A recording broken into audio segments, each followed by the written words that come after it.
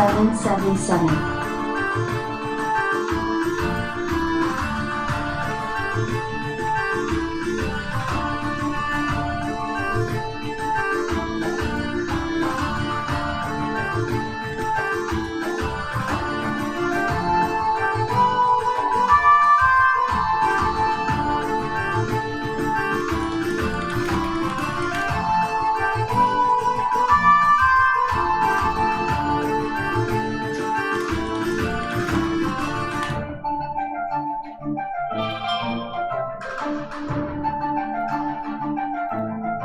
Hype in the chat!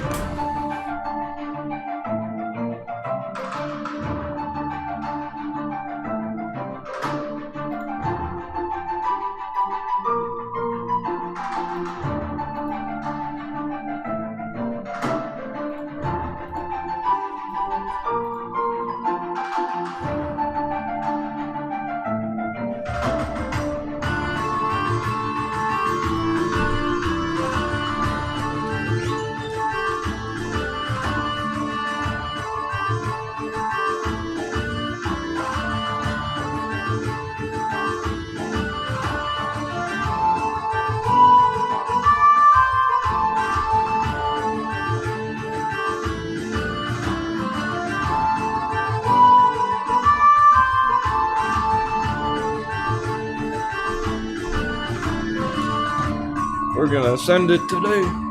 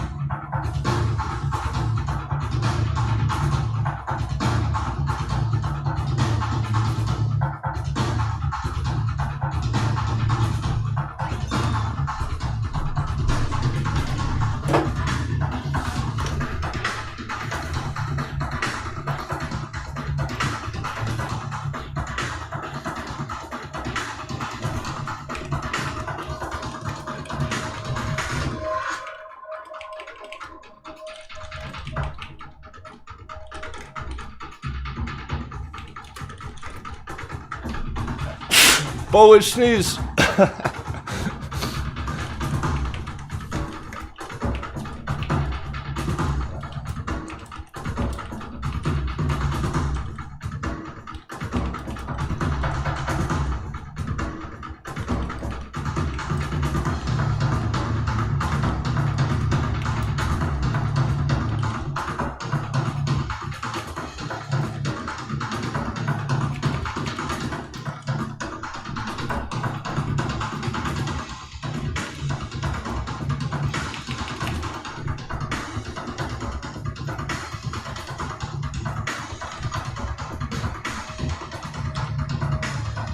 Alright, awesome. We're good.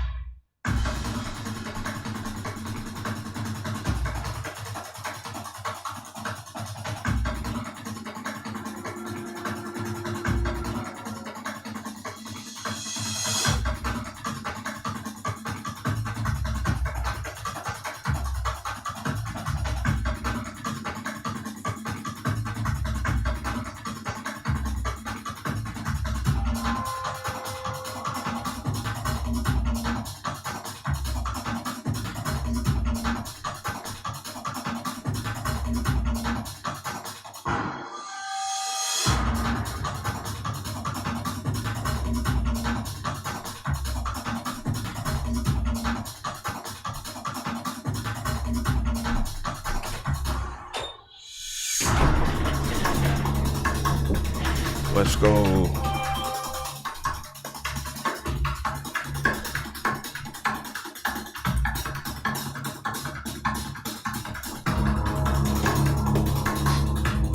Perfect timing.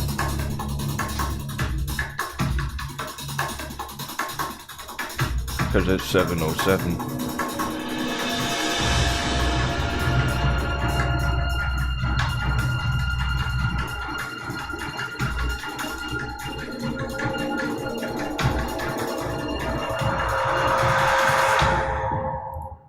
No mercy. Let's kick some ass.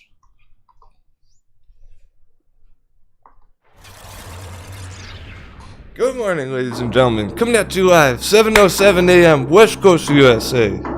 Rockin'. I'm excited. Good to see y'all today. I may have stayed up all night writing people emails.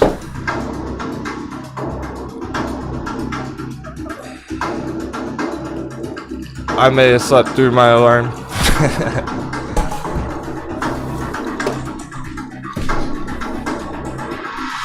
But it's perfect time because it's literally 7:07. 777.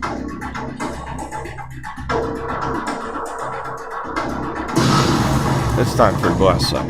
Shut up.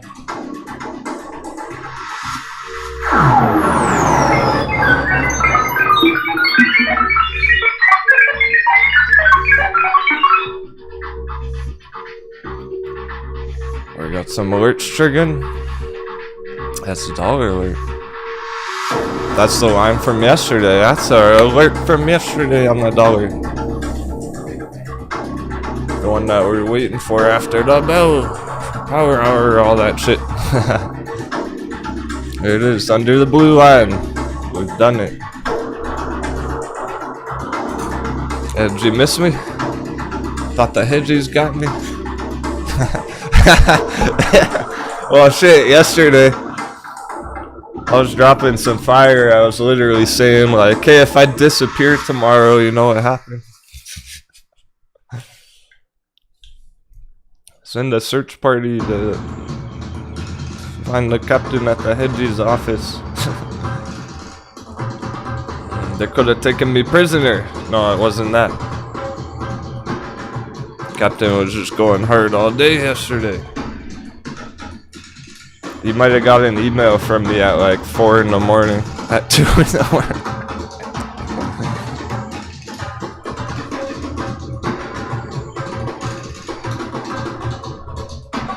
Oh yeah, you see the new thumbnail?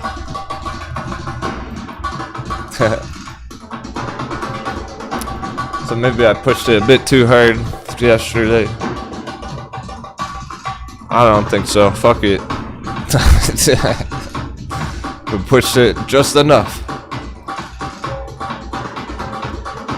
You see, it's just how I work nowadays. I'm so motivated to crush it that I just keep going until I finally fall asleep. I almost stayed up literally all night, just started the show 4 hours ago. I almost made some coffee and started the show.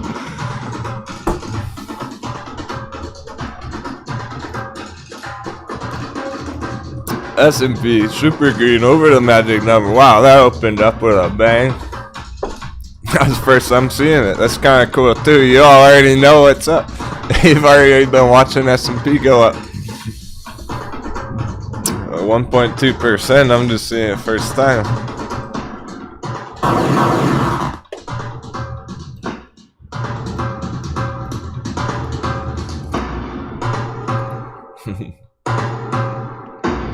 Looks like the party's already started. Yeah, the search party was out looking. Appreciate y'all hanging in there, waiting for me. What's the alternative? Where else were you gonna go? What if I never showed up? What were you gonna do? Thanks, Kelly, telling everyone. You know the deal. Kelly knows. I saw her telling everyone. It was probably just taking an extra few minutes to start up the show.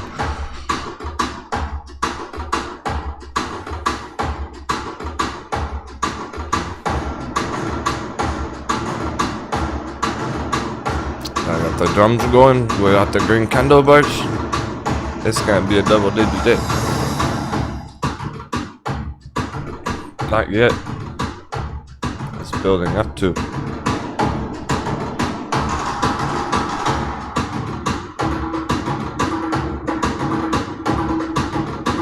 All eyes on the S&P. As in literally everyone's watching that shit go up. They're not even putting their other buy orders in. Just wait till AMC hears about this.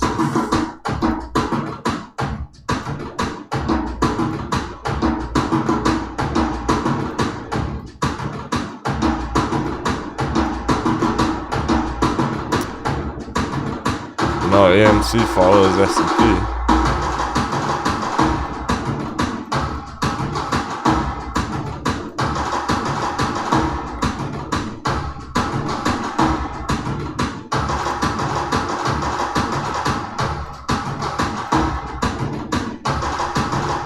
We don't have double digits on the openings yet. Maybe on crypto.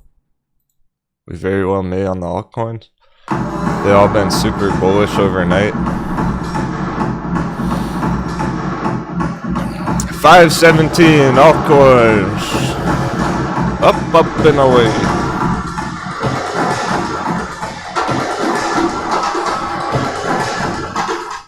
Whoa, what's even cooler is everyone was hanging out in the chat. I was shocked. I was surprised that when I started up the show, everyone in the chat was hanging out talking to each other still. That's what it's all about.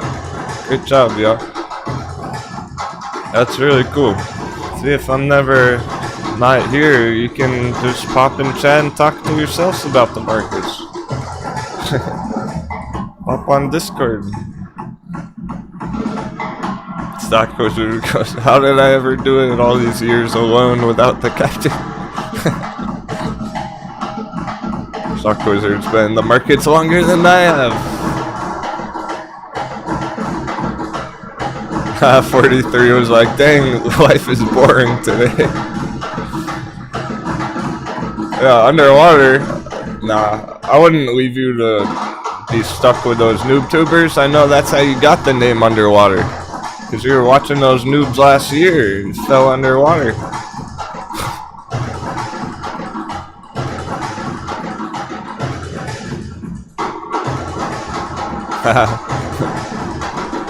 That's the plan, Mark.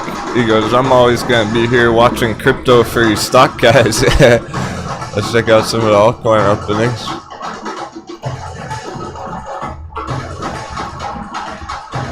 It's the same with the stocks right now. We got one that's up 10%. The rest are just going green. They're just getting started. It's gonna be throughout all day.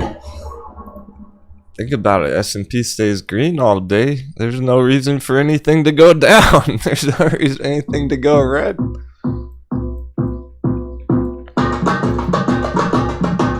That's the best song ever.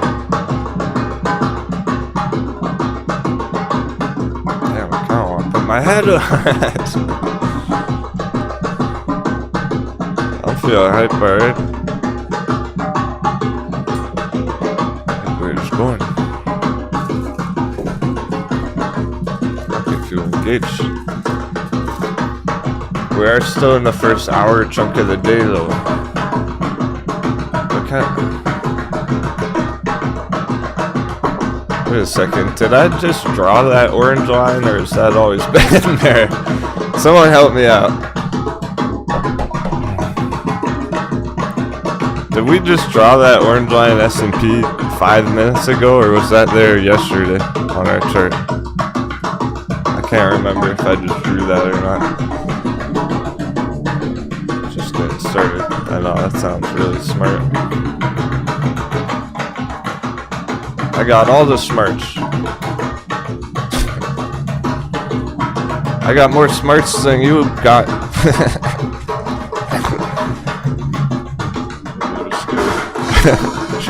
Fucking around. Yes. That wasn't a yes or no answer question. Stock Wizard, you think it was there already? Not yes or no. Did we draw it right now or did we draw that before? Someone rewind the show 5 minutes. Tell me. It's important, but if we can't remember, whatever. It'd be good to know. I want to know if that was there yesterday because it perfectly tapped that. That means it's done going up right now. That means that's as far up as it's gonna go right now, and we're going into bearish lunch hour. It's gonna go down right now. If we already had this on our chart, which I think we might have, look, we did. We totally did. I know we did because I see where it is back there.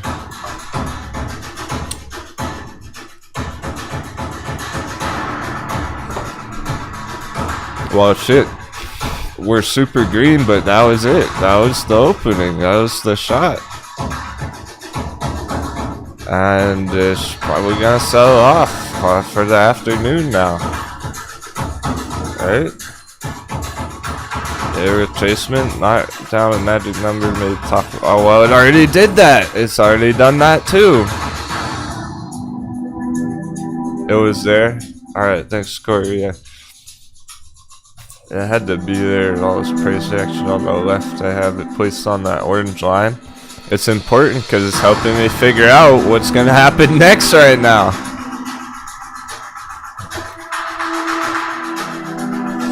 It's different if this was a new chart and I just put that there because that was the top. No, that hit the fucking target resistance on the short term.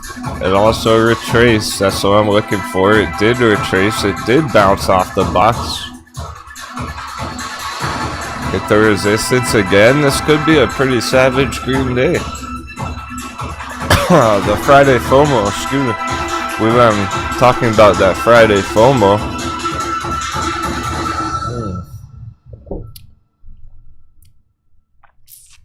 That actually was enough right there.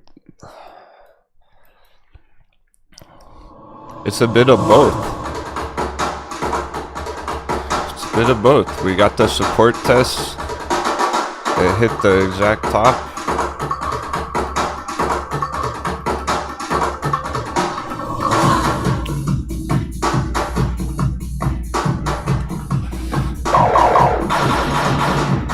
Blast off. We're going green.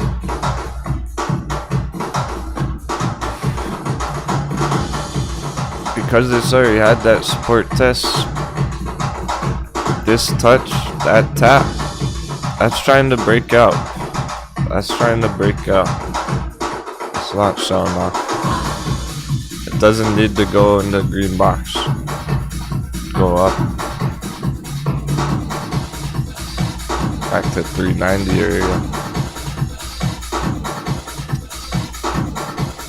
Alright. Going green. Not worried about it selling off too bad. The risk is that was it. It was green and that was it.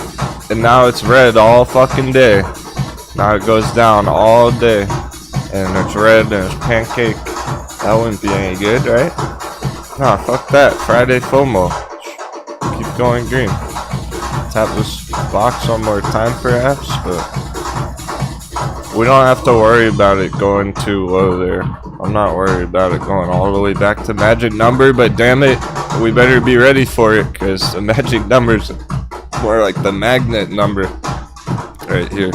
So we better at least be ready for that, be aware that it could go as low as the magic number in the bear case and bounce from down there. But it's already had that support test. Maybe we just tap the box one more time. Just be aware that it could drop all the way down to that bottom where it started, magic number, and then bounce from there. So really, we don't have to worry about it right now. It's still very strong up here. We'll just check back with it in a bit. Just let it do its thing.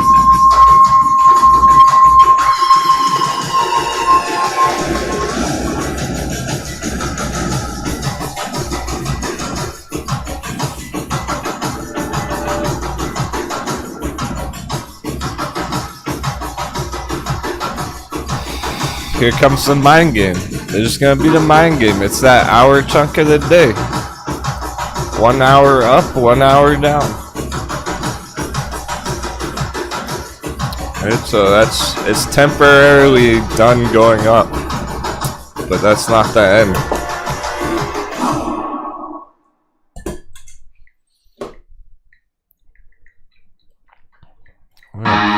Put an alert.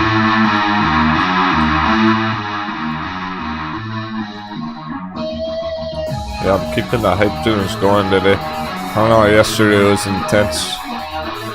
Kinda. I had a lot of fun. We all had a nice day yesterday.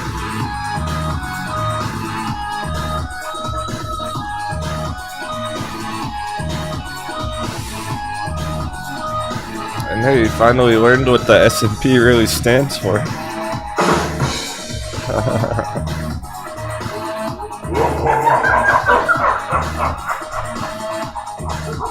Ladies, shout out to the ladies.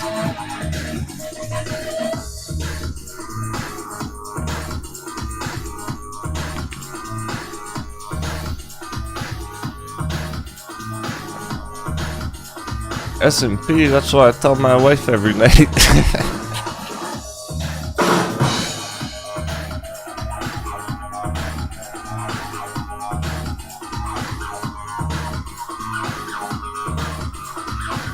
Crypto stocks ready to rip. Crypto stocks are so ready. It's like, yeah, stocks. More like altcoins. More like in the middle, crypto stocks. SKL's been strong. Look at this nice pump. Alright, I want to show you a couple of these altcoin candles real quick. I was looking last night. They look so strong. Strong as fuck. They couldn't look any stronger. Imagina, Pirate Sisters. So glad these two are still around.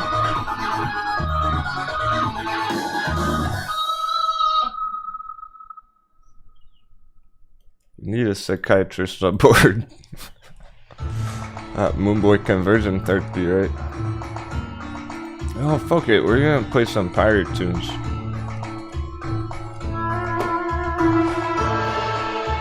I'm feeling kind of piratey.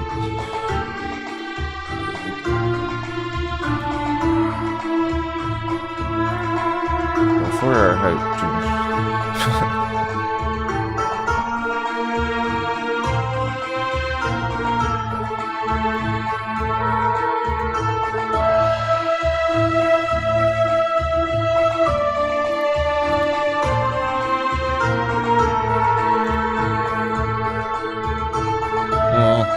Yeah, it is SKL.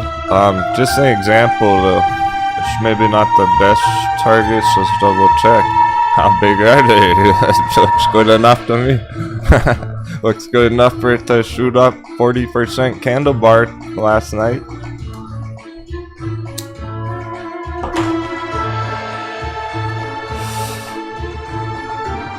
Big enough targets for it to be going straight up right now. Oh, J-Big and Corey doing?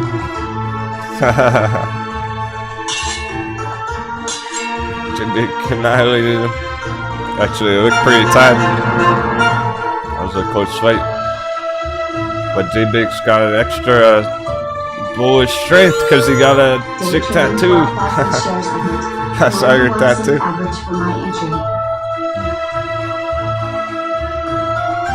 It's cool, man. Thanks a lot, not word enough. I'm gonna shut it off, because why not? I know you're proud of it. J-Big got that trick tattoo yesterday. Brr. So of course he won the duel.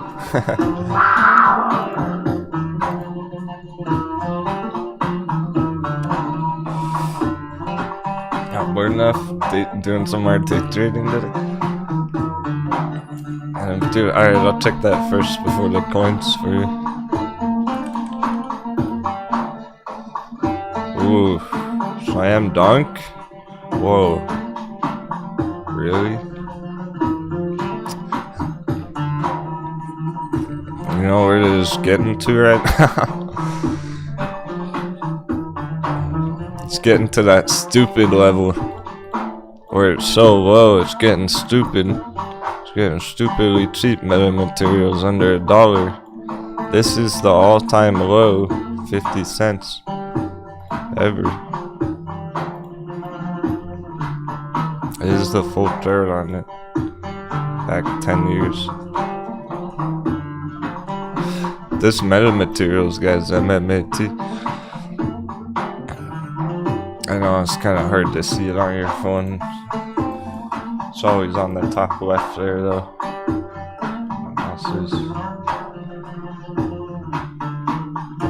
Not bored enough with just shouting it out. He's day trading it. And I didn't write it here, of course. This is our clean long-term chart, so write it way up here. This chart's not gonna really change. The only thing that might change is the entry. Could it go all-time low? Damn. These are the ones at risk of it. Yeah, of course it could. All the other ones did that. So many other charts did that. Excuse me. Almost all the hot bevies came down to all-time low. So ARG, it definitely could go down there. All the way to 50 cents. But it's getting to that stupid cheap price. We're under $1 getting stupid cheap because that green box is effectively the bottom. Under the green box is bear traps. That's stop hunts, that's bear traps. That's where the paper hands fold.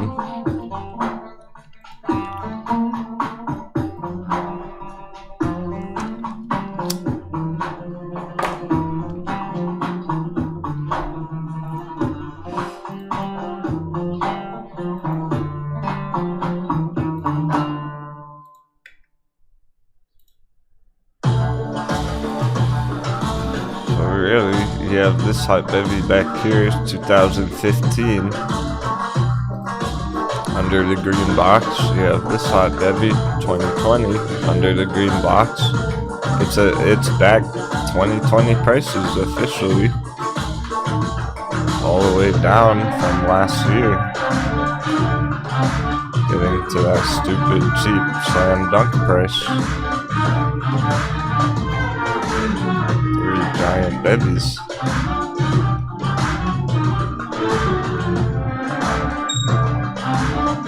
S&P already popping up. It's popping off. Oh, told you it was still going green. Was I right or was I right? Today's the day. Friday FOMO. We're gonna be up there. Just wait till the charts hear about this one. The other charts don't even know yet. They haven't caught up. All eyes on S&P. Coupang, top of the list. Super League Gaming. Slam Dunk. That's stupid cheap right now. That's another one that's down there at that stupid price. No other word for it. It shouldn't be down there, so it's stupid that it is because it's so cheap. Where it's like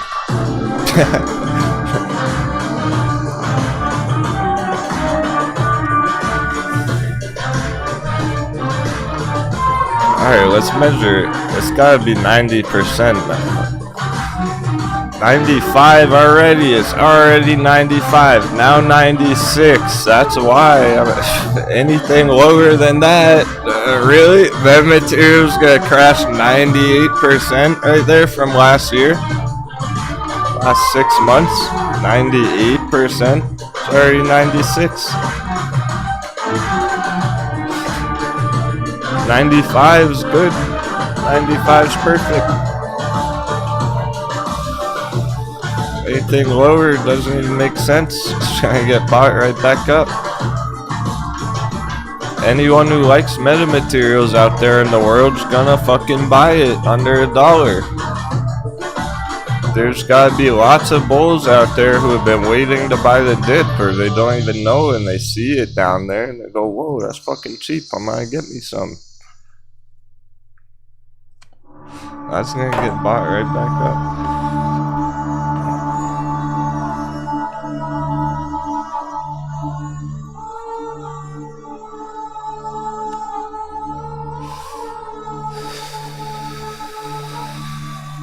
Now Super League Gaming is down there. It is getting bought right back up today.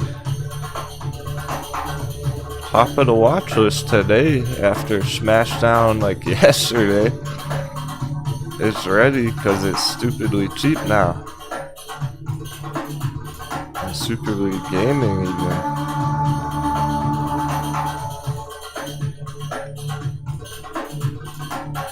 Mullen going green. Getting that 110 spot. Get back up to the high point. Mullen get back up to 170. That's 50%. Vroom's bullish. VRM. Now show me in Vroom. Light speed worked off.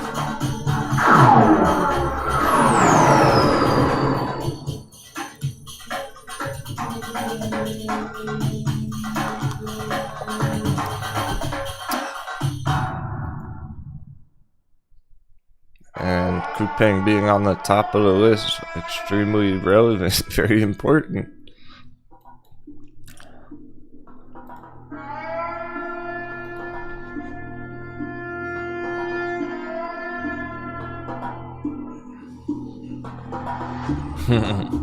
Good observation, Mark. The market open's done the same thing to Bitcoin 3 days in a row. Starts red and then it pops right back up. Continuation. It's more than that. The S&P's been doing that for weeks.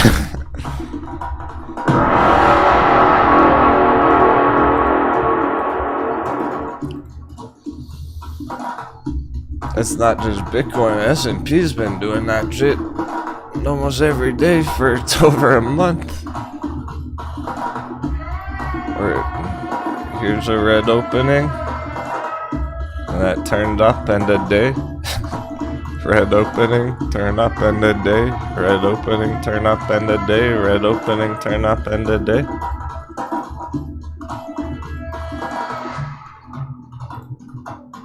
Red opening, turn up end of day. Yesterday, red opening, turn up end of day. It's pretty consistent. Today's different. Magic number yesterday. That was the line. That's why it didn't matter red or green. It's good because you're starting to see why things were the way they were yesterday. The pressure building. The dollar was hitting its limit. We gotta check dollar. Dollar's red on the day. It's 0.5% red. It's a nice dip in action. We felt good about where dollar was going.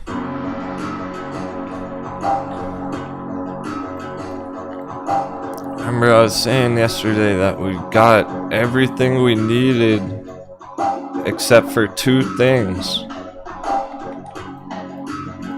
Does anyone remember those 2 things?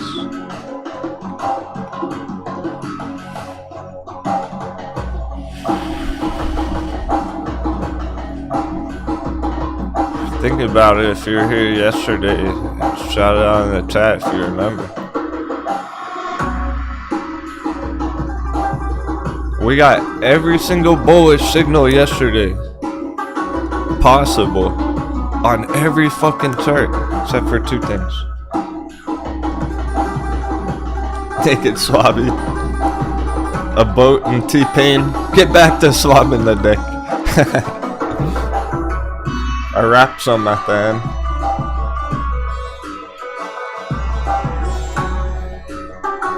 Stock Wizard, Bitcoin and the dollar, close. Close. Nah, we got 20k Bitcoin yesterday. That's what we wanted, Bitcoin. We got that. That was the entry signal Bitcoin. Remember the altcoins too. Altcoins entry signal 500 bills. We got that too.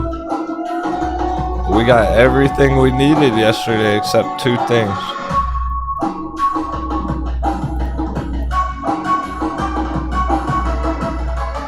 43, nice guess. Nice guess.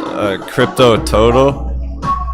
We got it on the altcoins. We did not get it on the crypto total yet at 1T.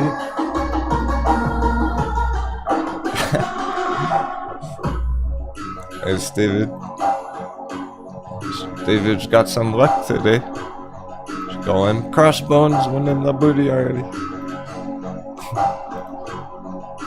That was excited about it.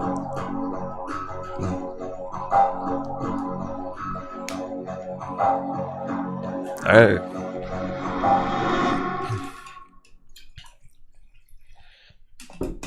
Oh, it's hard to remember everything because there's so much happening all the time. There was a ton of developments yesterday. So all day long it was like check, checking the boxes. And we got all these bullish entry signals. There was two more that we could have got that would have just sealed everything. It would have told us everything is completely bullish, like 100%. We didn't get those two things. Number one was the dollar dip under the blue line. We needed the dollar to go under the blue line. Dollars under the blue line. Number two, we needed the S&P to go green. The S&P never went green.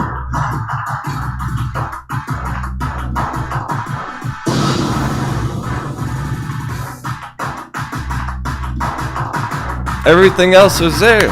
All the other signals were there. Bitcoin, other charts. Except for those two. Except for the dollar dip under the blue line and the S&P was red all day. S&P super green, dollars under the blue line. We got those things right now. It's happening right now in the morning. Now we have all the signals.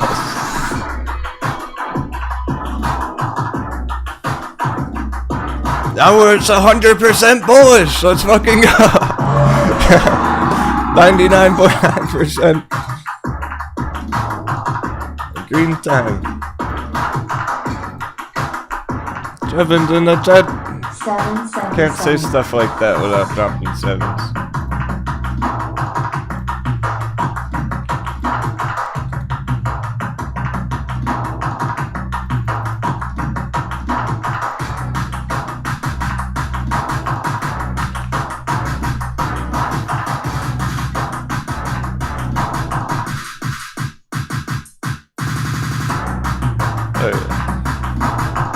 It's Friday FOMO, too! Plus, it's Friday. Woo. Oh, time to turn on the hot market side.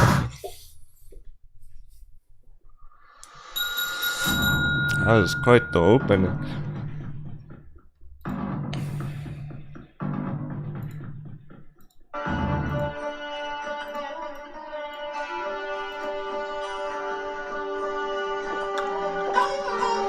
So, we got everything.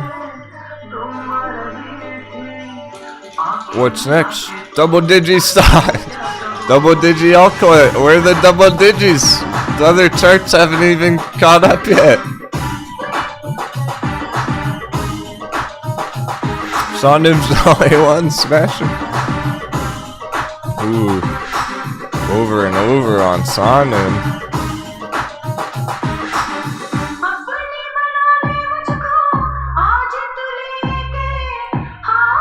Oh, nice. Those bumps are.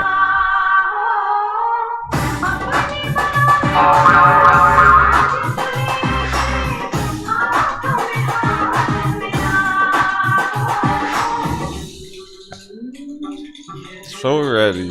All it needs a catalyst. We got the catalyst.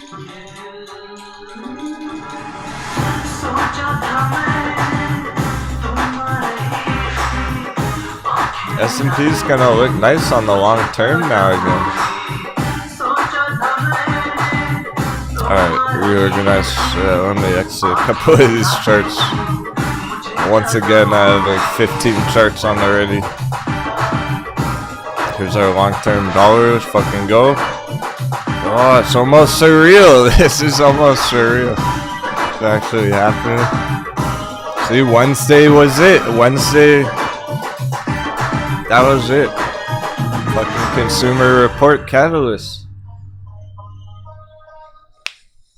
We needed something to happen, something to change what was already going on. Dollar going up, up and away.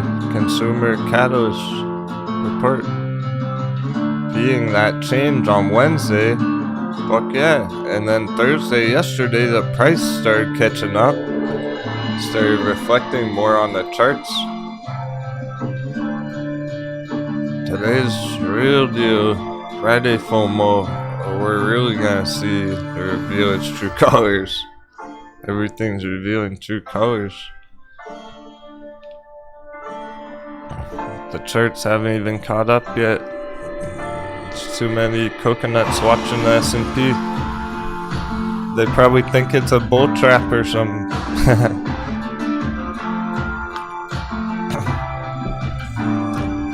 It's gonna take all day for more and more retail traders to open their eyes to what's actually going on. All week next week.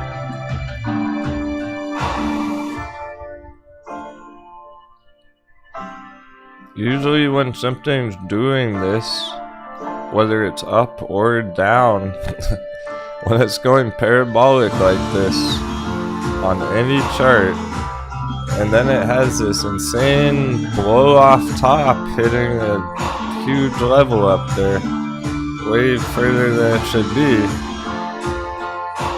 Chances are it's gonna turn around. It's a very small chance that it keeps going up. That doesn't make sense for it to keep going up. Chances are it's gonna go the other direction because it went too far, too fast that way. It's overdue for a correction or a tracement. That's how it is on the way down too. So shit, when we got a hot bevy coming down, down, down, all-time low, and then it slam dunks. Whoa, look at that. This is it. These are them. We just found them on the dollar. This is the slam dunk. It's on the dollar. It's not even other charts. It's all coming together now. Look what this is on the chart pattern. We've seen this before.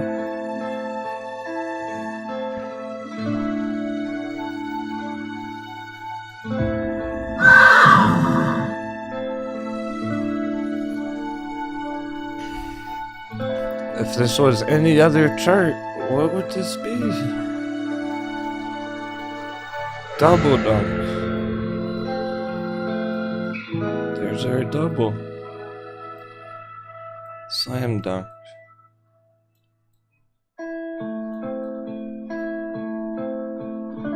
Are you picking up what I'm throwing down?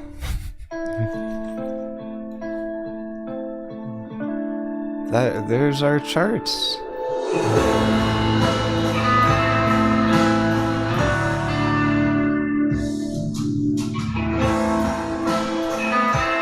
This is upside down dollar. This is the inverse dollar chart.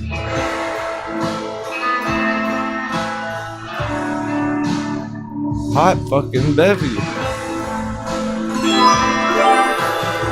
Super Sean's getting it.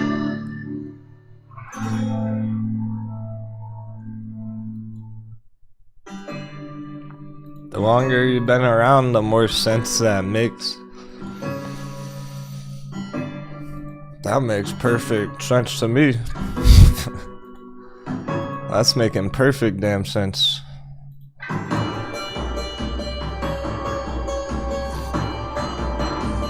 Of course, inverse dollar.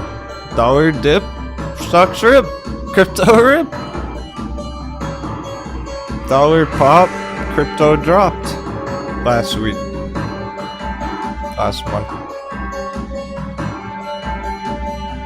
Of course, inverse dollar, we know that, but damn, look how perfect the double dunk, the slam dunk on it. It's not that this pattern is here on the dollar. The dollar is this, which makes all the other charts do it inversely.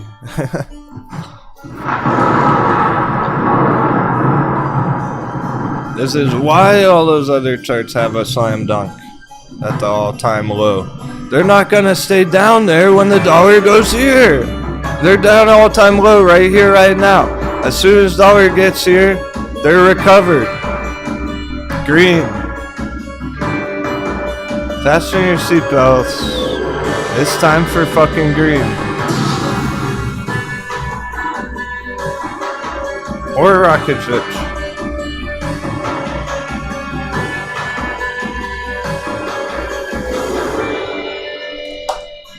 Guess what? Right here. Right here. And green. Bitcoin 30,000. Right here. Bitcoin 20,000. When dollar gets right here, Bitcoin 30,000 again.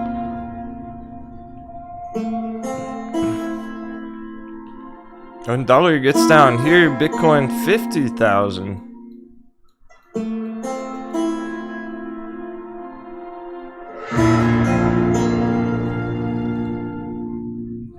When dollar gets down here, Bitcoin over 100,000.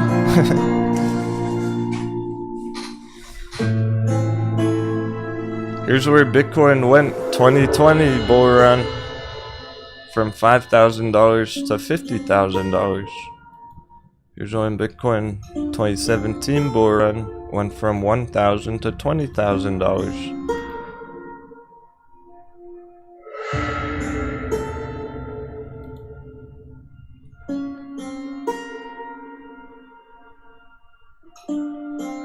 Hey, you get Mac.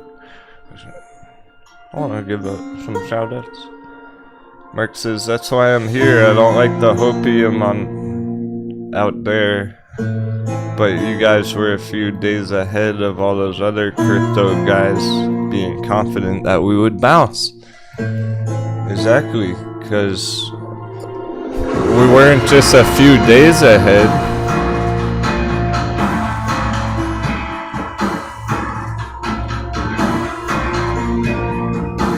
We weren't just a few days ahead, perhaps a few months ahead.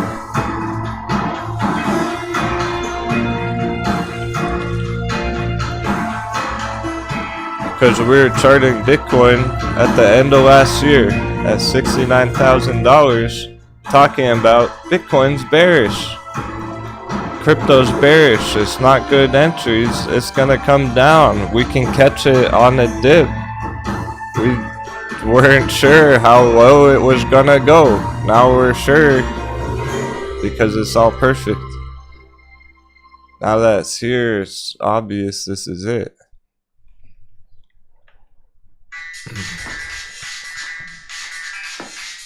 We just didn't know how low it was gonna go down here exactly. It was gonna be 30,000, 25, 20. Because we have a range here, it's not just this one line, there's more than that. There's a line up here too. We're gonna use that, that's valid. There's one down here too. At the bottom there, like, there's a spread there. It's hard to say exactly where it would have gone, and it kind of went to every one of them. It hit all three of those lines, and been bouncing around them all of them.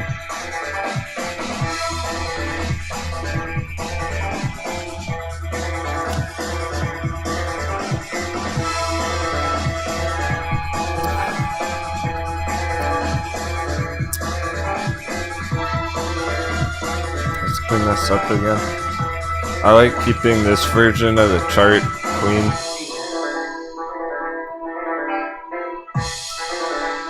This is our clean Bitcoin chart. Giant magic triangle.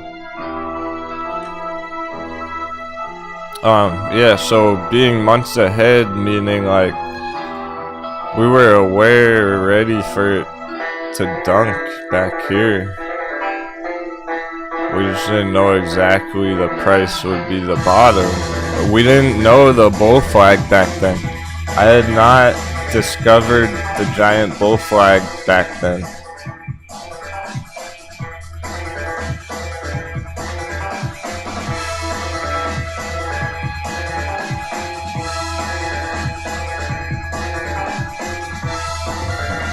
When Bitcoin was up here, I had not drawn this bull flag. We did not discover that yet. So we didn't have that to work with.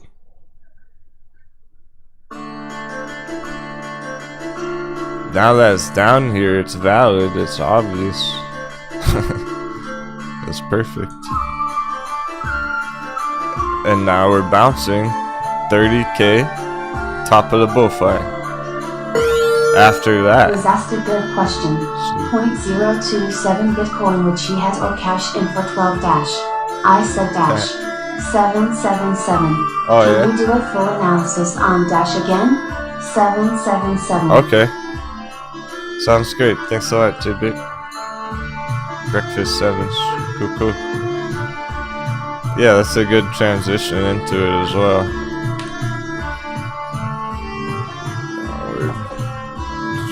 Seeing how bullish Bitcoin is in the long term, it's all there. Yeah, let me grab another smoke real quick. 1 second.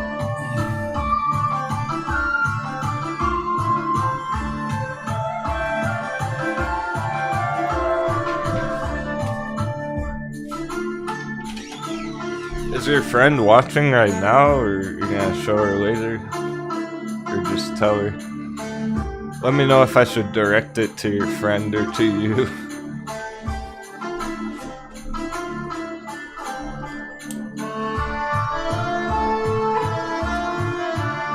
Oh wow, you're good, Mac. Appreciate you. How does the dollar affect crypto again? You guys are the best, keeping me busy. I like that. Give me 1 second. Thanks a lot, Yoga Mac. How does dollar affect crypto again? Same as stocks, same as a lot of other things. Alright, I happen to have a bill laying right here. Alright, here's our $5 bill. The Dixie chart's been going up and away, increasing insane value on the dollar chart, the Dixie chart, right? That's the currency index. It's how the buying power of your dollars, your USD. That's all USD that we're charting, by the way, of course. That's not necessarily the same. The euro's at the low right now, the euro.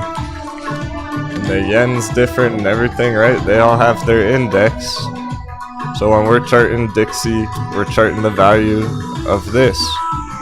Say the Dixie doubles, right? Essentially. Okay, Dixie doubles, the value of your dollar doubles. This turns to a $10 bill.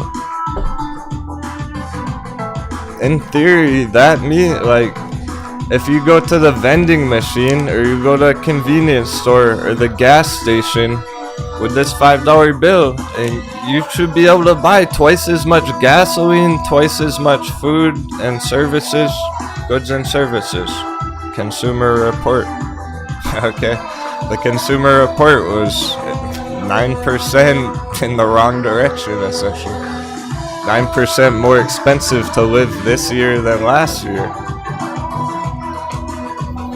Dollar's been going up. This shit's been increasing value. I should be able to buy more things with my dollar, right? My rent went up. Like, why? The dollar's worth a lot. Why does it cost more for everything? It should cost less to buy stuff with the dollar because it's so valuable. It's out of whack. It's fucked up. It doesn't make sense right now. It's out of balance. It needs to restore the balance. So how, the question was though, how does the dollar affect crypto really? Same way it does everything. Just like I'm saying, the dollar value goes up and you should be able to buy more gasoline, right? You should be able to buy more food and beverage and services and shit because your dollar's worth a lot. You can buy more crypto. If your dollar's worth a lot, it's worth a lot of crypto for your dollars. That's why it's really effective to accumulate crypto right now, because they're at nice low points, nice sales, and our dollar's worth a lot. We can buy a lot of fucking crypto with those dollars right now, with those USD, before the dollar starts crashing back down another direction because it's out of balance. So long story short, I could go on all day just about that stuff. When the dollar value increases, crypto value decreases versus the dollar, right? They trade versus each other. Dollar gets stronger, crypto's weaker. When dollar's dipping, crypto starts rising up.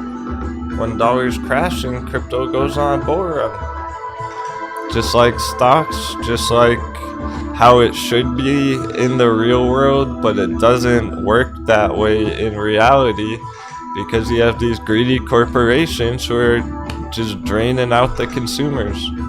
Happy trading. Hope that helps.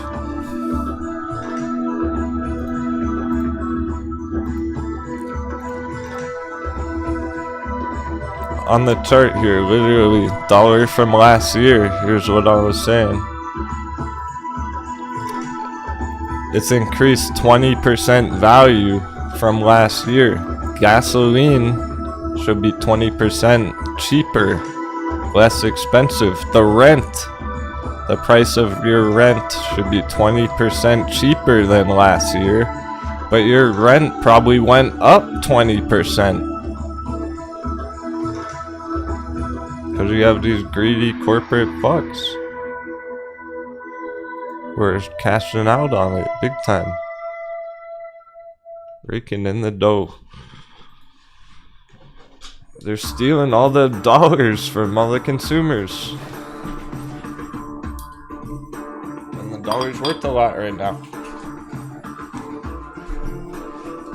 The rich get richer. What a surprise. 1 second. Let me just grab something.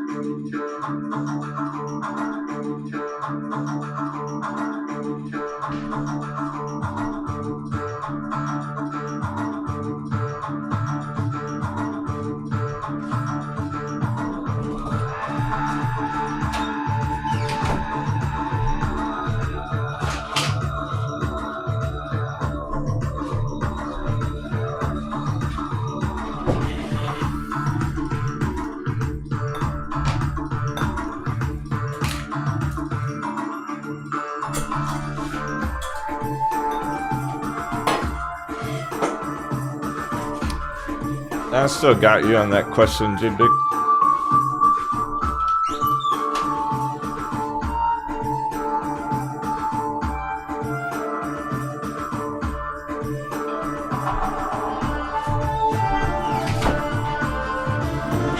Cool.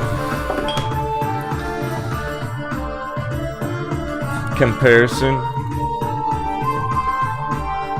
It was asked from somebody. 0.027 Bitcoin, which he has. So a smaller Bitcoin position. Or should we go for Dash? Hey David S says Petro's in the middle of a crash.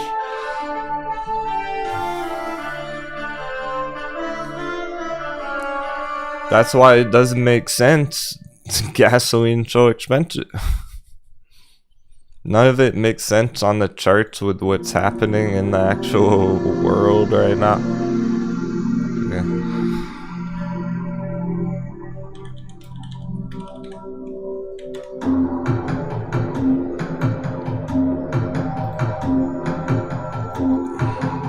This oh, we crushed that one. We crushed the oil chart without even trying. We haven't looked at this for probably 2 months.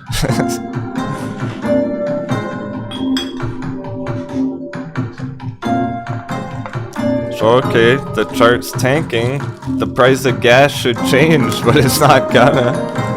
The price of gas is gonna go up at next week anyway, because they're just charging people stupid prices. Let's just stop using an hour.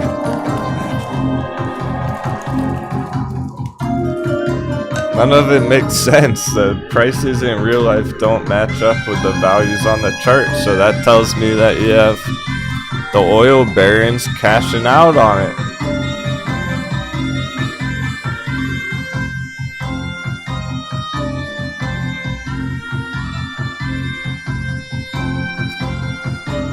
I heard gold took a lot of damage yesterday too. We gotta check the gold chart real quick. That's where the dollar's been doing damage. Yeah, right through the X. Wow, alright, interesting. No wonder why Great Panther. Yeah, wonder why Great Panther mining's been at the bottom. Interesting. Those are the charts taking damage right now, getting Kraken attacking. Not our charts, not our bullish charts. Or crypto charts. Huh.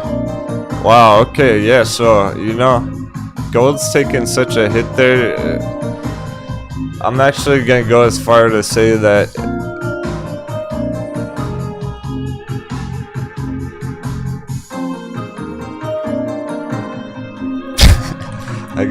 this has to be done.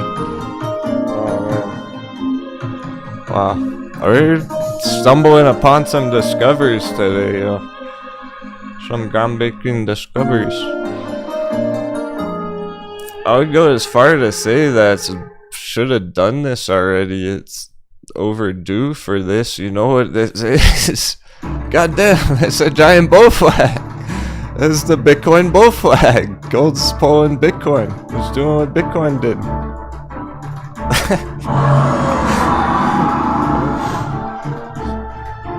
That's a giant bull flag on gold. Just like Bitcoin chart.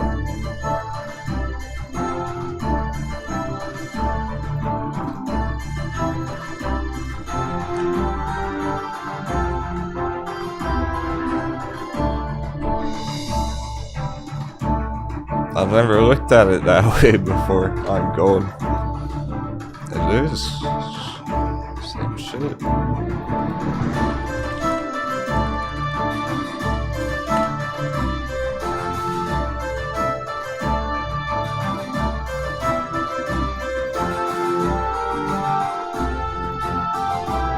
When I see a discovery, I have to mention it. I don't think anyone in the world's ever drawn that bull flag on gold before. Guys, I just came up with that after we knew our Bitcoin bull flag in real time. I'm just noticing this real time. I was the first one to draw the Bitcoin giant bull flag. I don't think anyone in the world's ever noticed that before on the gold chart.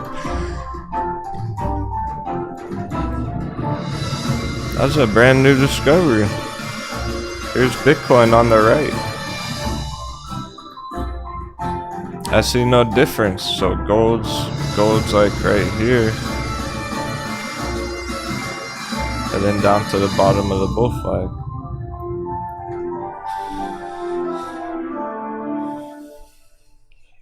So, well, look at that. It's going for a dunk on the support, and then it would be a good entry. That we know that would be a good entry there, just like we did on crypto. But what are you hearing in the media right now?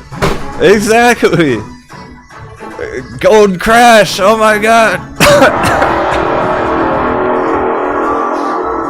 What's everyone saying about gold? They're saying, holy fuck, gold's crashing, it's getting liquidated, it's terrible, it's the worst chart ever, it's going straight down.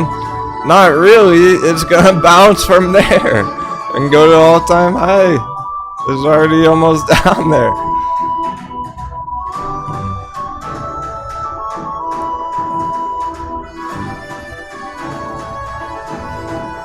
So now when everyone's turning bearish on gold, it's actually looking better and better. The fucking irony is real. Alright, move it on. Now to silver. The silver's different, it's not gonna be a bull flag. MJ Big's friends watching, wanna leave them hanging with that question. But a quick peek at silver. Silver is different. Because it's not a bull flag like that. It's more look at these rounding bottoms here. It's hard to place it exactly.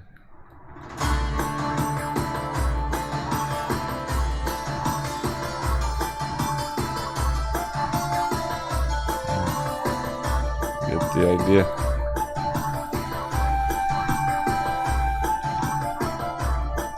Not exactly giant bull flag, really.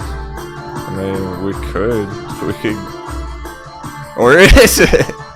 Or is it? Maybe it is a bounce from there. Maybe that's the bull flag bounce right there. It's just different in the it's a bit different timing on it, and this whole cycle on it on a long term. Okay, cool. That was interesting. Okay, I'll leave it for now.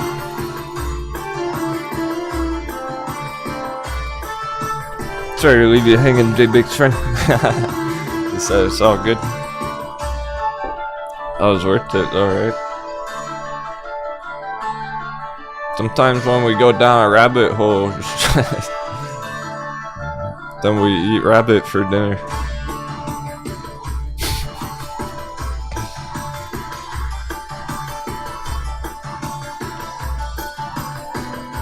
So don't panic on Great Panther Mining. I think there's even a reverse split announcement. It's going through all that slam dunk stuff. It's been doing that. There's all accumulation under here.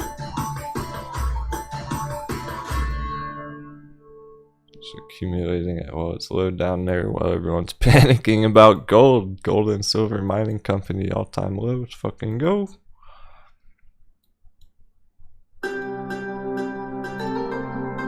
I gotta reread that question again though. 0.027 Bitcoin, which is a fraction of a Bitcoin. Or he might cash in and trade it for Dash. He might trade it for Dash holding instead 12 coins. J-Big's thinking Dash. Okay, yeah. Can we do a full analysis on Dash again? Just like an overview. Yeah, definitely. So he's getting into crypto. He likes the idea of altcoins, but he feels safe with Bitcoin, so he bought Bitcoin. That's usually how it starts. That's why Bitcoin's the king of crypto. It's got the name brand recognition, and don't underestimate that. That means everything with crypto. Name brand recognition's fucking everything in crypto. That's the argument I'm gonna use next time if I ever hear that. Not that anyone argues that with me.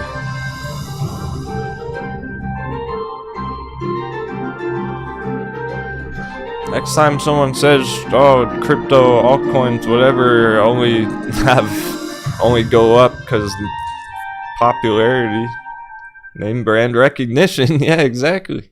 And Bitcoin's got a lot of that. It's known around the world. More people know what Bitcoin is than your name. A lot more people know who Bitcoin is than they know who Denwo is.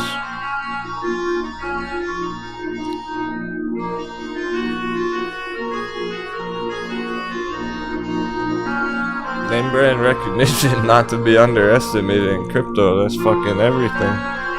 The reputation of the coin.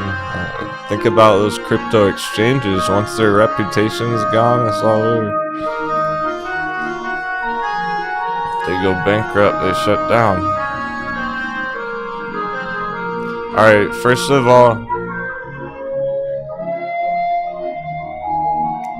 since that's how it is, that's how new traders get into crypto markets. They start with the blue chips. They go, oh, I want to get crypto. I think I'll start with Bitcoin.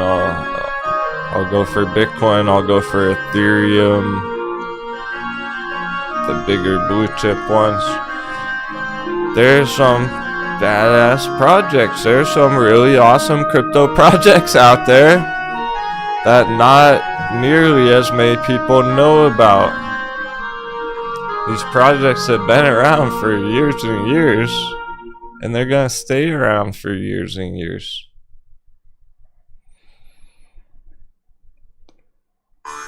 We have a bunch of new traders who have been entering crypto over the last couple years.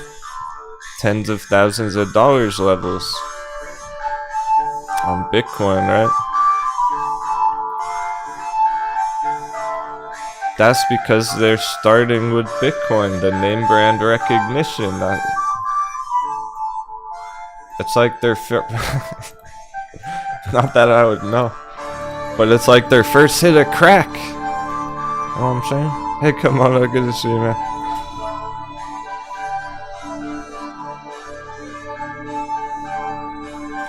Lois, if you're here, I got your message.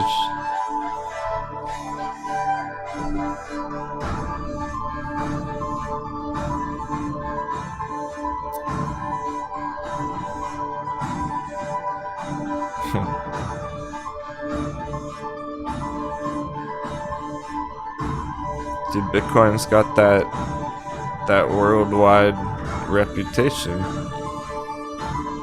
All the new traders start with that. Bitcoin goes up first. Bitcoin went up first here, 2020. Some of the altcoins went with it. Ethereum went right with it. Cardano, Solana. No, thank you, Lois. You're so sweet. That's the thing, I was staying up all night writing emails. I forgot to write you back, Lois. Just want you to know. Make sure to handle that.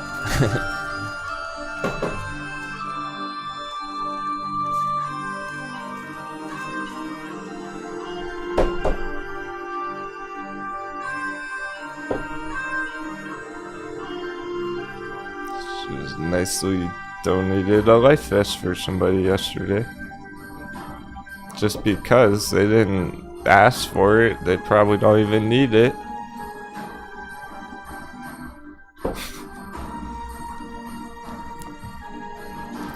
She just felt like she wanted to offer it.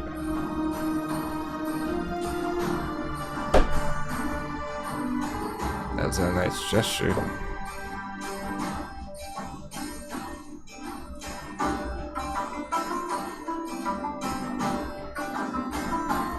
So even though our other friend probably doesn't even need it, because they work. Lois is so sweet. She just wanted to offer. them a free month membership next month. Just because they've been going through some tough things in real life. How sweet is that?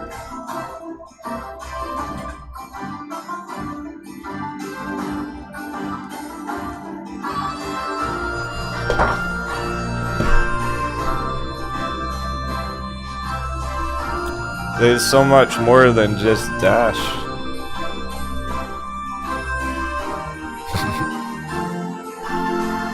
Or Bitcoin, damn it. So, how about that? There's so much more than just Bitcoin. To be all in Bitcoin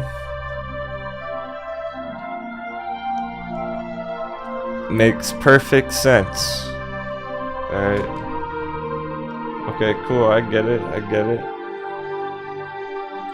You wanna stick to the safe one? You wanna go with that?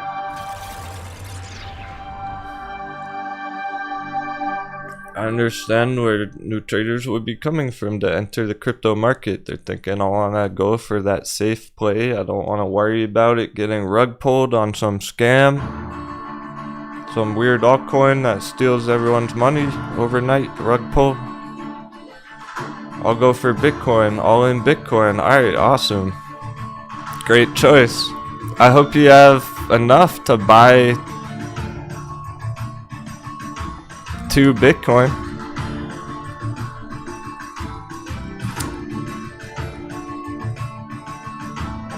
That's incredible. I hope you got $40,000 to buy yourself 2 Bitcoins. Couple Bitcoins. Cause if you're just getting a fraction of a Bitcoin, what is that gonna do? All in on a small fraction of Bitcoin, it's not enough. There's limited room for growth. It's already $20,000. It goes to $200,000. You're not even gonna make that much money. If you're going all in Bitcoin, you need to be holding multiple fucking coins. Like, you need to have a stack of coins if you're doing that. Big plays. That's for millionaires. If you're a smaller portfolio, the altcoins are your chance.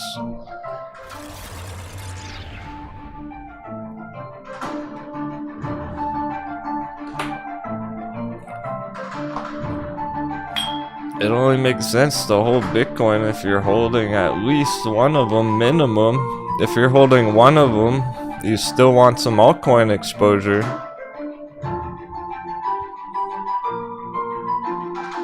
Not financial advice.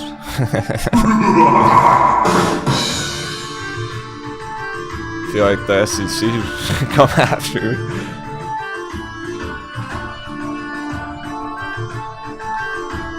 They'll come after me instead of Hedges saying stuff like that. And Dr. John Barron, Bitcoin going up today, it's already heading up there. It's already popping off. Heck yeah, it's going up today. Here's our weekly candle, which is super bullish candle at the end of the week. That means that that candle bar right there, it's a hammer. Reversal hammer. Kind of like Captain grabs a hammer. Spilling water everywhere.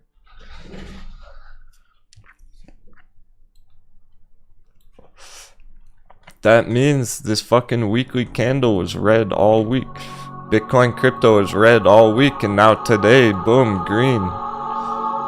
Reversed all that. Started up here, dipped down all week. Now it's green as fuck. Excuse my language. That's how strong it is. I gotta emphasize. I mean, alright, let's try that again. Now it's strong as fuck!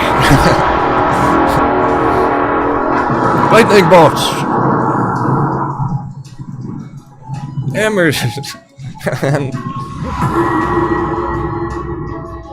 Lightning bolts, hammers, and bears, oh my.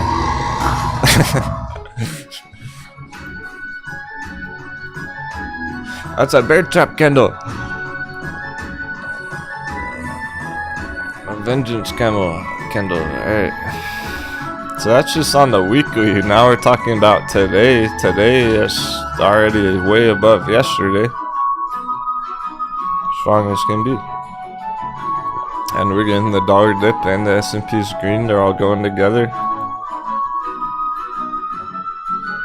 Yeah, I'll see you at 22,000 end of the day. We're going 22,000. Bitcoin right there. Easy. We want to see it get above that today. We might break out today from there. I want to see that break out today, go up to 25,000. Except not yet, because I want more altcoin. Because I haven't launched Booty Coin yet. We gotta launch Booty Coin first before Bitcoin moves.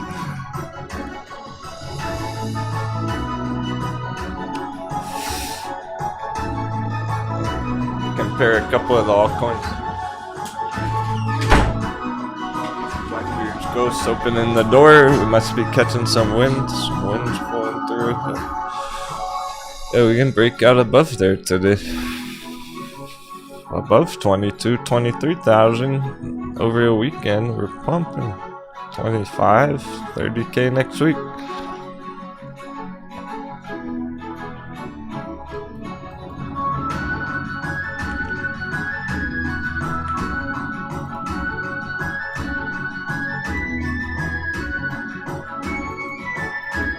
Alright, so it's not just the giant magic triangle back there, it's not just the giant bull flag up here.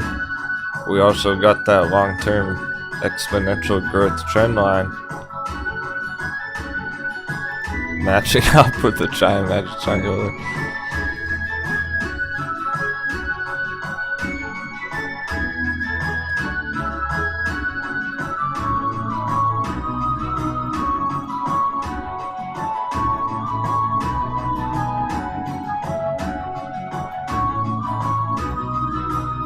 That's that. I'm sure we'll be looking at the bull flag again. I'll leave this chart up for later. Altcoins crushing it short term.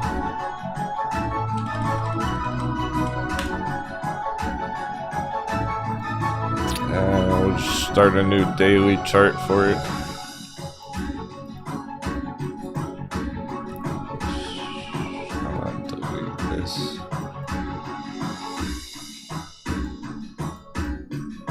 Yeah, these are just scribbles. Perfect.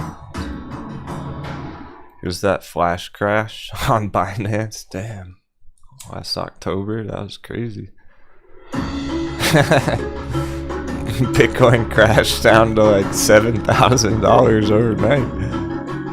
8,000. Bounced back up in minutes, seconds. That's a real move. That really happened. That's why it's on the chart. That's not a bug or an error or something. That's a real wick down and up. It's not a candle bar because it didn't stay down there.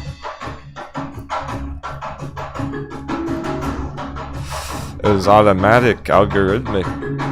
Hedgies do that shit. Here's your manipulation. Absolutely, because the hedgies wanted to buy the dip, and they know if they triggered a stop hunt right there, it would have liquidated all those orders. They have behind the scenes order information in the exchanges. The exchanges are in on it. Spoiler alert, the exchanges are in on it. They are the fucking hedgies. They're billionaires.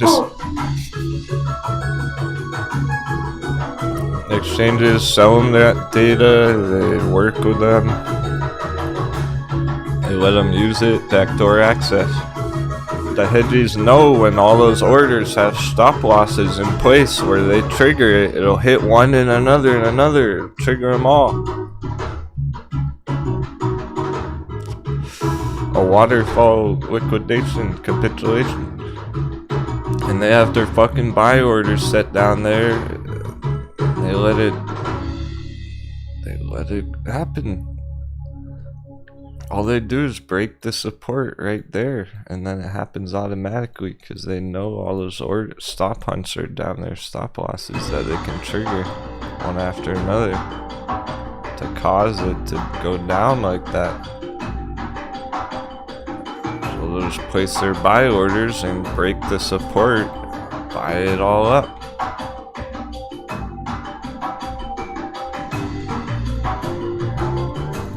You could have got in on that too. I told people about it. I called that. I actually fucking called that before it happened.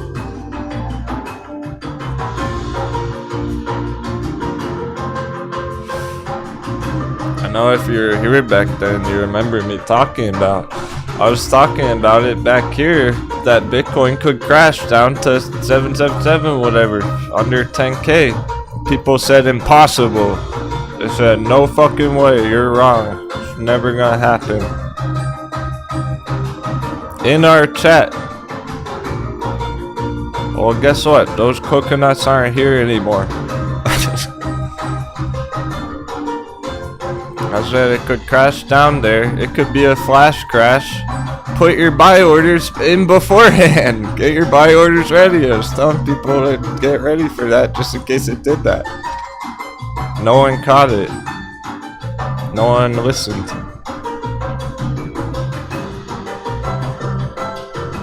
But you could have caught it if you had listened to me back there. You could have bought Bitcoin for $8,000. Anyone could have. If you had the order in there beforehand, that's all it took.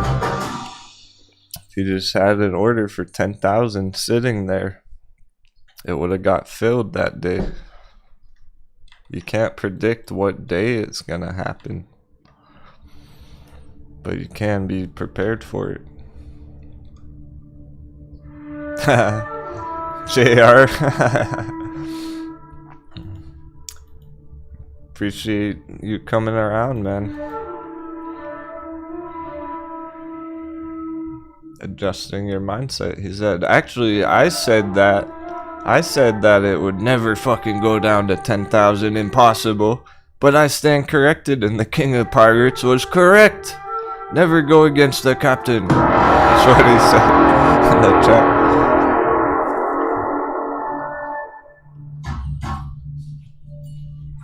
You're probably the only one still here who went against that. Like, people doubted those big ideas last year. Those people aren't here anymore. Okay. People who went against the captain and fucking bought Dogecoin last year.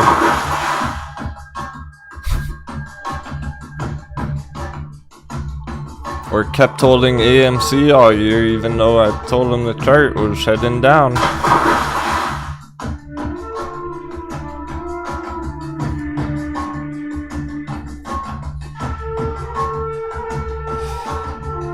Ones who have disagreed and go, oh no, impossible, they fuck up and they fall overboard. I've seen it.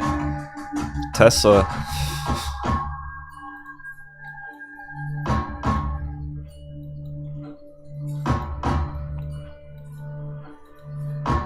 I was hearing the same exact stuff. Tesla at over $1,000, I was hearing the same shit. I was saying, all right, Tesla can crash, and then the comments, impossible, it'll never crash. Elon Musk is a god.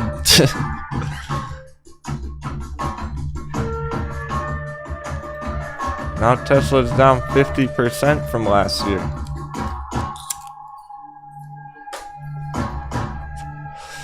It's not immune to crash. It's the worst offender. It's one of the most overvalued. It's one of the most likely to crash, actually.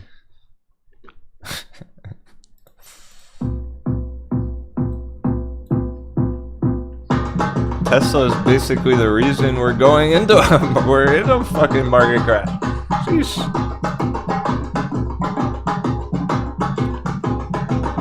Big, I hope your friend's still watching. I can't help it, man. I can't help it. I gotta tell the people the truth. This is all stuff that gets exciting, crypto. Crypto's opposite of Tesla right now. So you know fucking what? You know what all that means? People going against the captain's big ideas right now. I don't mean in our audience.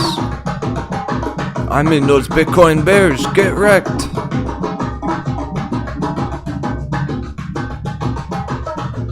Where's that Bitcoin crash everyone talking about? Oh wait, it already crashed.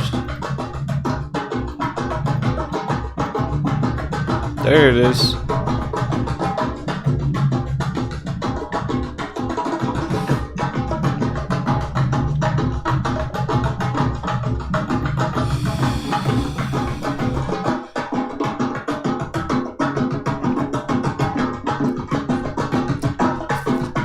Haha. Hype in the chat. That was awesome. Who's getting pumped? That's because it's been a few days, a few weeks leading to this, right? And then the long term's playing out. It's becoming reality. Mistakes were made. People sold their crypto. We bought it for cheap. It's time for the recovery. Clear as can be on all the majors. Altcoins come after that. Dash is one of the most popular altcoins that ever existed.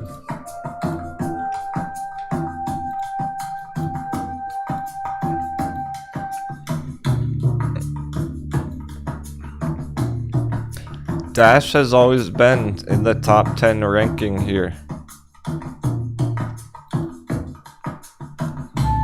Except for the last year. Where'd Dash go? It got outplaced. It's not Dash's fault. It's actually kind of a good thing right now. Is Dash undervalued? But it got outplaced by fucking Dogecoin. Now Dogecoin up there in the top 10. Do you really think Dogecoin deserves to be a top 10 crypto of all time?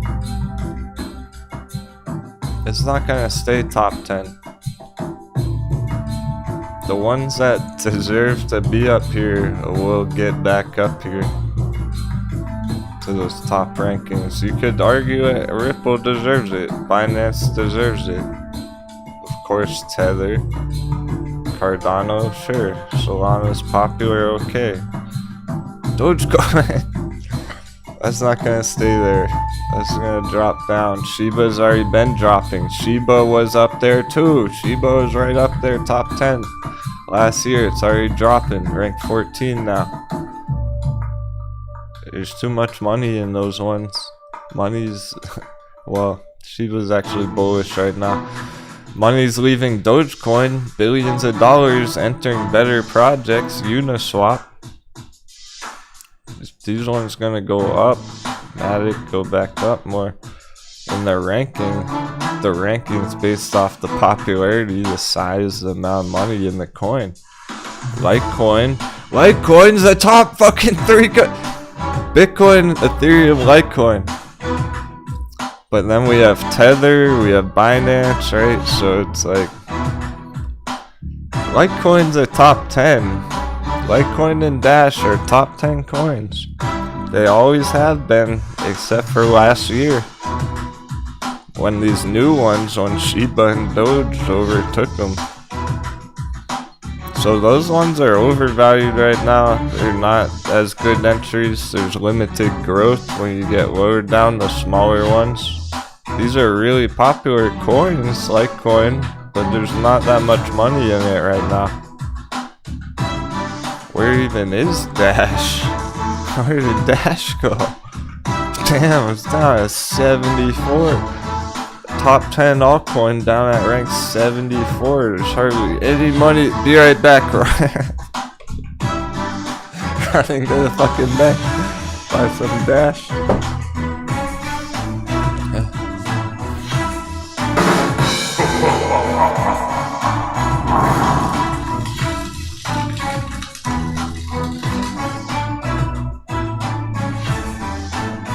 If this is gonna go back up towards top 10, like it's gonna gain a lot of market cap, a lot of money. Enter Dash. It's always been popular, it has a solid history to it. It's always gonna be popular. It's on all the major exchanges.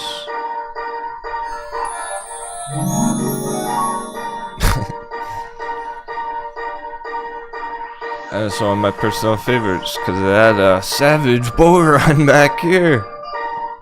It could have made you a millionaire back there. Easy. 2017. Sat the prices down here where it was bullish consolidation for years. Effectively the bottom nowadays. $50 area.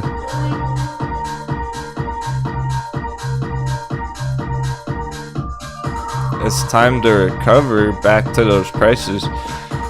This is the start of it last year. That's a blip on the radar. That's the first pulse, first sign of life after years of flat, essentially consolidating. Oh yeah, Dr. John Darren. Okay, I'll take a peek at that. No one's mentioned it in the chat ever, and I know that you're right. It used to be a popular one, Kusama. Now you got me curious. Okay. We'll just leave coin market cap up all day now. Let's leave this easily accessible. Every time I close it, I want to check something else on it. Kusama. Yeah. I've noticed that no one in the chat's ever mentioned it. But you're right, it used to be popular. That was last year, really. Maybe it's a good entry. 5 billion market cap there. 500 million here. It's 10x to go back to the top there. A lot of these projects are 10x on the recovery. That's only because that's all the price history on it. There's no 2017 bull run price history on this, so we don't know blue sky breakout, speculative all-time high, what that could be. If it went above that, there's no chart up there. So from here to there, 10x on a decent recovery at least.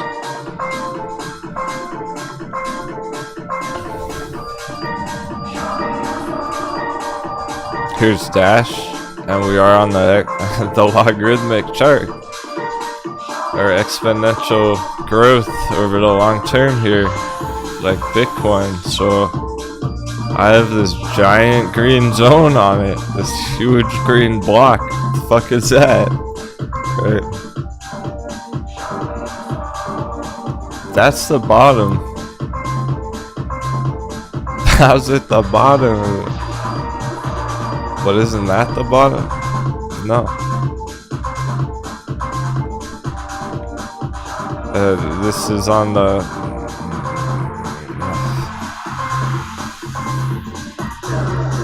stretched out version of the chart where you can see those smaller prices down here. It's at 50 cents. Look, it goes all the way to 50 cents. $1, $2, $5. Our logarithmic chart's gonna show us those numbers down there, those finer details. But that green box is effectively the bottom. Look at it on the linear chart. There's the same exact green box. Here's the chart, here's that green box. You can hardly even see it. you have to zoom in. Way down there, that green box is effectively the bottom.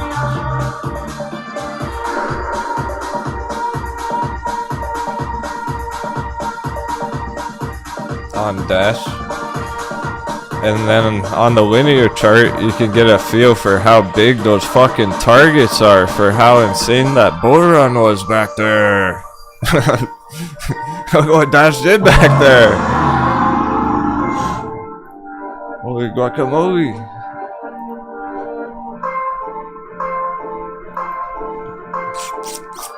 It's done it before, you can do it again, because crypto's that bullish right now.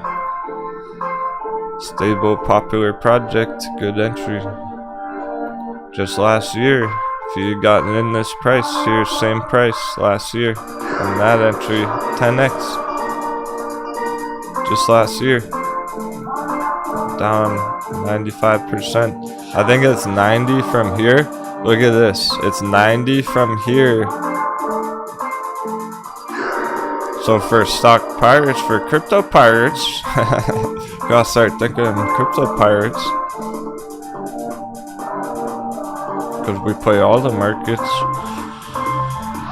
Except for foreign exchange. We only chart the dollar, we don't trade the dollar. Fuck that.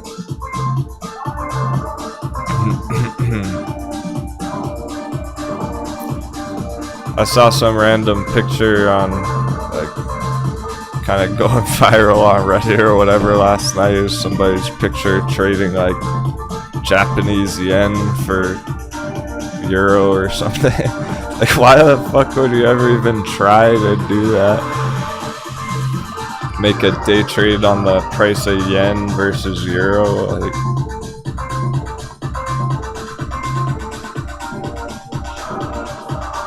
when you have crypto.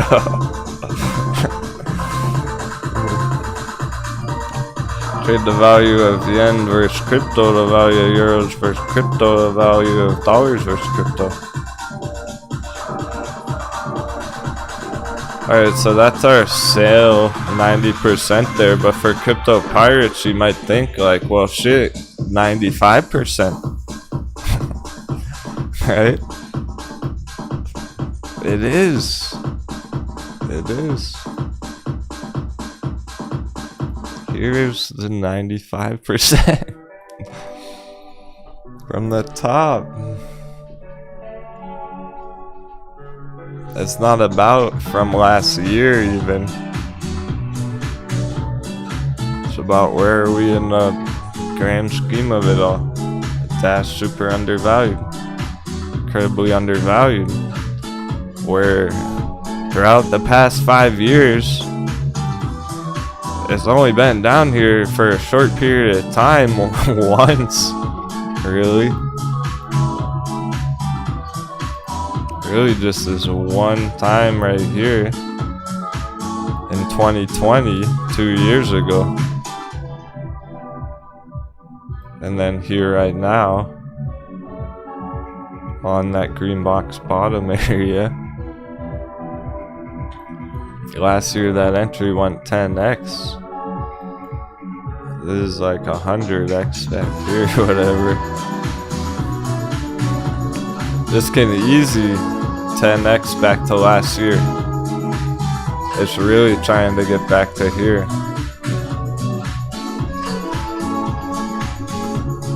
In the long term, it's been a long time. You have to understand, it's been a fucking long time. Shout out any crypto OGs.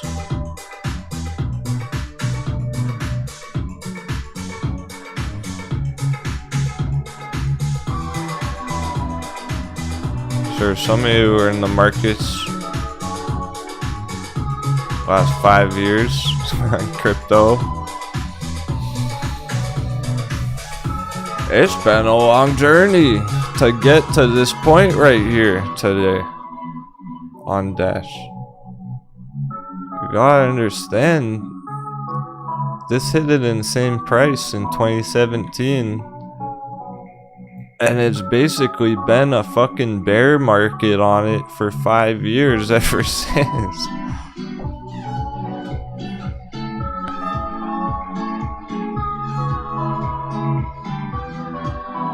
Oh. Is that a W? Wait, is that a W?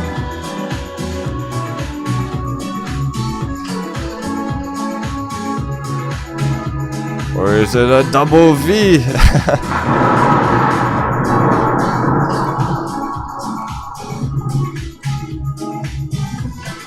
It's not even gonna play out quite that like that. It's not gonna be a straight shot like that anyway. It's gonna be more like this.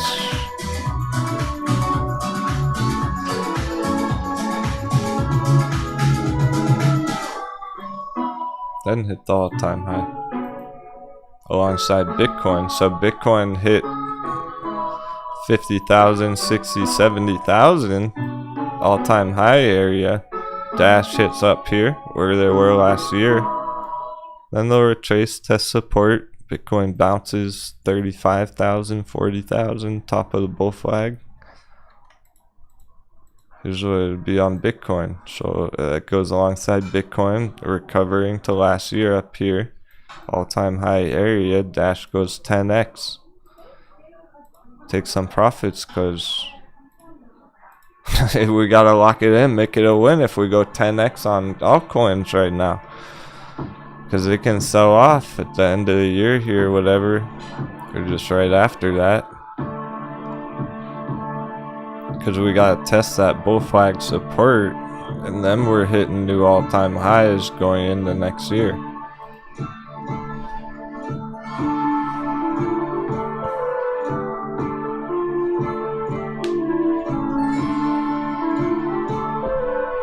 Awesome. Let's take a coffee intermission, and when we get back, we need to dive into our stock charts. Thanks, everyone. Hey, someone leveled up. Elliottician. Right on, getting those valuable experience points. Love to see it. All the hype. It's gonna be a great day. I'll be right back. Our stocks are gonna need some attention. I'm sure they're having moves now. S&P is still ripping. Onwards and upwards.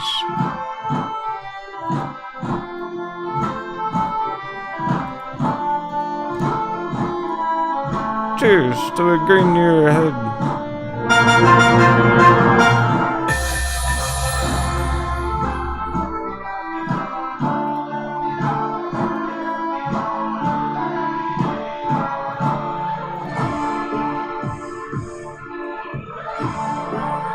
I'm sure AMC is going to be liking that move.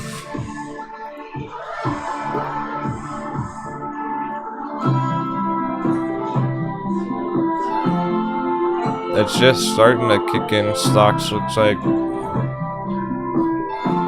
it'll be throughout the whole day. Virgin Galactic.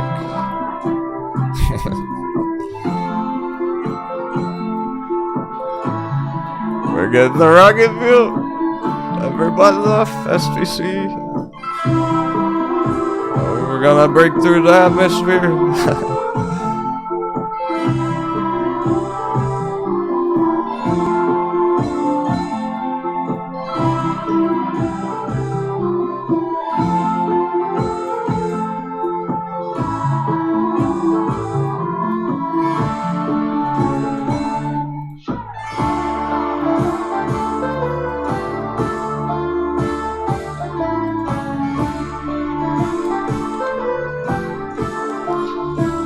Yeah, there's a lot of NFT hype right now coming back. GameStop too, right? GameStop NFT hype. Should have a nice green day.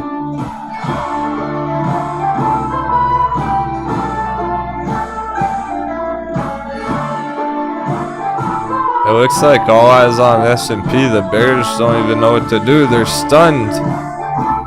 The bears are in a daze. With the S&P keeping them on stun lock.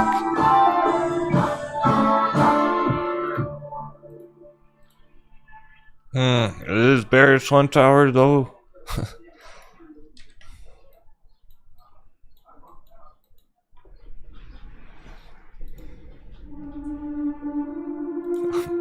Awesome, Ted-chan, welcome. Welcome aboard. He goes, Armady, just sign up to join the crew, Captain.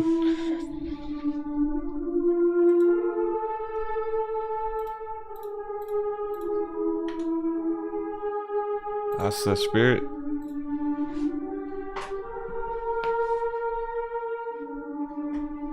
Oh, this song's called Madam Pirate. Shout out to the ladies. The next one's called Regrets Are for Others. How appropriate.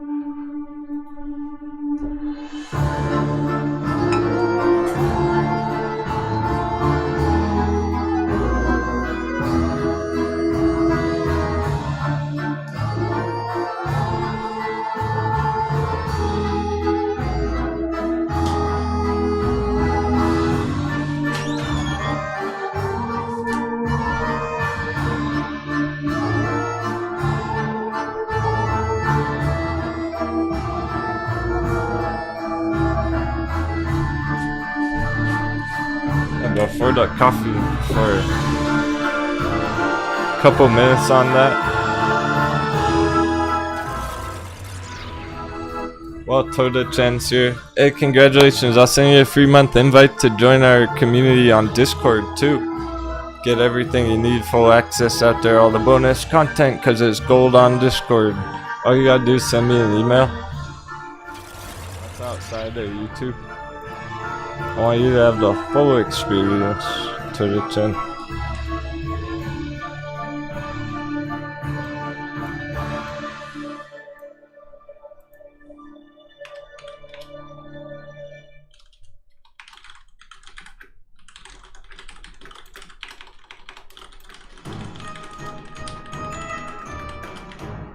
We'll let you into the treasure room.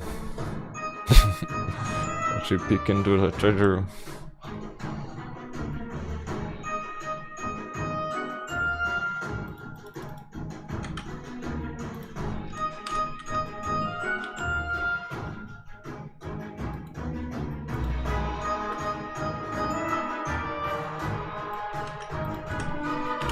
Awesome start to the day.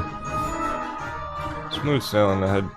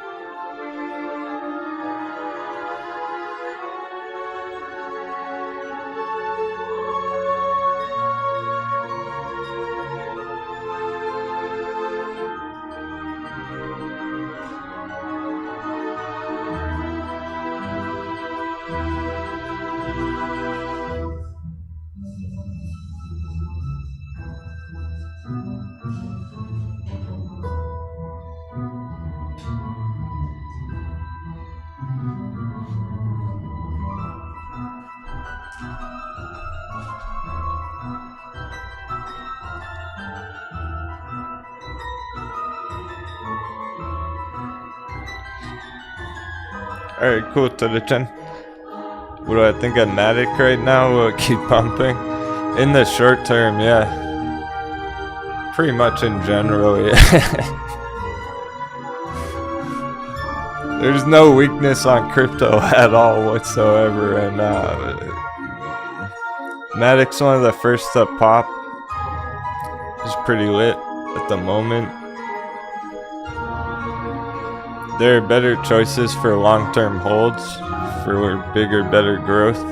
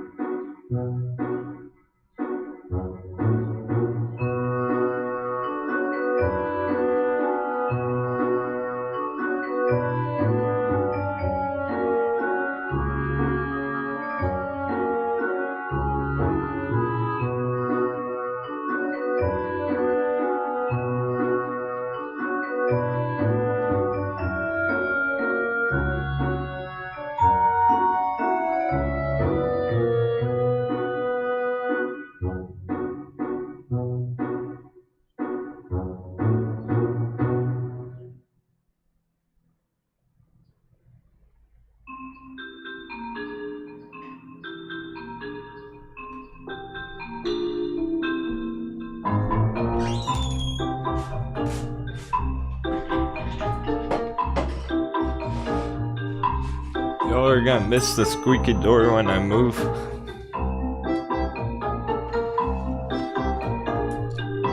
I know you can hear the squeaky door.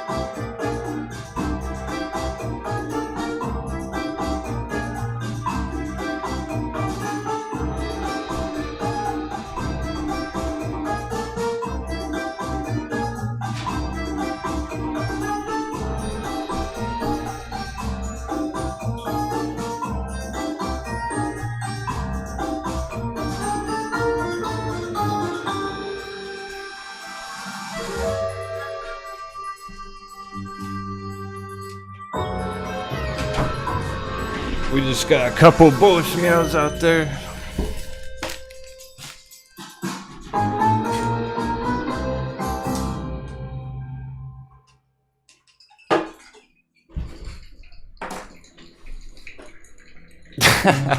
Oh yeah, you'll still hear the coffee grinder, I'm sure.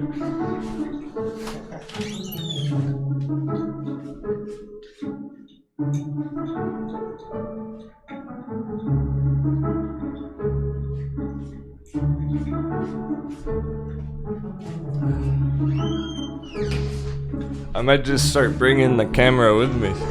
Jumping back in the church.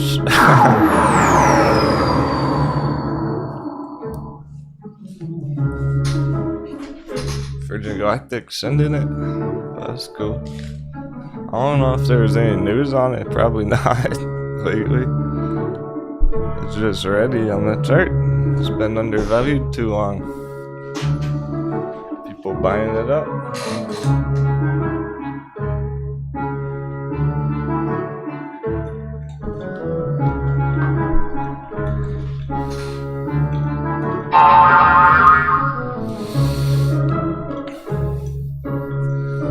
Last night when I was working on some updates, graphics, whatever, production stuff, I accidentally deleted the rocket ship. I had to remake it. I'm so glad I remade it.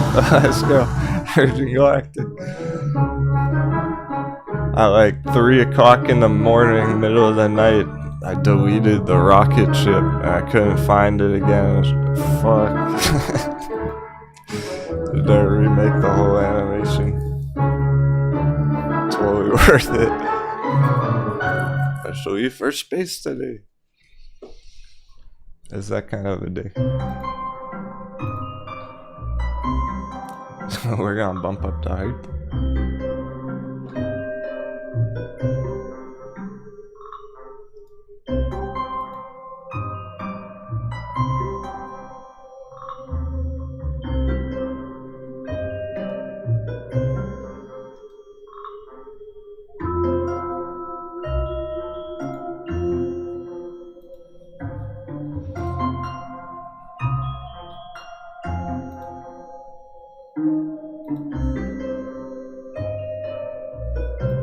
Know how there's no 20,000 stop hunt today, Bitcoin? Why would there be when everything's going bullish, when things are turning up? S&P, dollars dipping. Why would Bitcoin stop hunt 20k, right?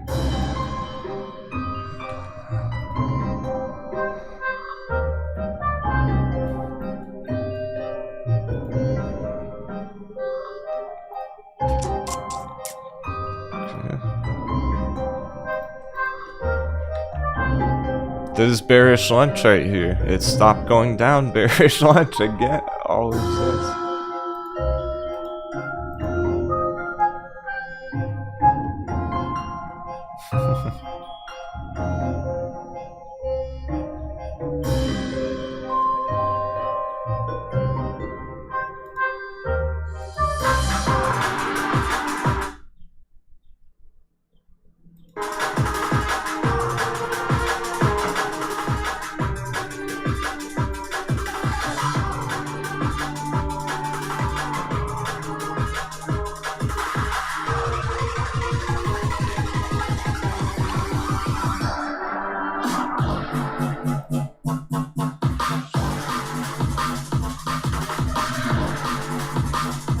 More like it. Song's called Power.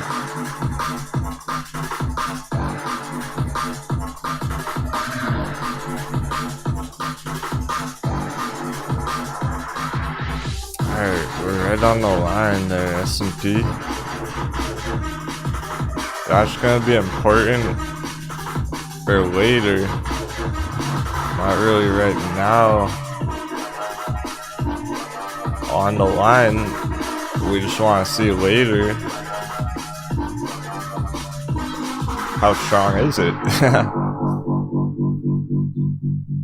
Is it strong enough to hold the line and just keep going up, up, up all day? Or is S&P done till later? It doesn't really matter. It might be done till power hour, right? So we just want to see where that, how that looks at the end of the day. I don't think it's gonna affect the charts very much at all. It hasn't even yet already. S&P has been very green. The other charts aren't even that green yet. It's not even affecting them that much already. So our other charts very stable right now, even with S&P. Ready for that retracement. The real question is, who's gonna tap magic number? That's where it opened today. We're taking booty coin bet over that. I'm gonna up the stakes on this bet.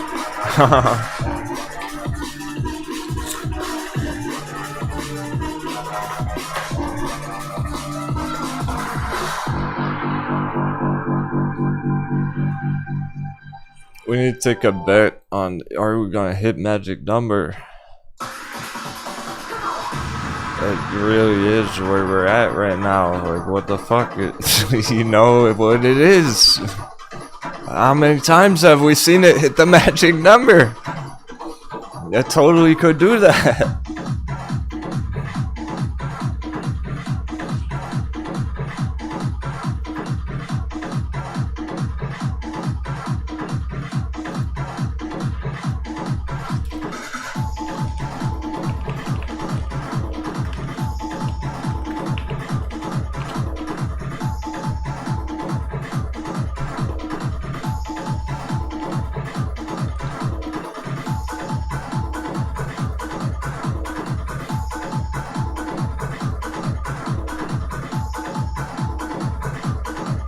I'm upping the stakes on this bet. You get 3 times as much points if you guess correct this time. It's 3 times worth more than any bet we've ever taken before. Buy magic number. You have 5 minutes. Yes or no? Place those bets. There's 3 days of bets all in one.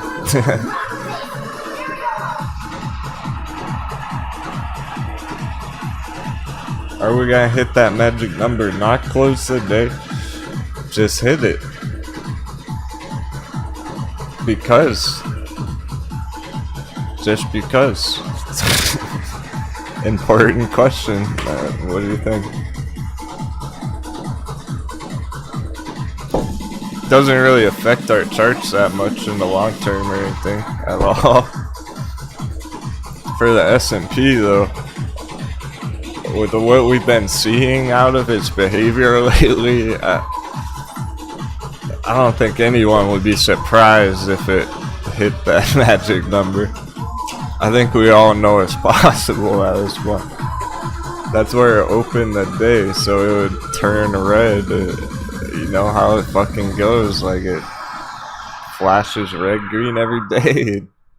Every day if it opens green, it at least turns red at some point. If it opens red, it'll turn green at some point. Like, it could hit that, but maybe it's bullish enough to just fucking absolutely send it today. Friday FOMO, and it holds the line, it keeps going. So really, that's a good question to propose. it's a thinker. It's you could argue both ways on it. You could be like, well, it's holding up all that value still. We're getting through bearish lunch and dollars been heading down in general. So you could say, well, maybe it'll keep going up from there. You could argue either way right now.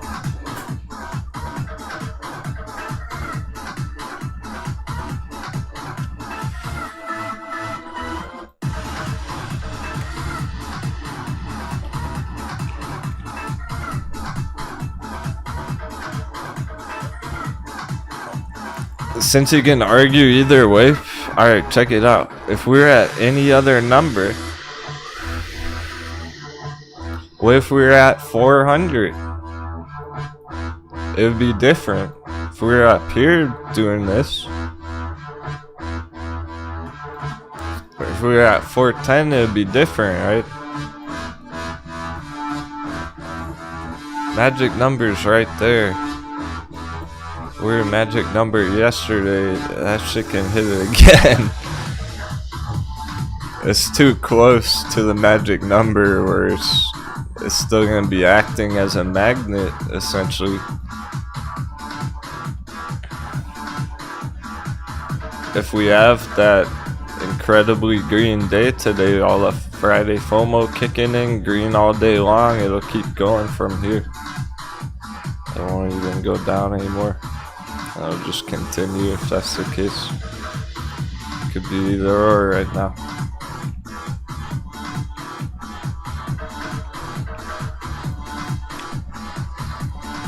But being that we're right near that number, you know it's very possible. So that'd be fun to check later on. 7 bets for yes, magic number, 4 bets for no. Yeah, maybe it went too far too fast there on the opening, huh?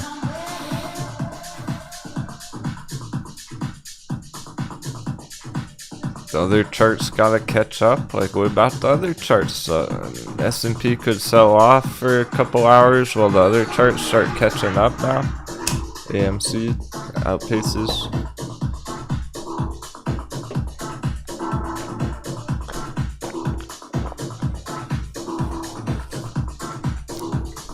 Yeah, stock wizards going for that gap fill on it. Because you know the bears would be targeting that. Like, that's the bearish target, is where it opened.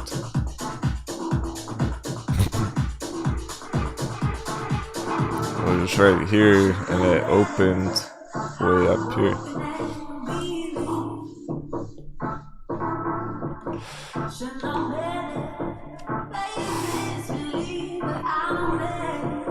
Okay, yeah, since the stocks aren't moving that much yet, it's gonna take all day. Oh, New Canada back at it again now, though.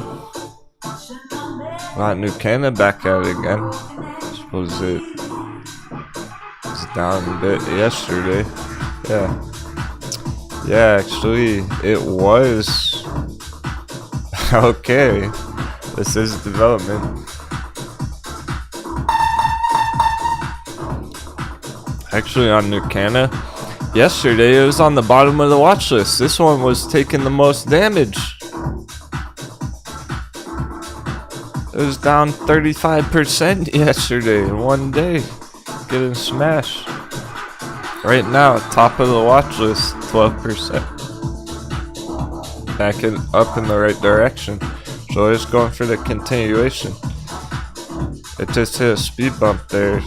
Slight retracement yesterday. It's already back recovering, going for the next target.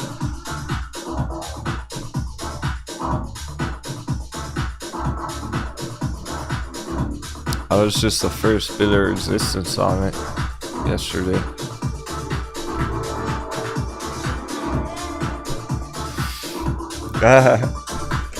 I'll just hotbox you guys.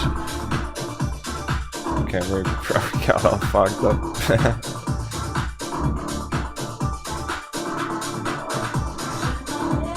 The only lyric in this song is "Should Know Better" about S&P magic number.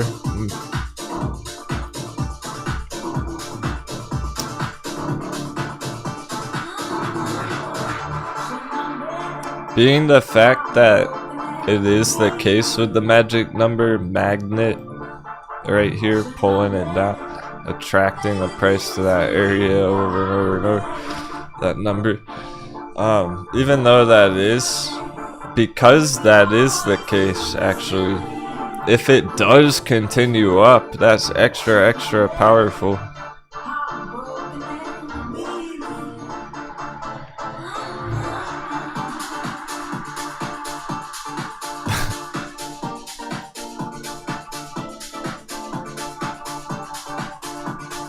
That's David's motto.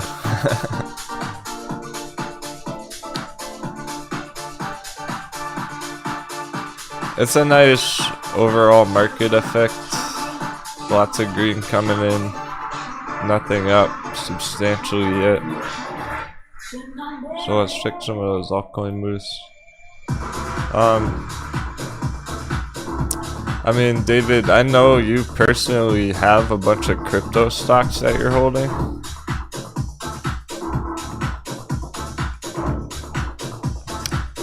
It's hard to make any money crypto the last year.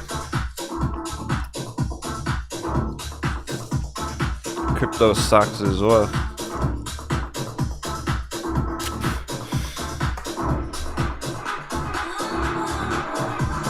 We were holding Sphere 3D and stuff, like that hasn't been on the uptrend in a long time. Since last July, a year ago. It's literally 1 year ago when we were on that nice uptrend, Sphere 3D.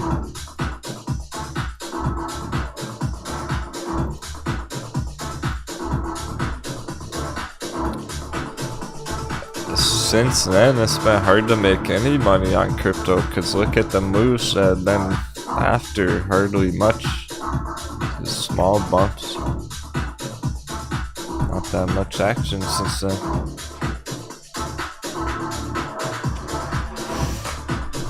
It's just been accumulation down here. Really like this whole area, guys. More than just that bottom, it's this whole fucking area.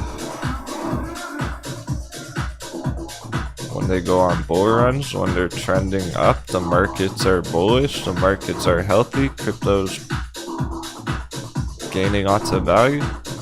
Sphere 3D clears this area, gets overvalued, it's a big target. I'll be the third one. 1, 2. Third time's charm. Biggest one.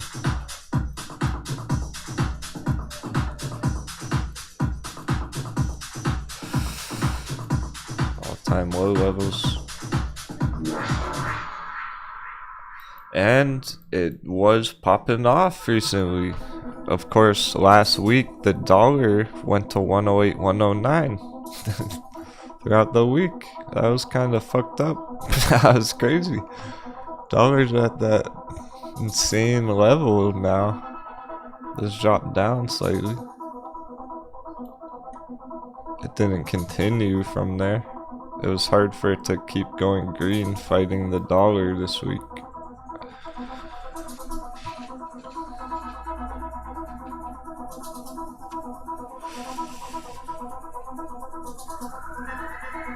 I know, David, you're one of the veterans who got really excited last year and buying all the hot babies last year, like literally a year ago, and a lot of them have come down since then. I really like everything.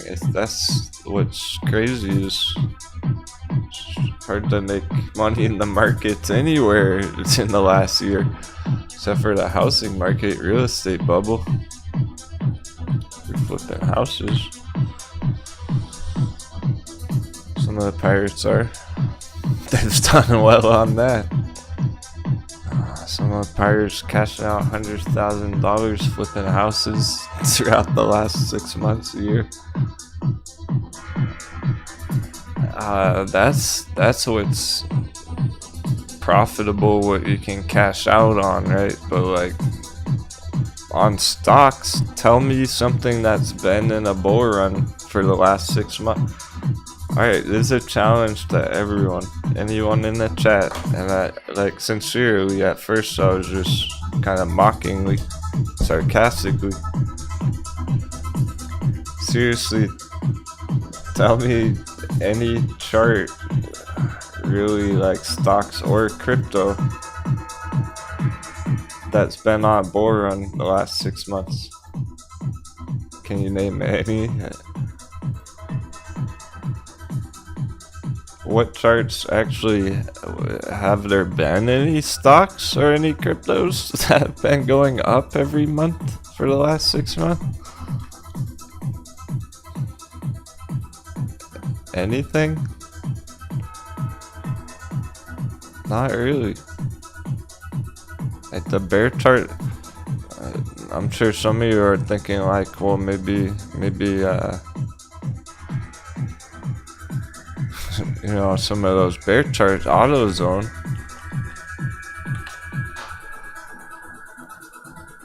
at that all-time high spot. Oh, it's right at the that stop loss area we were talking about yesterday.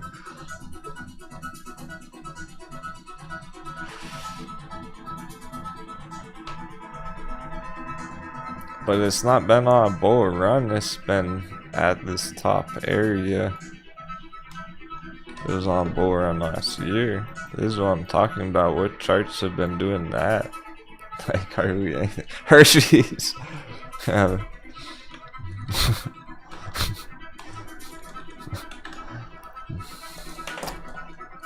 Oh, it's coming back down. It's ready. Hershey's puts. It had the coconut bounce. That was the coconut bounce.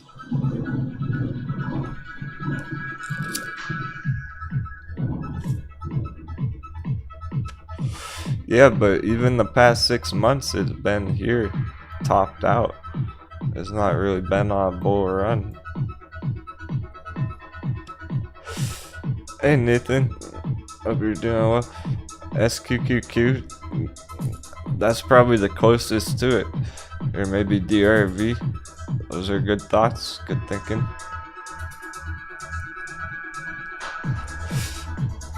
Unironically, Hershey's puts.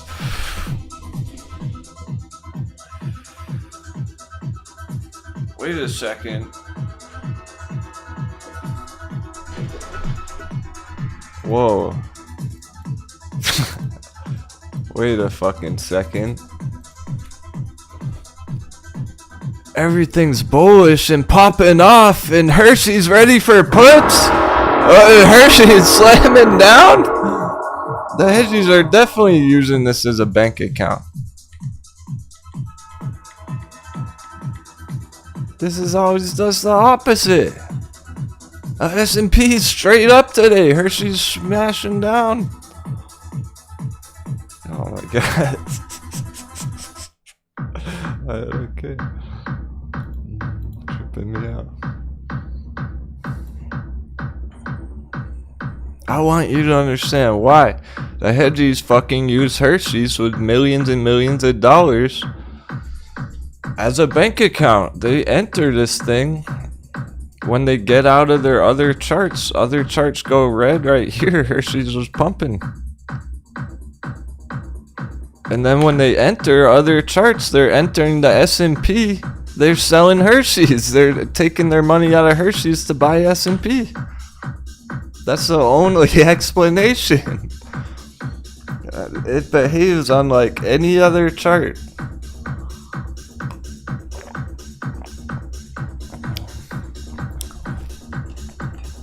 It doesn't behave like a bullish chart. It doesn't behave like the bearish charts either. Tesla's bullish right now. Bearish charts are green. Hershey's is going down.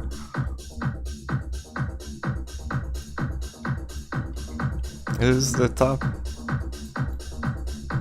melted on the side. Is doomed. That's it. That was the coconut bounce.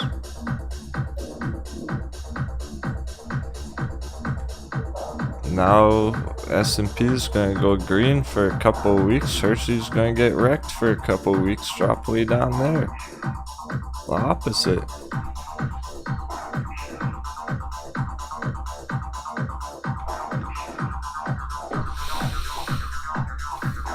Okay, we gotta change the chart. Fuck you, Hershey's.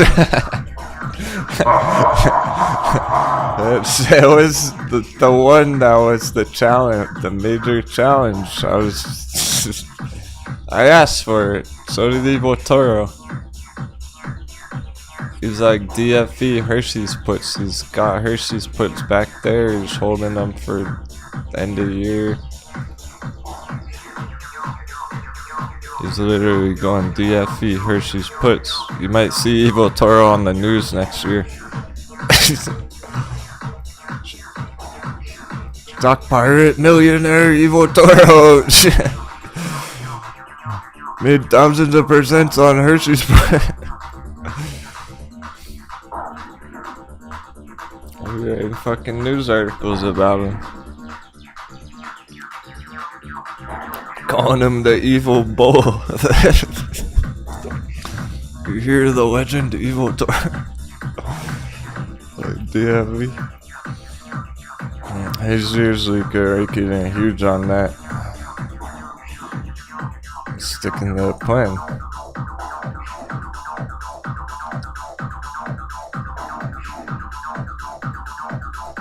Anyway, I was asking for the challenge on it, and so was he. He was like, I'm going for Hershey's because that's the one that refuses to budge. Like, alright, if you want, do what you want, man. Good luck. I told him that was the worst choice for the bear charts. He did it anyway, but it's essentially like the best choice secretly, which is the crazy part. Kinda, but not really. Headies are gonna slam it.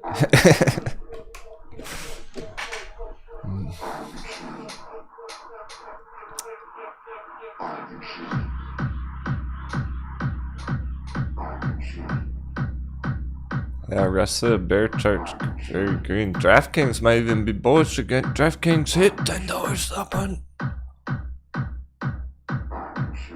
DraftKings hit all-time low. We didn't even notice. No one mentioned that.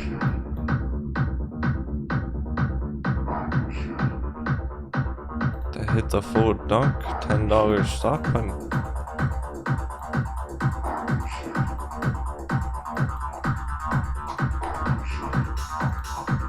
That was the entry bullish. DraftKings, interesting. It's not even that attractive. That's only 600% to the top. It's not even worth it. It's an illustration of where we're at, though. If even DraftKings bottomed out, like I'm gonna have to take it off the bearish list. That's what it means. It's not really best entry, still worth keeping an eye on. I gotta take it off the bearish list, maybe even Etsy. Not yet. Etsy's still sketch. Palantir. Shit.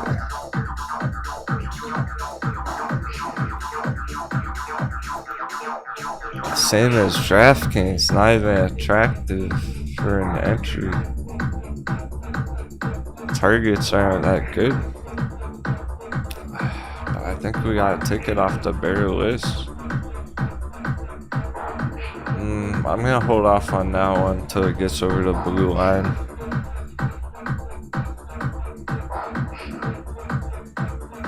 Disney. Holy fuck! This is our old Disney chart!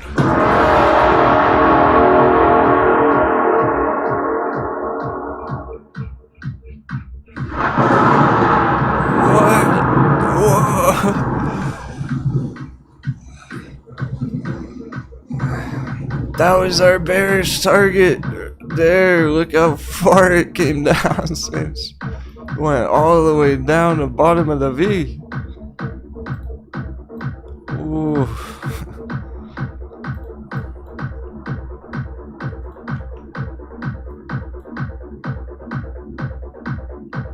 We were bearish Disney at the top 200 last year. That was the bottom target. That's how bad things got there. You see, like, the market crash wrecked some of those charts. Disney got obliterated there.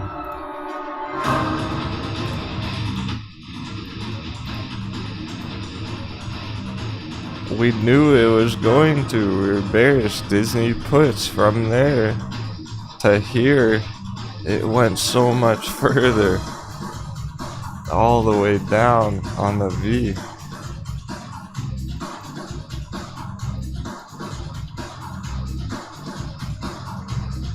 See, here's 2020 market crash.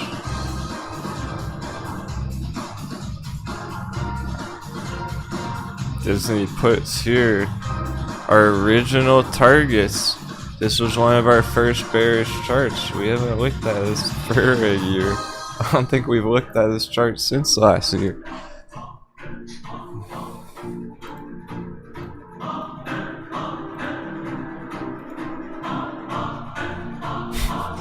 I'm gonna cry, it's so beautiful.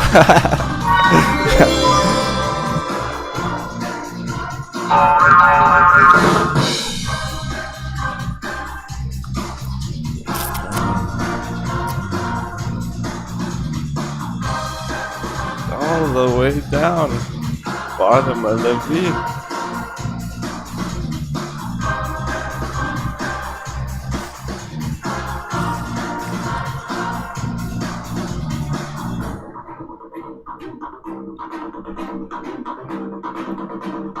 We were speculating on the market crash back here. None of the charts had crashed yet.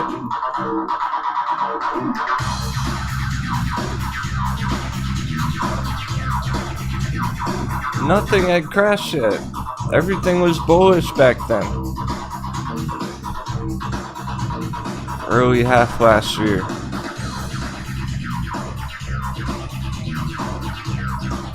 We were just speculating about market crash.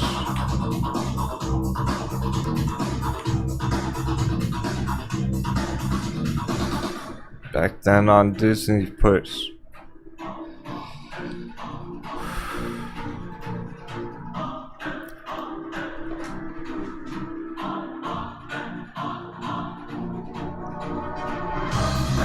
Our target for the crash on these charts was the top of the V. And that's where we would take profits on all those puts. Look how much further they've all gone. All the way. Big dong place.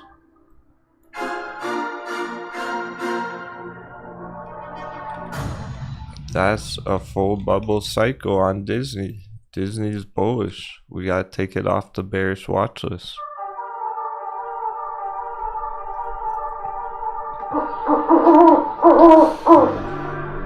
What the fuck? We gotta take Disney off the bearish watch list. That's how strong the markets are right now, ready for recoveries. That's a big deal.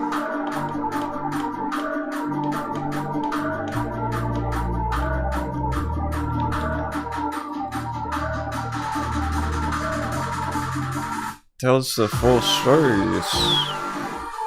The overvalued charts are going down to these levels no matter what. Everything that's up here is going back to 2020. S&P included. S&P is right here. We're halfway down S&P.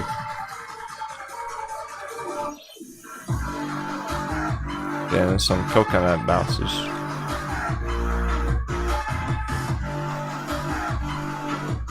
some of them are just, they already crashed. Disney's now like couping. We're already crashed and it's really only gonna go up from here.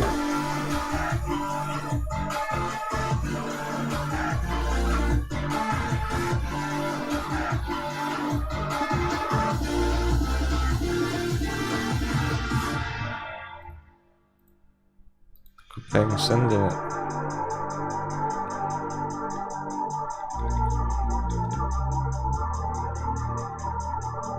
Alibaba crash.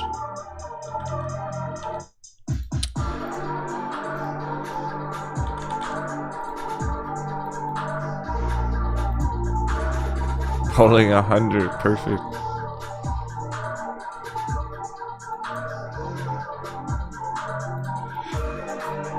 It's recovery time.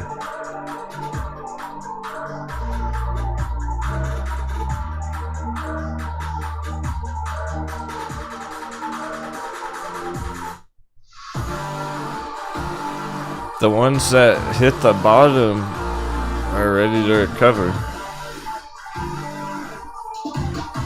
So faster than others. Now we're getting the double digits. New can at 25%. It's just crushing it right back up from a smackdown yesterday.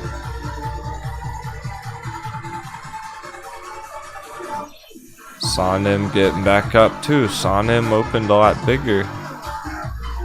40%. Right back up.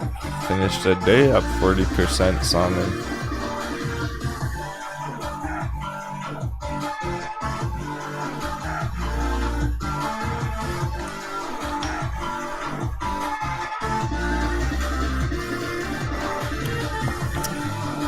Beyond meat.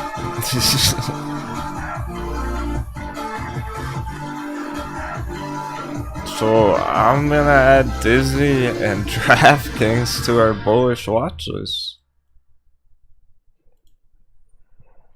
They're not bearish anymore.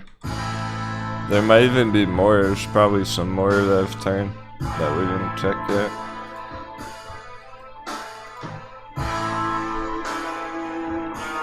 The big takeaway there is if even those bearish charts are turning bullish nowadays, damn. Imagine what the really good charts are gonna do. Beyond rate. Anyone in that?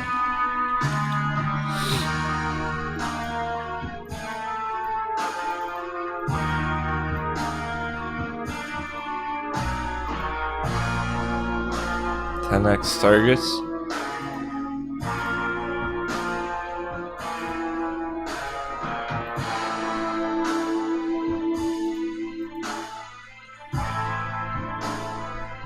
DraftKings is up double digits today. The fuck? So it should be on our bullish watch list now. S&P pretty stable. Hasn't moved much. Bearish hunch. That's bullish. That's powerful.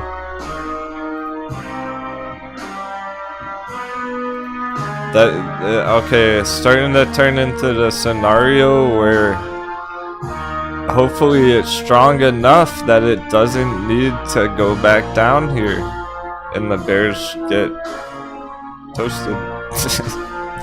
Trying to be nice.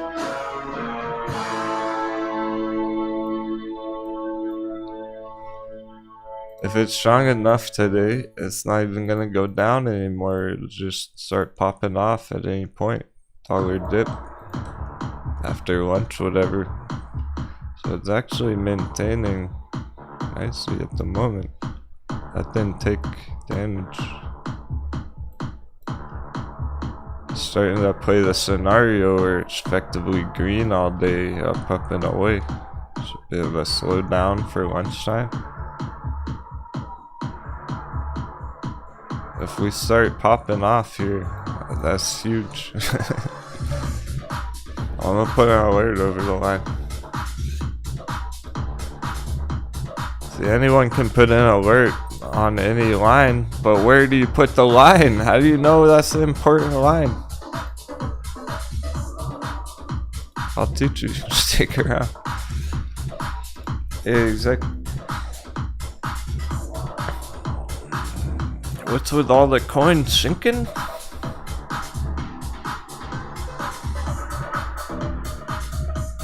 If there are coins sinking, I'm going fishing.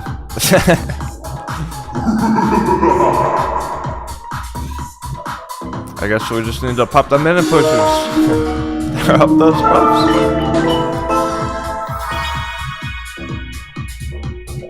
Exactly. You get that email I sent you at 3 o'clock in the morning? I stayed up all night emailing people working on the rocket ship. And then somehow the veggies attacked my phone and the alarm didn't go off.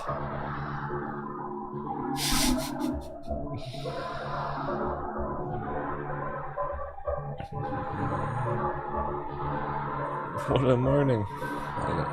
Now the charts are straight up. It's the best. No complaints. That was an epic morning. I like where he's going.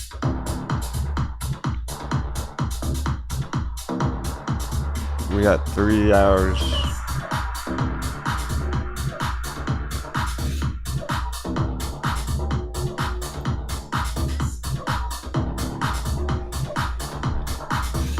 $390 within reach. We might finish the week back up here. That would be a significant development, step in the right direction, because we did not close last week there.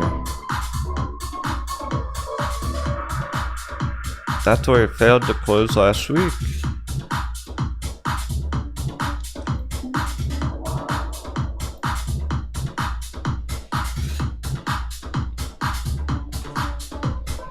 We finished with a bang there today. That's progress. That's more than it did last week. A major shakeout all week long. That's pretty major. Sheesh. So what's up with all the coins sinking? What coins are sinking? All coins going green. What do you mean? Even Beyond Meat's going green. Green eggs and ham. That should be their product.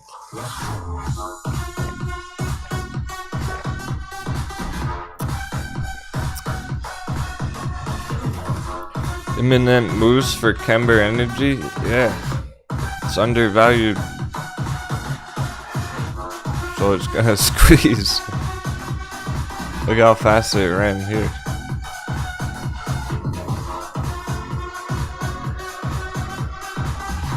That was a good trade last year.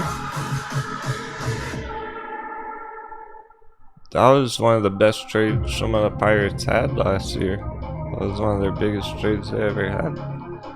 On Kember Energy there.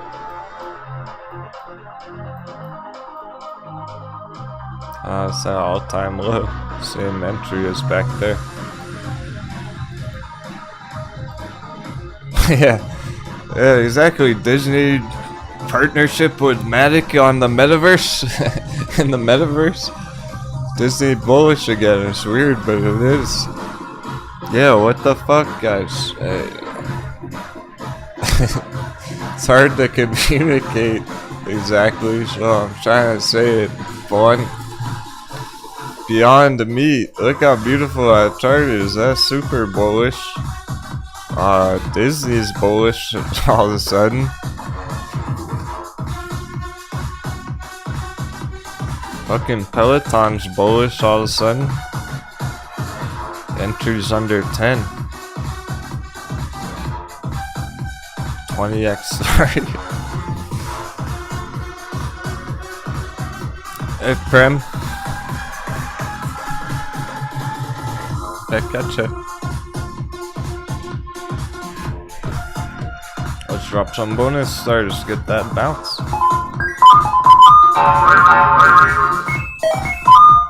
Jump.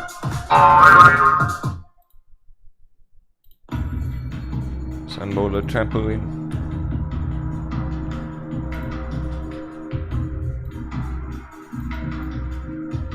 We need to light the fuse on La Baba.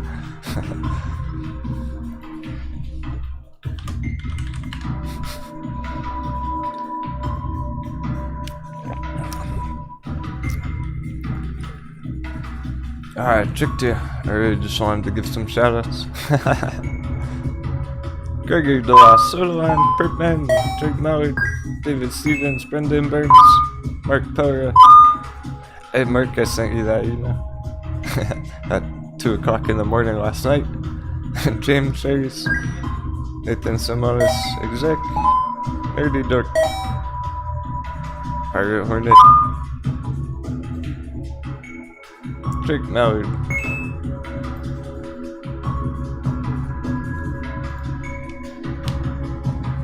who's here for their sons, David. We're 24/7, 365. It's that kind of day. Too big. Keep our cool. Cruising onwards and upwards. Dr. Scally. JR.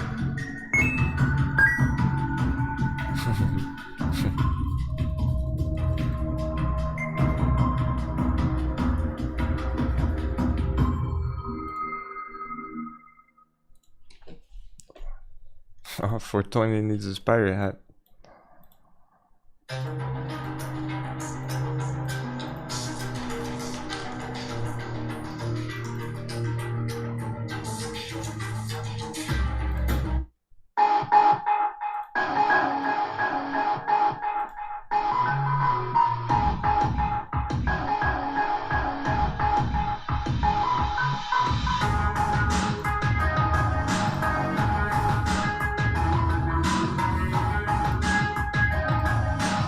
Very important.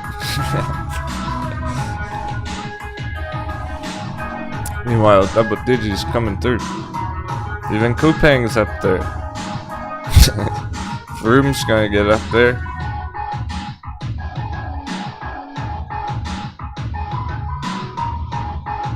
Perhaps even Virgin Galactic today. Like how Virgin Galactic's setting it up. Close the day 10%. Oh, that would be the magic number. I didn't even notice that. Oh, you're Virgin Galactic going today. Of course. Oh, it'd be a 12% day on it with the magic number. So perfect. Yeah, Brendan, excited for Chainlink. Chainlink's essentially like a blue chip crypto.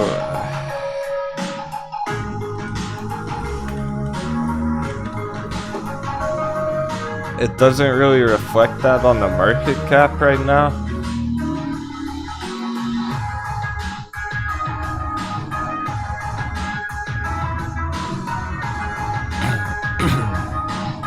Alright. First, quick peek at the chart. Let's check the chart first.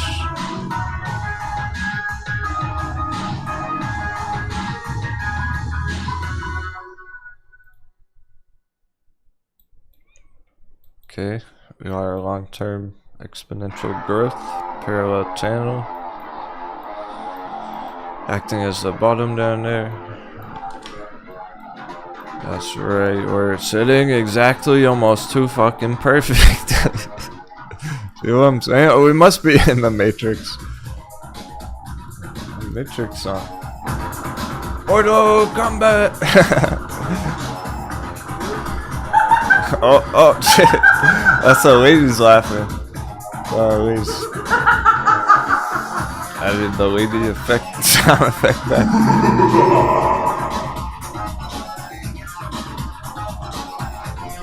They're always the most savage, so fair enough.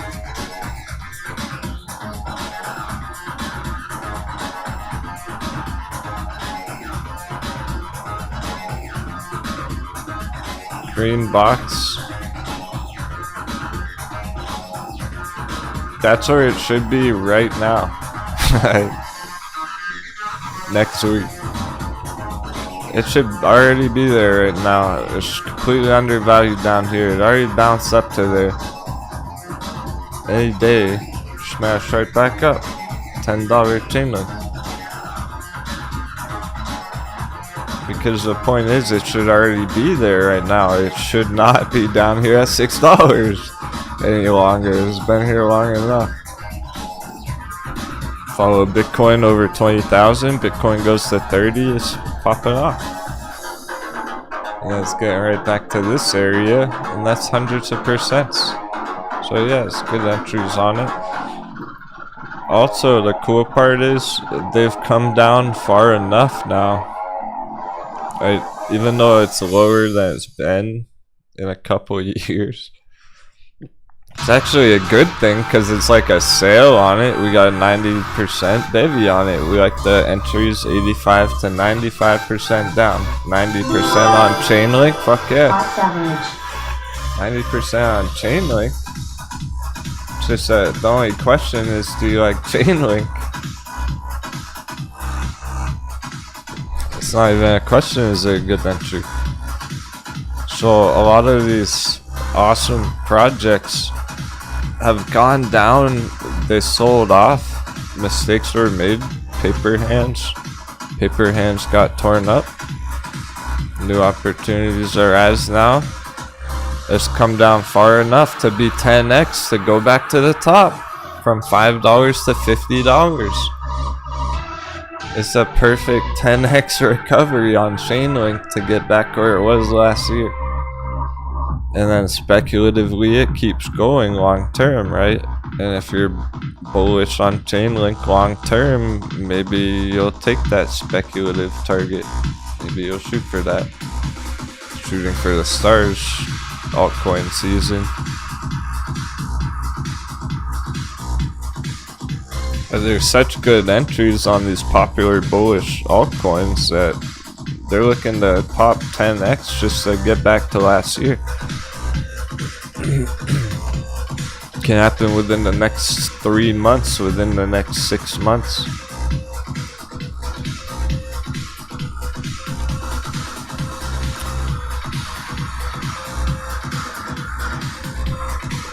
This is why I like CHAINLINK VeChain.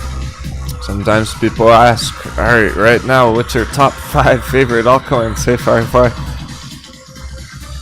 And CHAINLINK and VeChain are always going to be 2 of them. CHAINLINK platform. It is ERC20 base. Major exchanges. Yeah.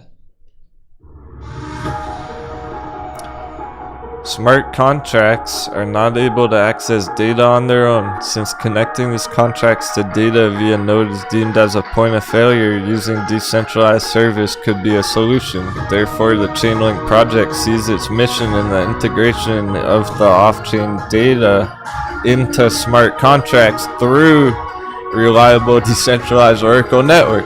So, okay, so let's pick that sentence apart. CHAINLINK mission: integrating off-chain data into the blockchain. They're bridging the gap from the real world to the blockchain, putting data onto the network.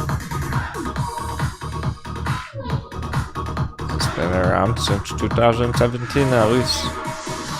Top 50 coins. VeChain's a bit different, more aimed at the goods tracking.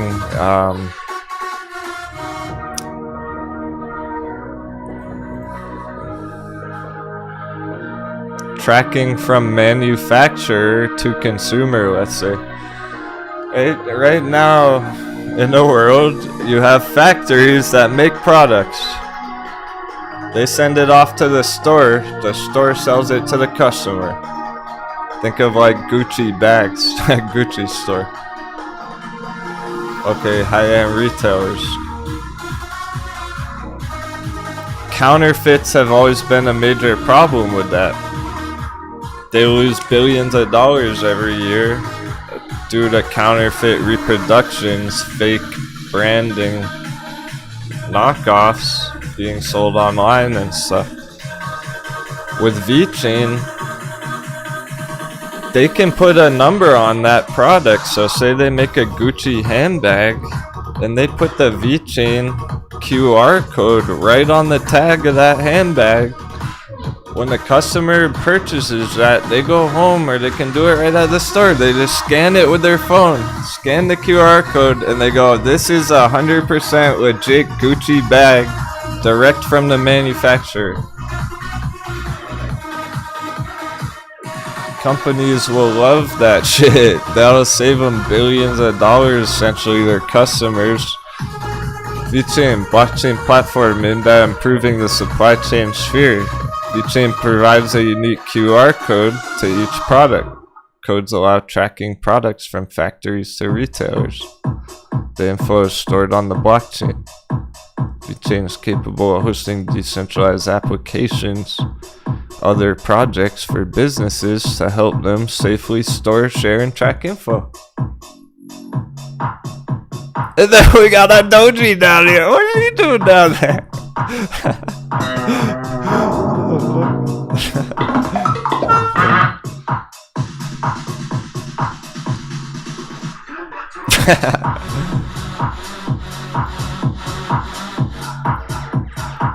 That's why CHAINLINK VeChain always go on my top 5 list.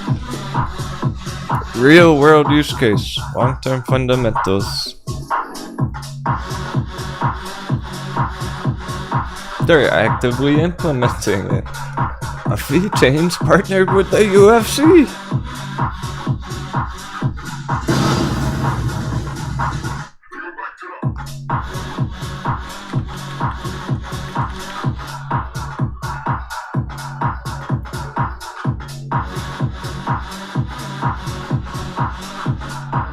They're putting the branding in the rings already.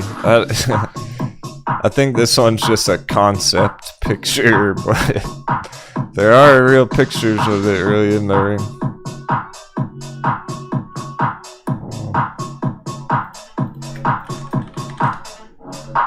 They're already doing it. It already started like 2 months ago.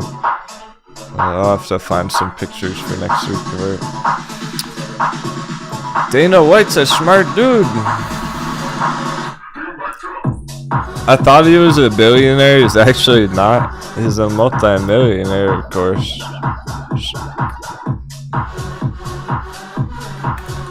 It's like a few hundred mil.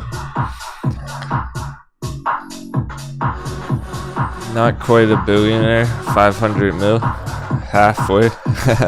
He will be. Will be next year. Well, now that they're partnered with VeChain, he's fucking gonna be next year.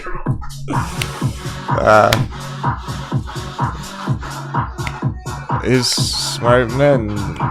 He's very progressive and adaptive and introduces, I would say he's revolutionary because he created a new market competing against boxing. Boxing was a monopoly and he just stepped in there, fucking UFC. Took over a whole brand new market and now he's implementing VeChain. That's the only crypto that they're doing that with. The sponsorship, the partner that is special with VeChain there. They're gonna be offering incentives to the fighters for promoting VeChain. So after they fight, after they kick someone's ass, after they knock somebody out in the ring, they're gonna go on the cameras after and go, oh, VeChain, woo! And then they get kicked back and they get a big payout in VeChain and everyone's happy. And the world finds out about VeChain.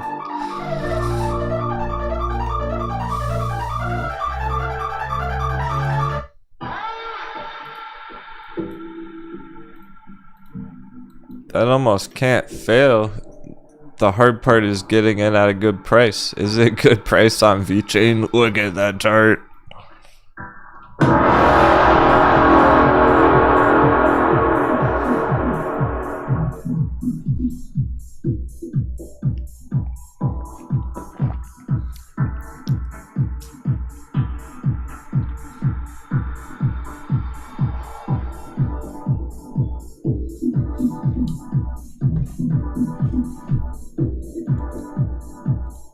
10x right there. VTHOR twice as much. VTHOR is like leverage VeChain, 20x.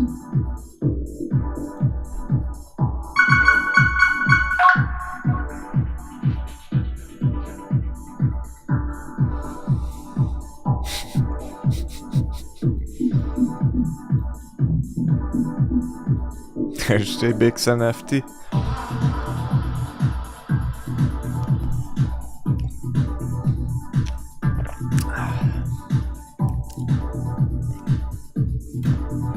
You could argue that a negative with VeChain is because it's working with all these companies, it's not exactly decentralized. And yeah, there's some truth to that. It's not the classic decentralized currency. We're trying to view that as a positive thing. That's gonna get everyone talking about it. Oh, you hear about UFC VeChain? What's that? Did you hear McGregor? McGregor was talking about this VeChain thing.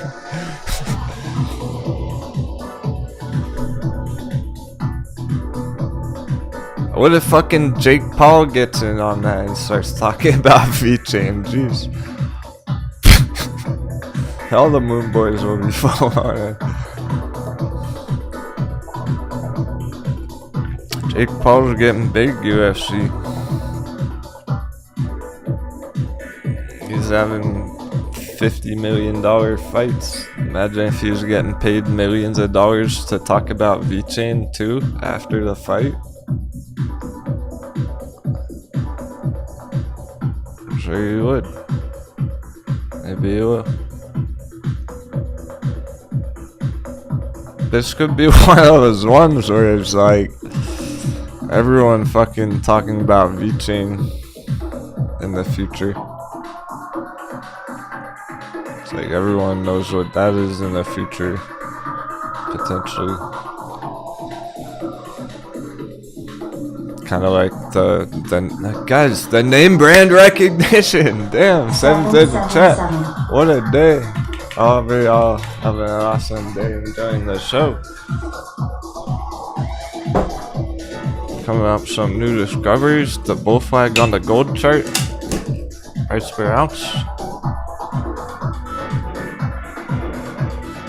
Big concepts. Bitcoin's magic number 2777. What? I didn't even see that. The fuck? Now even more sevens in the chat.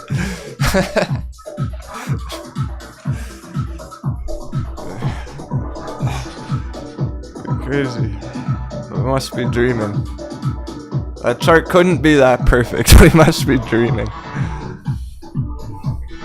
Name brand recognition. That's just everything we were talking about this morning. That was the most important lesson this morning. The name brand recognition. That's what VeChain's all about. Name brand recognition with the UFC. With all those companies. With Gucci. Louis Vuitton.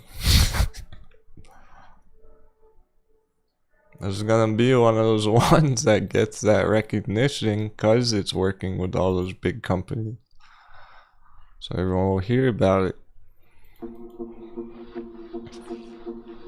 Oh, we got a nice 90% paper hand sale going on with it right now.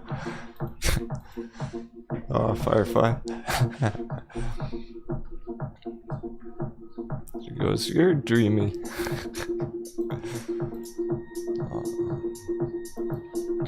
Maybe we're just splitting reality apart. We're picking apart what it all is. What it all really is. This is how I find things that are popular before they get popular.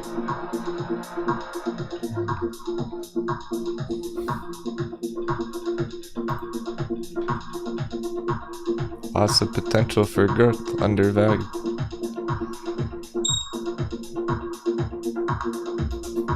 I was just about to say there's not much else action on the altcoins S&P. Oh, rocket fuel. Oh, right after bearish lunch. No way is that perfect. Today's epic. It's getting epic, even if it's not kicking in on the charts that much yet. You can tell where it's heading or it's all about to happen. The charts are just set up too perfect where they almost have to, they almost can't fail. Some of those. Because all the other traders gonna enter VeChain on that trend line. The whales, the smart money, the millionaires. Especially since it's holding stable, and then Bitcoin keeps going up 20,000, 25, 30. People start FOMOing in, and now it's the bottom. That's the bottom.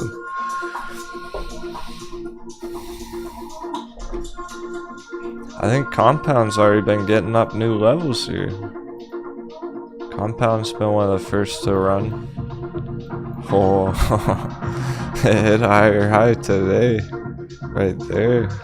It just did.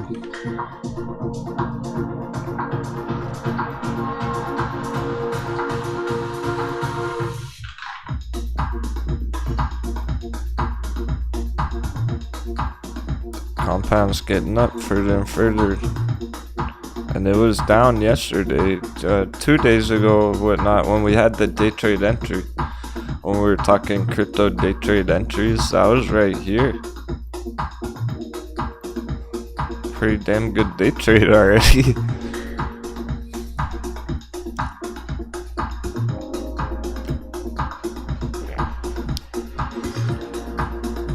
Yeah, exactly, Mark. That's what it is, man, too.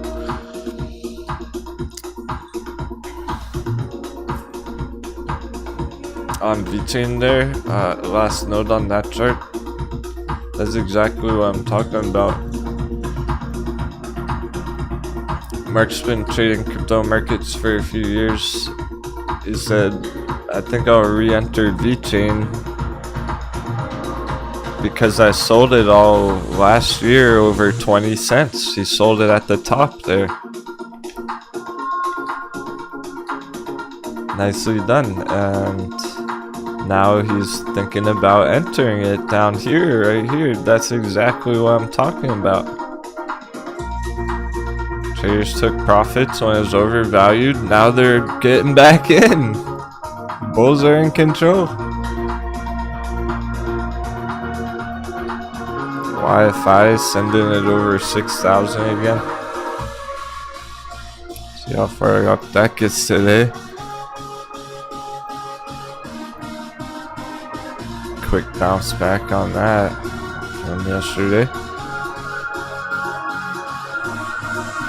Someone was talking about SHIBA, but it's just like choppy in this spot right here. Still bullish. Ethereum's over 1200. That's the number. That's the breakout point on it. FOMO level. So they are over those levels. And a lot of that's to do with the altcoin market cap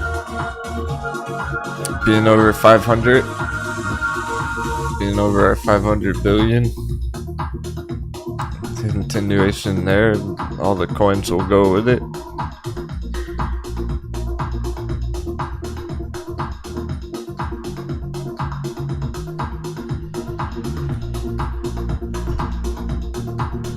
I want to check ICP. Sure.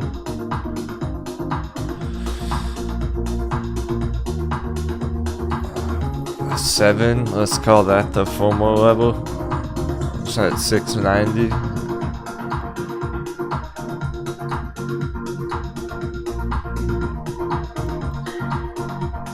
About to blast off. It's incredible.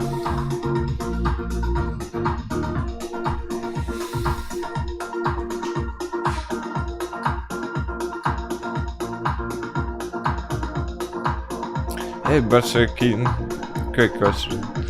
What tickers are we looking at for gold trading? Do we have a chart for money symbol gold? Do we have a chart for money gold? Well, yeah.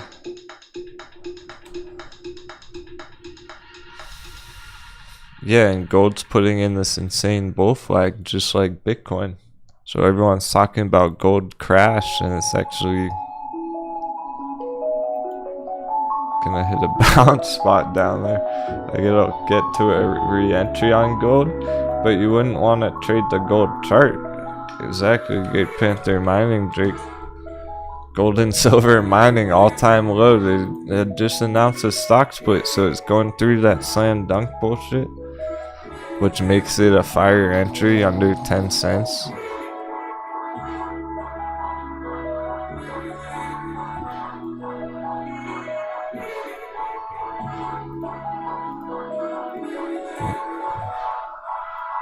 Here's our pirate.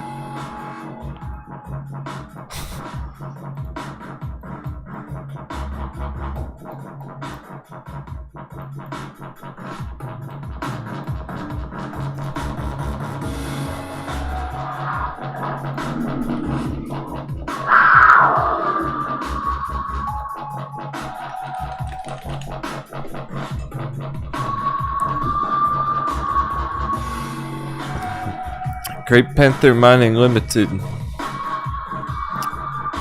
Hot baby. All time low, let's fucking go. 1,000 employees. Canada. Founded 1965. It's a growing gold and silver producer focused on the Americas.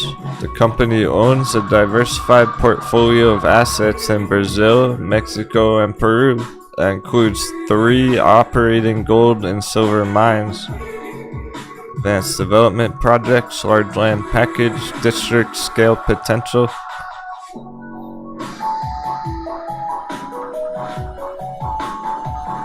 Undervalued, 40 million market cap.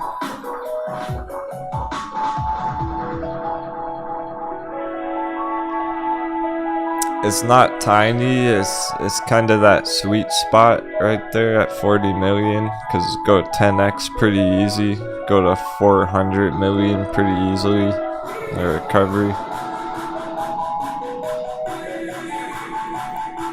That's the play if you like gold and silver mining, and then you could say, well, oh, it's just bitch.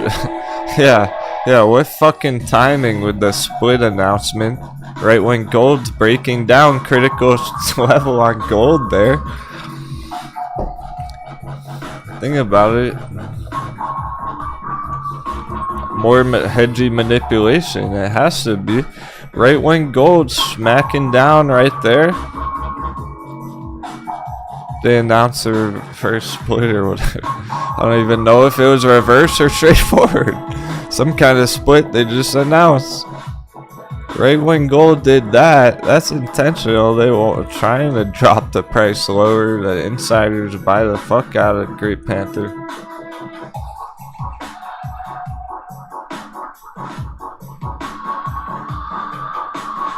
So it's a hot baby right now. Let's see. Last year is up at $1, so from 10 cents to $1 to get back to last year. 10x. There it is. That's not even talking about long term. And that's going to be regardless of split. It'll still be that after. So that's a 10x recovery to last year. And then it can go to this. So that's right here. This first bump that you see in blue. 10x. It can go up here though on the longer term over a few years. Couple years, whatever. Dollar crash, 20x. That would put it at like $1 billion company market cap.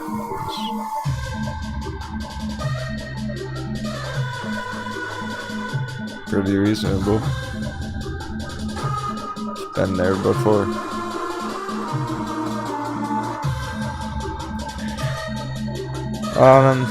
Well, it's not even really averaging down, Jerry. He's thinking, oh, well, now with the split, I'll have to average down. It's not even really that. anything below here, anything down below that green box is accumulation. Think of it that way. It's like maybe you're scooping up a little bit this week, maybe you get some more next week if it's still down there, maybe some more next month, still down there. Just kind of adding to positions along the way there.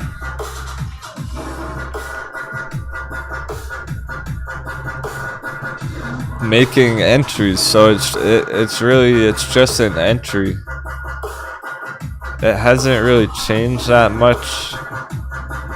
It's dropped a bit on the short term with the gold chart and with the dollar chart right there. We already had a good entry drop.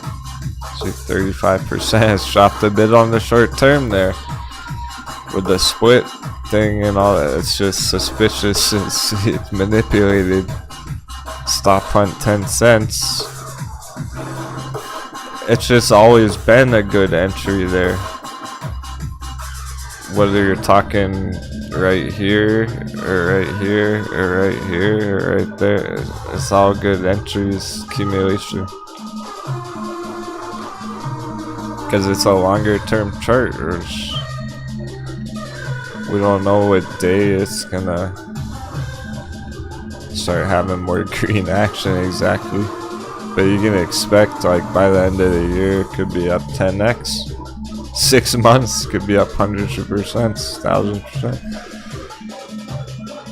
You're really more focusing on next year. If you're not sure about that, then you're forgetting something important. You're forgetting how topped out the dollar is. Let's fucking go. Hammer drop on the dollar. Base drop, hammer drop. Here's why Great Panther mining's all-time low. Imagine how it's gonna recover when dollar's going down.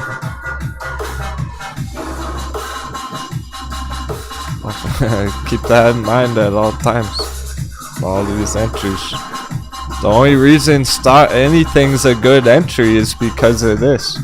If it wasn't for this, then we wouldn't even be entering stuff. We'd be hitting targets, taking profits. But we're still at some fire entries. And things are getting pretty spicy for the rest of the day. S&P in the most bullish scenario right now.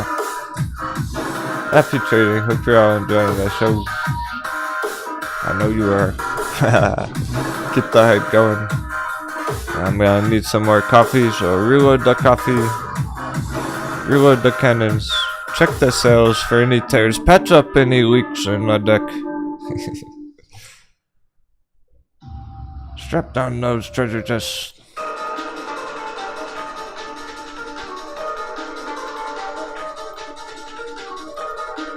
And once the booty's safe, once your cargo's all protected down there, then you can fasten your seatbelts. Then you can worry about you.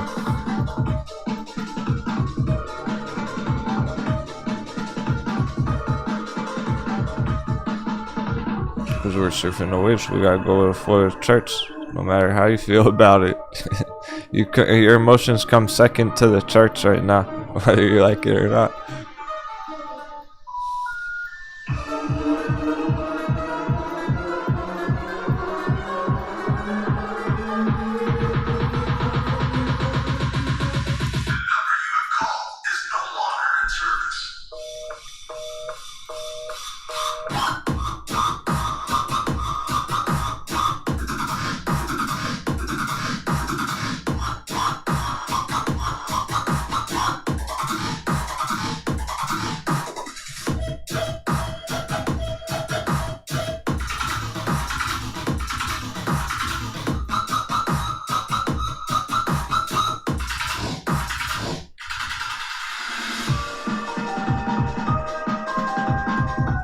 AMC GME time.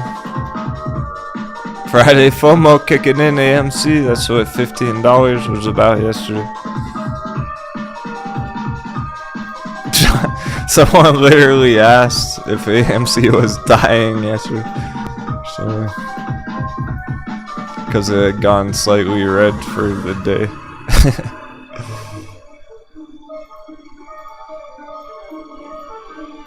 It closes over 15, psychological boundary, let the FOMO begin. Onwards to 20. I'll see you at 20. Just like we expected 2 months ago.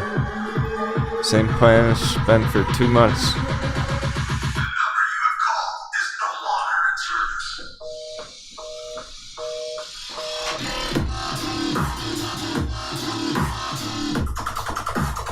Can you take the heat? Yeah, must be able to if you made it this far.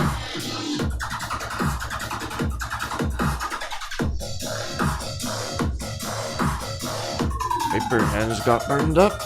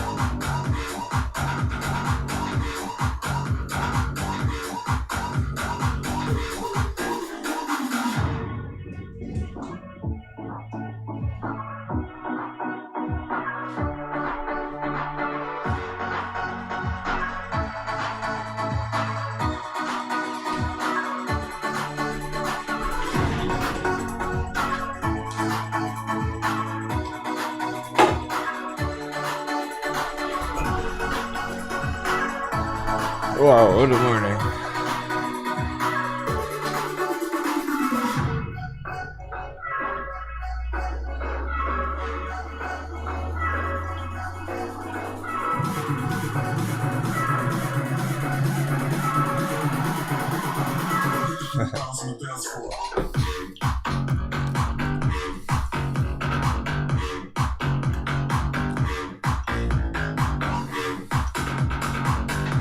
Hey Mark, I saw you popped on Discord. I want to give you your access right now.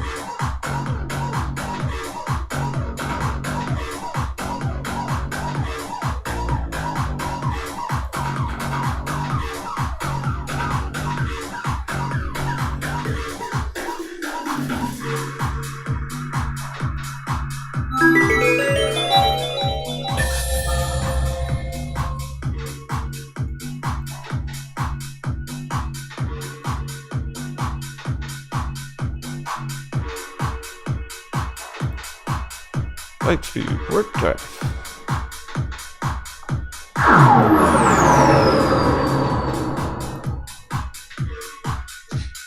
Welcome back, my friends.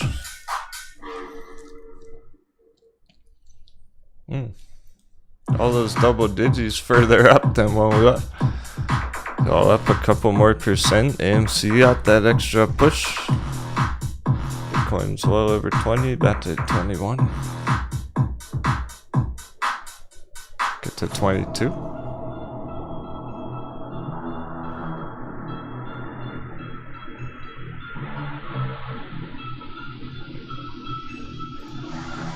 S&P really turning up. They're just serving hype for AMC and Mike Nixon. So do I. So do I be back here.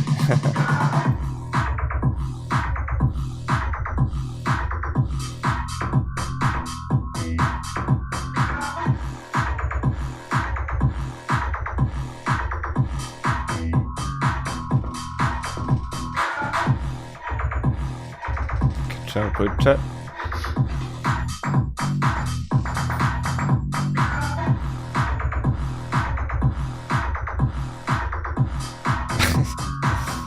Oh, you're excited for AMC because you're tired of holding it.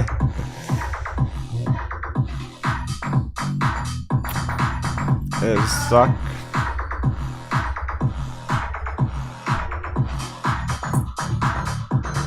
Whoa, we're definitely heading for a target. It's not like it's gonna hit the $25 target today.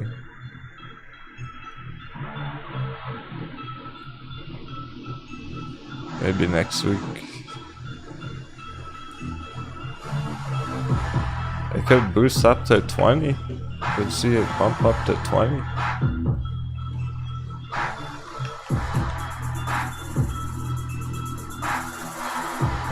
It's more like 1750 though. Halfway to 20 from here. Halfway from 15 to 20. 1750. There's 20.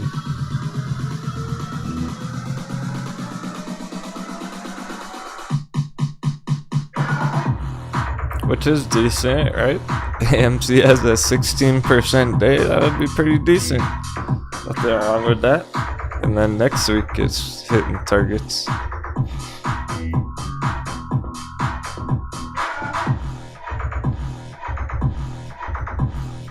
It could go up to 20 there. Then it would be a 30% green day. Will it get that far? We got enough time. There's enough rocket fuel. It's starting to kick in.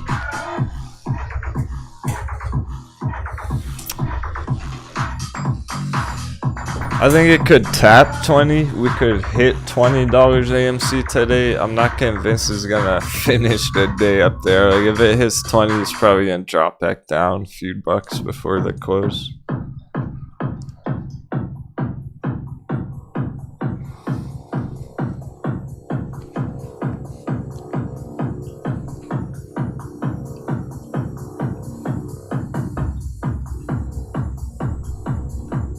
What was that Bitcoin bear chart that just hit the markets a few weeks ago?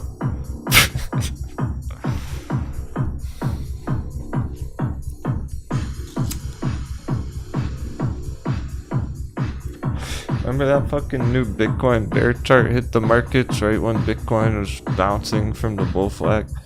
Right when it's bottomed out, and we're like, wow, that's so suspicious.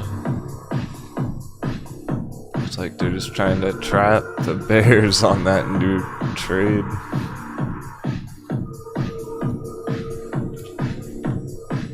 Vivi.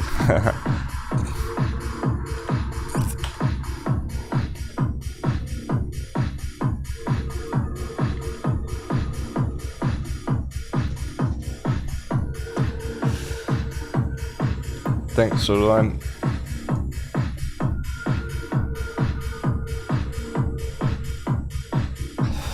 So we were looking at here last month when Bitcoin was bottomed out, talking about, yeah, of course, this new bear chart, short Bitcoin ETF, hits the markets right when Bitcoin is going bullish, turning up. So this brand new bear chart's about to lose a lot of value. Bitcoin's going green, green, green. It's like they made this just to trap the noobs, just to trap the bears on it, who think like, oh, I'll be smart and trade this new bearish Bitcoin play because Bitcoin market crash.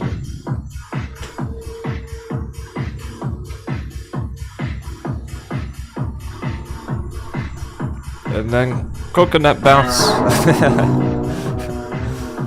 That changes.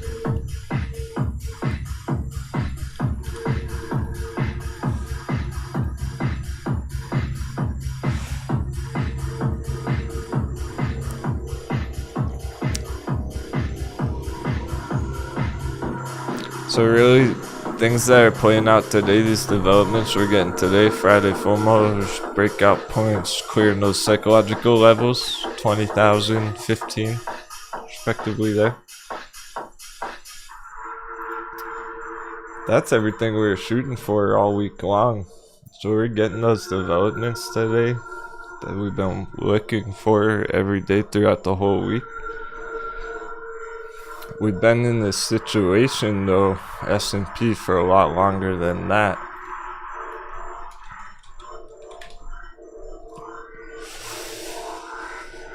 It's been basically 2 months here. The S&P stopped crashing.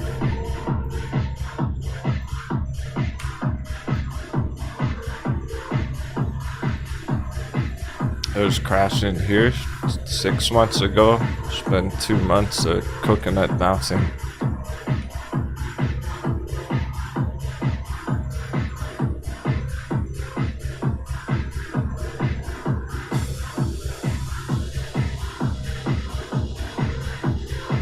Oh, as good as can be. So everything that we were waiting for, looking for, those signals this week, we got them. And then especially add in the consumer report catalyst. That's some major events. Lots of progress. We needed some bigger events to happen, so now we got our midterm action playing out. We're getting all our midterm signals going on. And then, of course, the long term, just the fact that it's holding up that channel. All the buying pressure from that bottom channel. So it's happening. Everything that we've been planning for is starting to happen on the short term from like this week and the last couple of weeks, on the midterm from the last couple months, and on the long term from 6 months ago, where it came down too far too fast, and we've been ready for this to bounce back the whole time along the way of the process of the long-term chart. It really is all there. Hey Mazina, hype for Power Bridge. That's an interesting one right now, because it had the squeeze already, and it's actually been maintaining pretty nice. Oh yeah, they're bouncing back hella strong. Power Bridge back at it again. Good thing I had remade the rocket ship. Just for that occasion. That's right.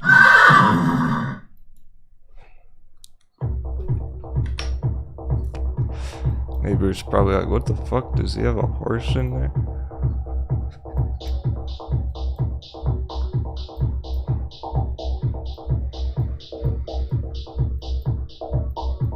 Just for good old time's sake, just for memories, the good memories, start bridge of power.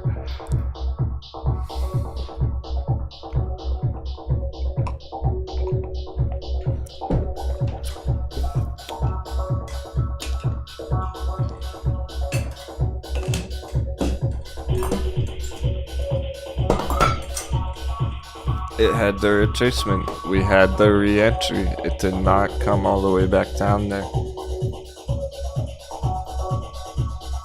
of the green bull box.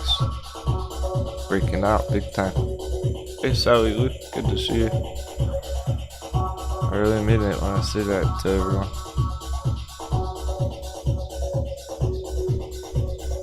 Because I know you're still around. Even if I don't see you for a week or a month.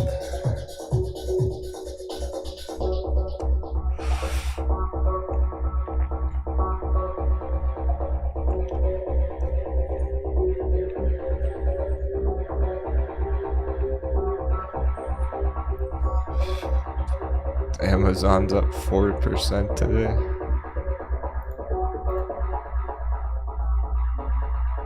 Those are the ones pretty much leading the way because they are the S&P. So the further up those go, the more green the S&P gets.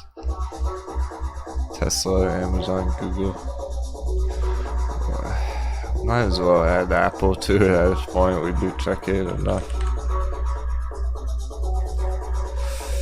Getting ready for those Apple puts.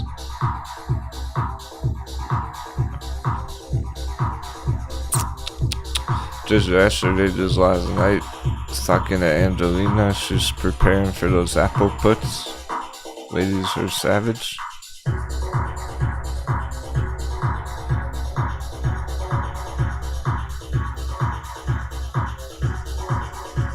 Power Bridge is so bullish. Last note on that. It's so bullish that it didn't dunk all the way back down.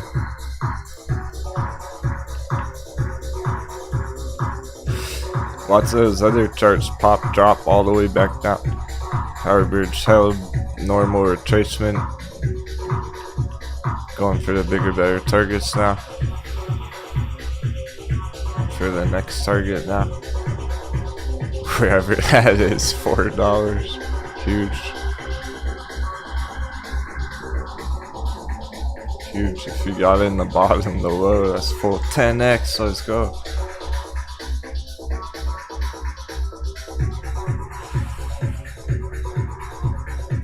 Just Revenant. Nerdy Dork is Nerdy Dork on Discord.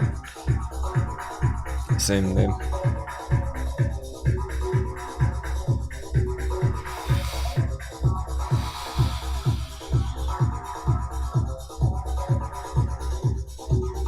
Yeah, Sally Lou's been here from the beginning. Just saying, like, in general. If any of you take a week off or a month off and I don't see you and you're here in the chat frequently, start to wonder. I haven't seen Pertman for a couple of days. I wonder how Pertman's doing. Hopefully he's not being a coconut. For example. So if he pops in later, it's like, okay, cool. I know he's singing in there.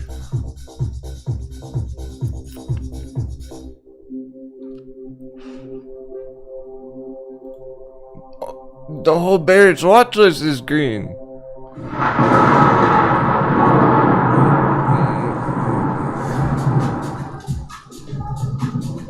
Then yeah, we can prepare for those puts. 2 of them are there. AutoZone is there, all-time high.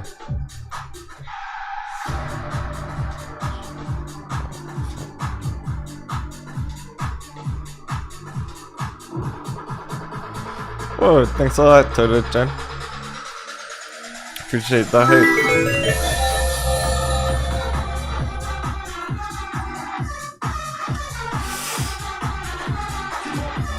It's Danton. That was the character, Danton.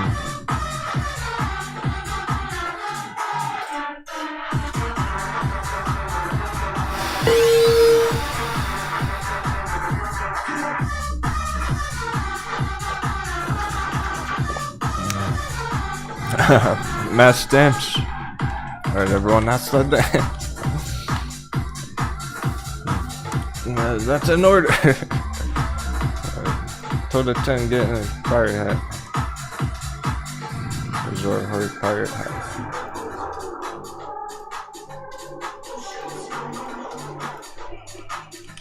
There's coconut protectors on. Who's that down there? They're getting the one too. Just because they're here.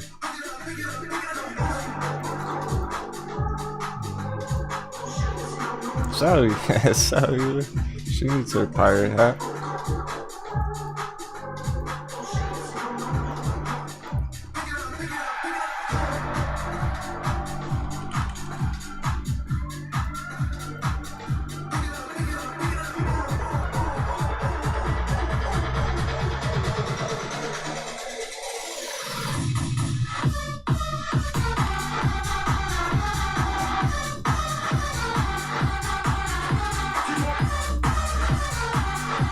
Now let me give it to Elliottician, so I'll try again later. Maybe I can give you a different character. I'll just give you... No? Not Zelda? Weird.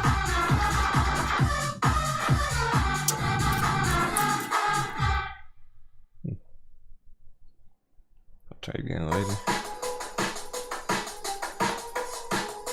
Maybe I'll just give you a bunch of bonus points so you can buy your own pirate hat.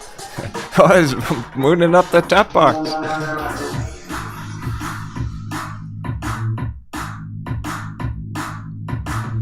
Oh, sure, yeah, the email. Email is easy to remember. Just denwotrading@gmail.com.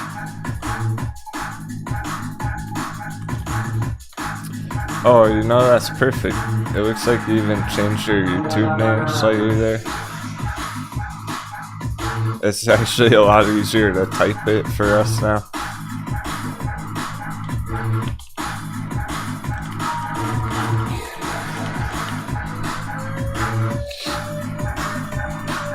Yeah, how in the world's AutoZone worth $2,200 per share? Do you know how many AMC shares that is?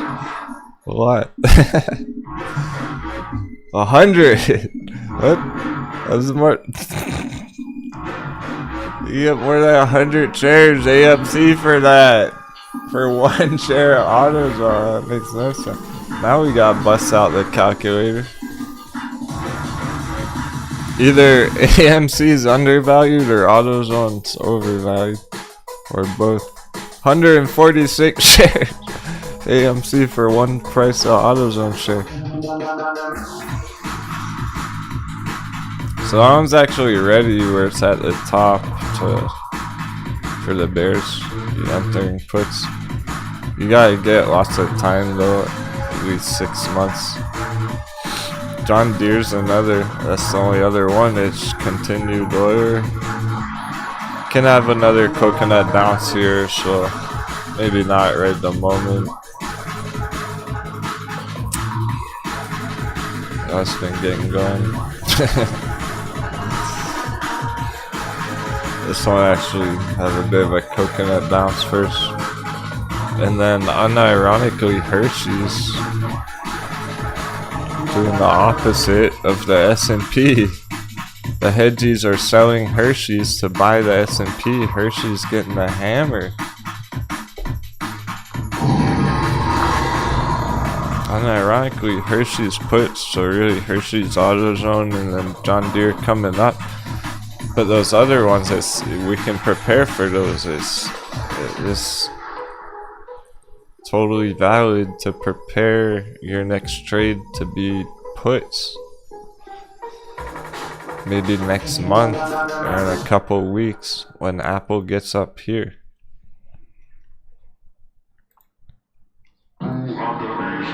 It's not hit the target yet. It's not ready yet. You don't get Apple puts there.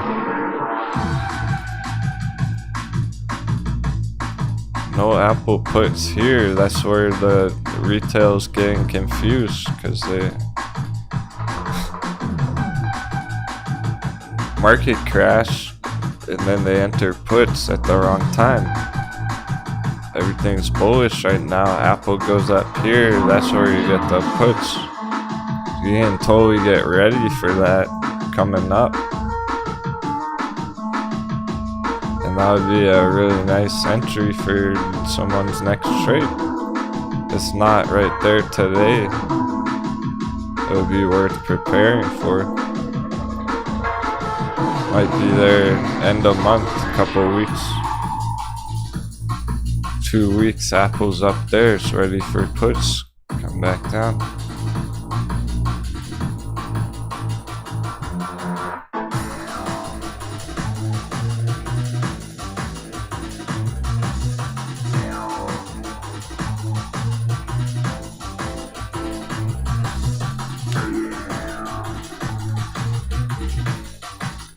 The sour green apples are the worst kind. The apple's green here is sour. It's not ripe. It's fucking juicy red apples, those sweet juicy red apples.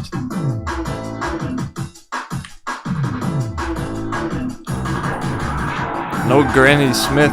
There's no fucking golden sensei apples.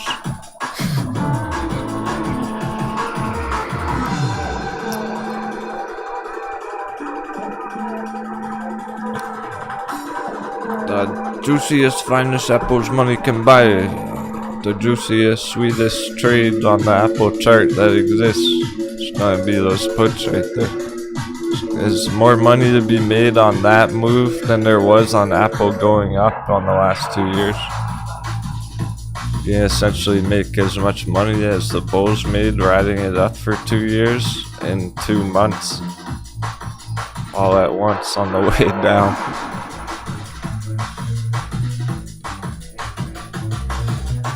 That's pretty savage. That's worth preparing for the drop opportunity. Oh.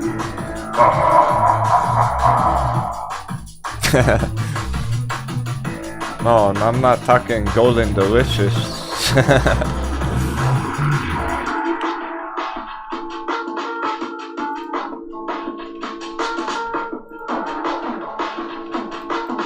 Not golden delicious, I'm talking golden apple. Those buffs. Building those blocks, Minecraft. Plus 999 max health. Plus 999 percentage boost to your portfolio.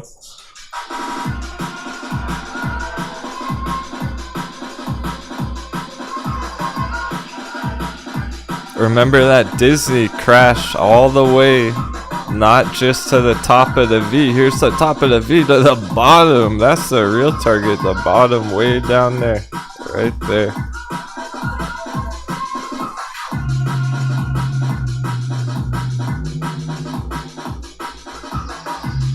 Not even here. It's worse than that. They're going down here. They've been going down there. That's the real target on it. $50 area.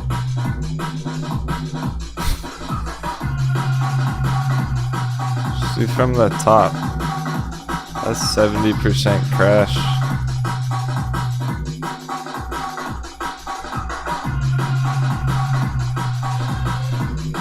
On Apple. Biggest company in the world.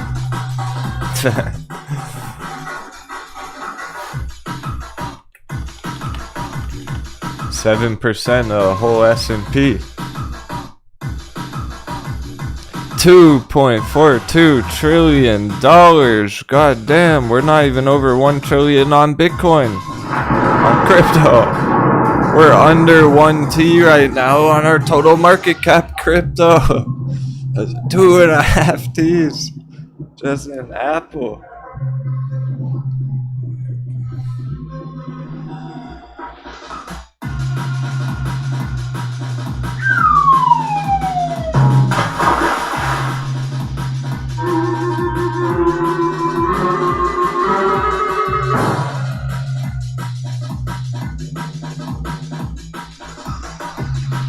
This is why the market's kind of crashed. So it's too much money in one company right there. That's all gonna go into Bitcoin. Say Apple drops 50%, $1 trillion. That's $1 trillion can enter crypto. That's twice the size of fucking crypto altogether.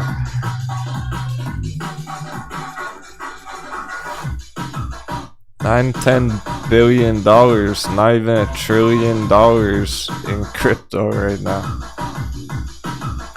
We're trying to break out of 1 trillion here. Bounce back from that level.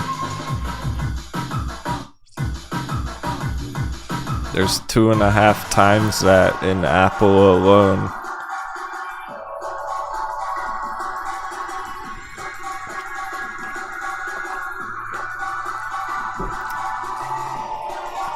Do you really think one company deserves to be bigger than all of crypto combined? I don't think so. I'm sure you don't either. I'm just overemphasizing. With the light bulb going off. Shattered the matrix. It's hard to argue when you put it that way, isn't it? Whether it's Apple or not, I don't care what company it is. Does any one company deserve to be bigger than all of crypto combined? No. Bigger than Bitcoin plus Ethereum plus Cardano plus the meme coins. Fuck that. Crypto's gonna grow way bigger than any one company. So not only is Apple overvalued at 2.5 trillion dollars, crypto market cap gonna get up to $2.5 trillion easy. It was already up there 6 months ago. Just fucking go. It was actually 2 T's 6 months ago.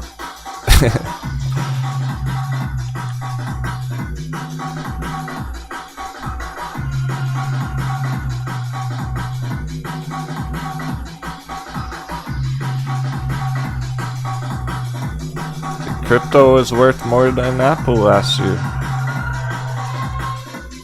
Alright now. It's undervalued. Time's ticking, 2 hours. Going right in the power hour. There's still the bullish scenario. S&P is not sold off at all throughout bearish lunch. Now we're going very end of day. So this is what it would be doing to play out, go even further up. Power hour. That's power hour rally.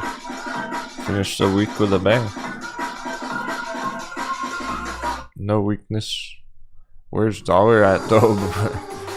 Meanwhile, okay, it's still flat, but we are under the blue line, which is everything we want right now. Could finish the day right there, just on the blue line, it's still all good.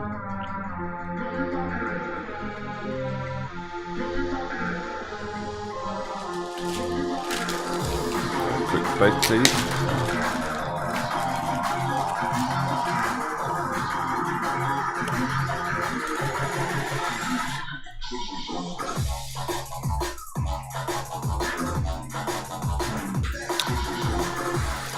At this rate, we'll have more double digits end of day, more 10% closes. AMC's set up for that too. Could get that 10% close.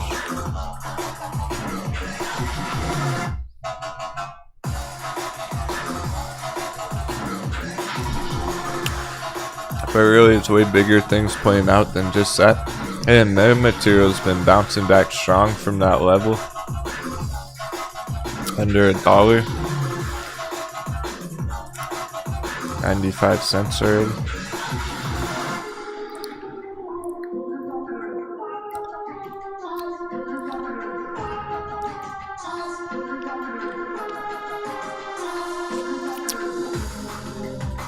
This is today.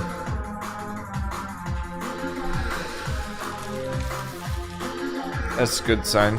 Because it was getting down to the stupid value levels where it's like, really, it's that low. It's either gonna bounce right here or it's gonna go all the way down.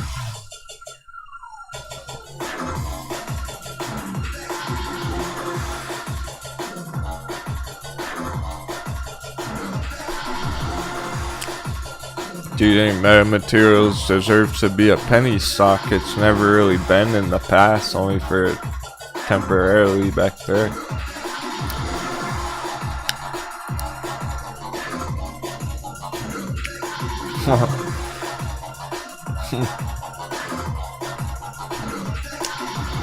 The pirates are lucky today. Robert won some gifts.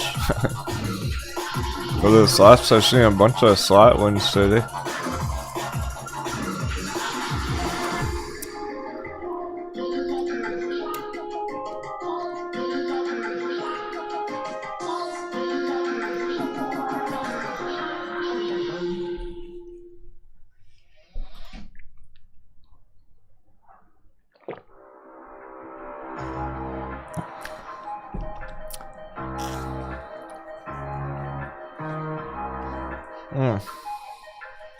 Yeah, okay, I guess we did pretty much finish with Kusama. Wrapped up Kusama being, yes, 10x. 10x on the recovery there. Which is good if you like that one.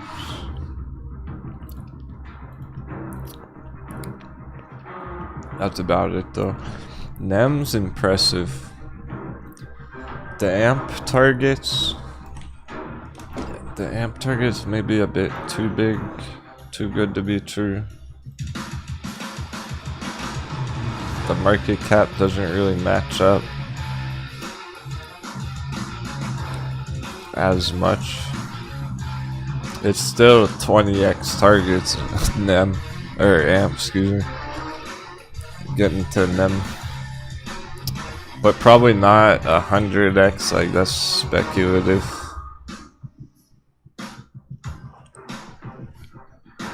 NEM, this matches up perfect with the market cap actually.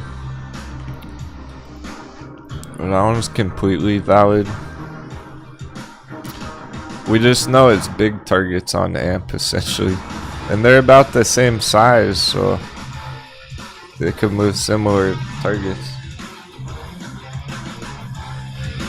I'll turn up the song.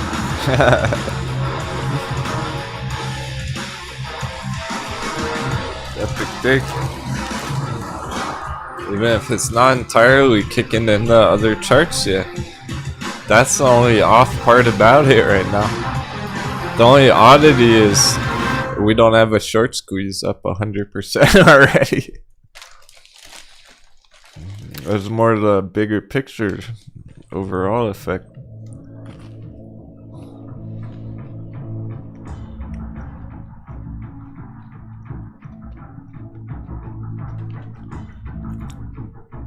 And setting them all up for next week and end of month hitting targets. All on track. Pretty much only good things can happen now at this point today.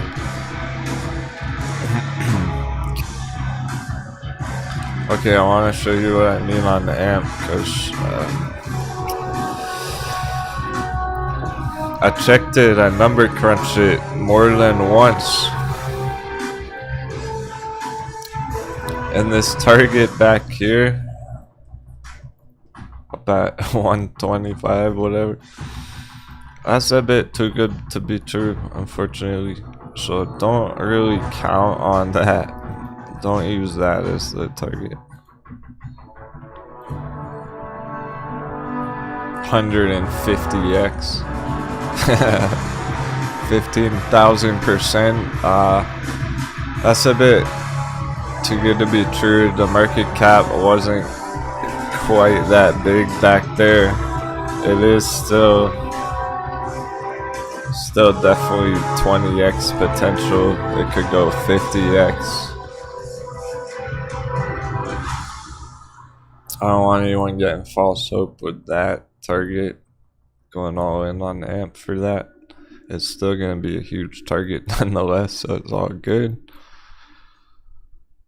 We're not really going to shoot for that though. It's not accurate on the chart really. On NEM it is. And it's not 100x either. but it's a valid like 50x. Just to get it all the way. That's valid target on them. We can shoot for 20x on the amp right now. NEM 50x. It's a bigger target on them on the chart right there.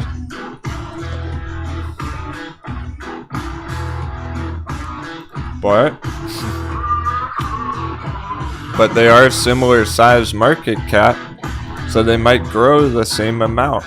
AMP might go 50x alongside NEM. It's all good.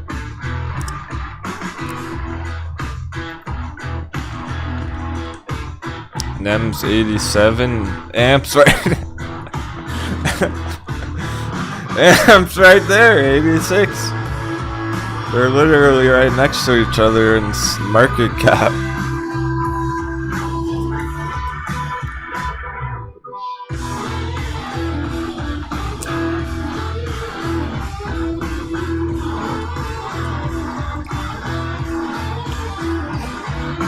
So it's really not anything bad for AMP, it's more good for NEM. The bad part, you know why the target is so big? Is because it's not on the major US exchanges. It's hard to access it. AMP's on some more of those US exchanges.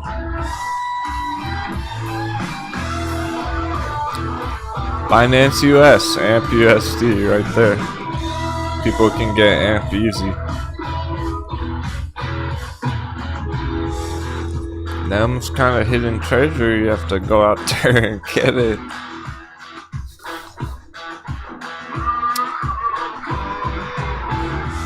I'm not seeing many US exchanges on NEM. That's why the targets are bigger.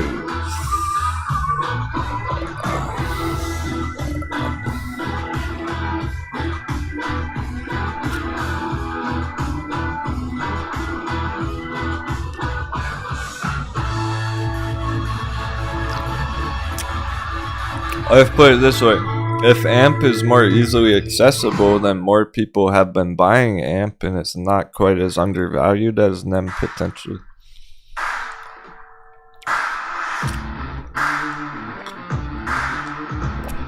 Not that we would ever compare the two.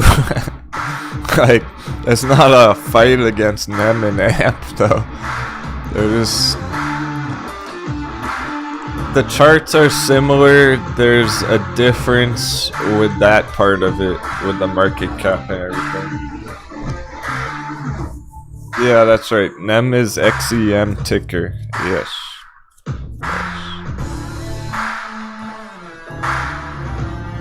I believe that's how it's pronounced. That's what it is listed as right there.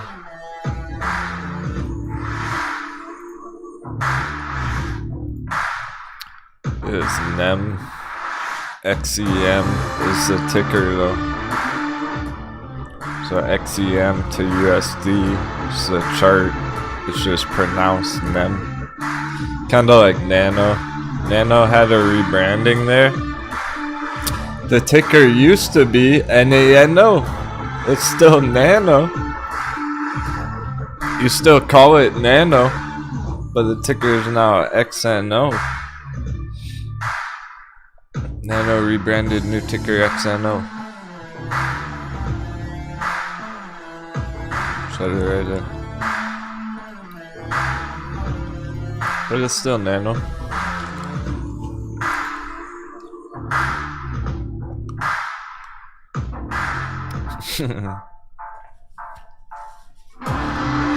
Yeah, Yoga Mac, you holding there? I know a bunch of you are.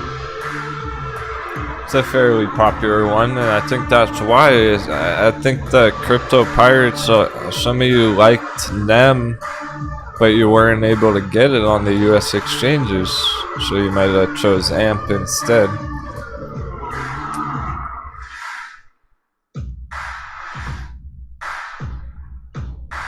It's looking like it really won't even matter. It's like both of them will go beyond 10 times. Both of them go 20 times profits right there, and you're already smashing huge targets, locking in profits.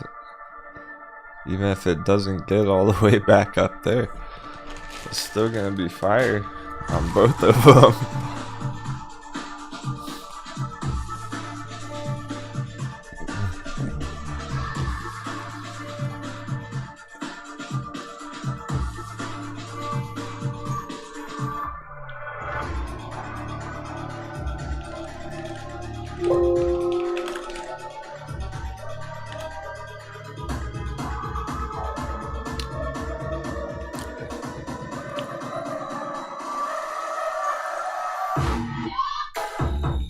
I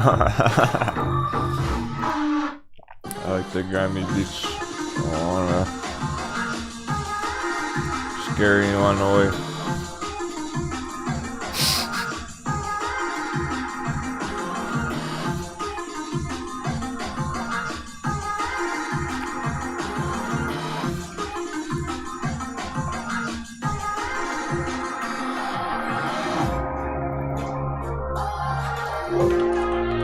That's me typing stuff with that sound.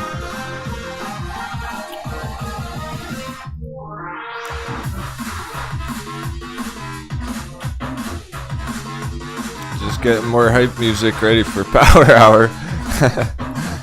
Looking good. Oh, S&P right now. Green alert.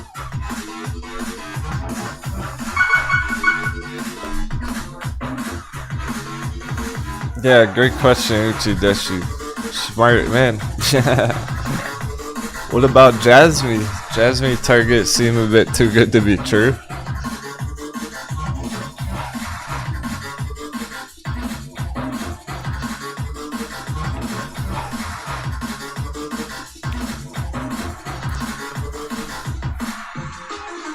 Okay, I'll legit proof check it. Let's verify it.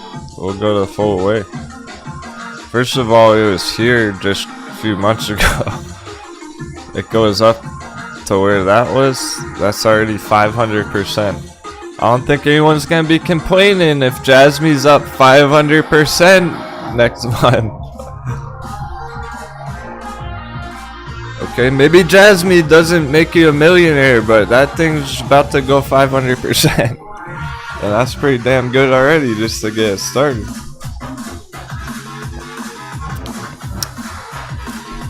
Just get back where it was a few months ago, piece of cake. Here's where it was 6 months ago, end of year last year. That's where Bitcoin's trying to get back, the altcoins trying to go back where they were end of year last year. That's 3,500% on the chart right there. Here's how we're gonna verify it.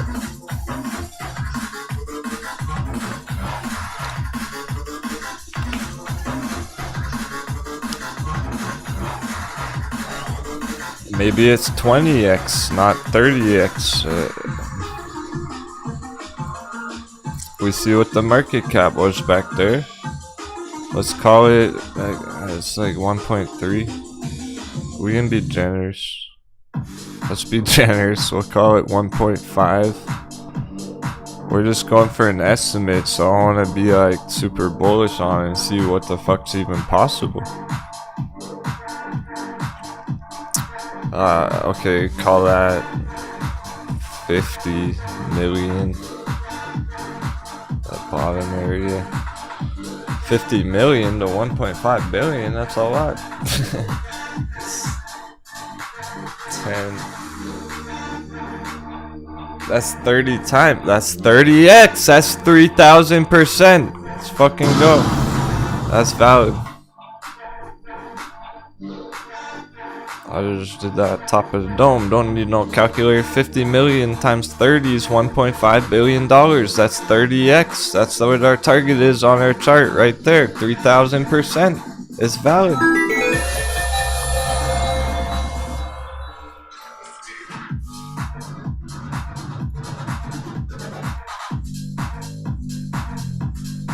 $50 million times 30.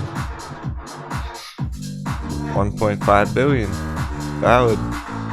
Jasmine's been that size before. It was that market cap when the price was right there 6 months ago. It's recovered back to that size. It goes up to that target. It goes up 30 times bigger than where it is right now. That's how undervalued it is. It's legit, Jasmine. It might not go up there. I don't think it's gonna matter. Who cares? Do you really care if it goes up there or not? If you're cashing out 30x on it?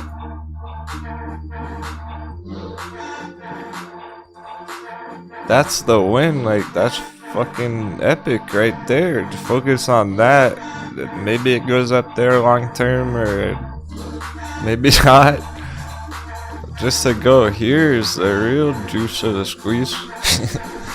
The point is, you take profits there. You could hold some leftover forever after that. You don't care. You already made your money.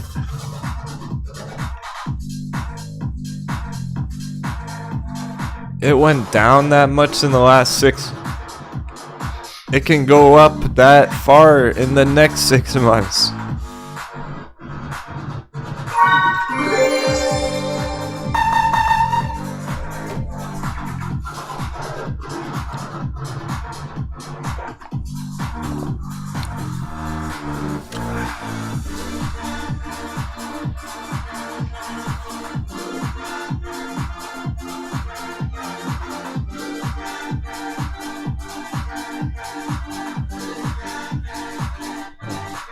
Okay, I'm gonna put another alert 21 because I want to know when that hits.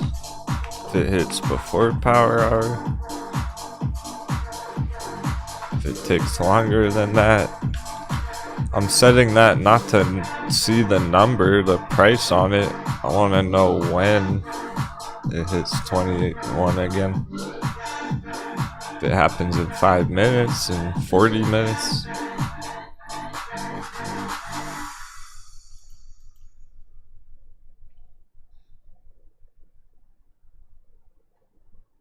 Vroom's getting up to 10%. That was expected. That looked clean this morning.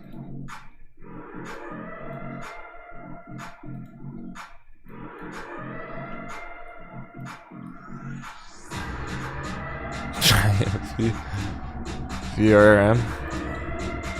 Of course, it starts with the letter V too.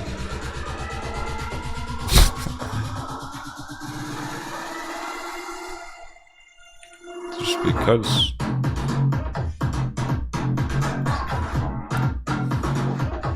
I gotta be honest.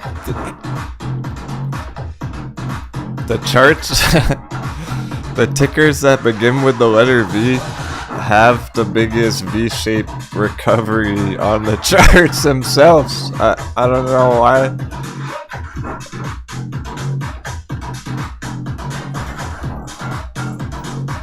It's a weird coincidence. I've just observed it over months now. I've never mentioned it till right now, really. Once in a while I'll comment like, oh, it starts with the letter V and it's a giant fucking V on the chart. No, those ones with the letter V really do have that. In their own way.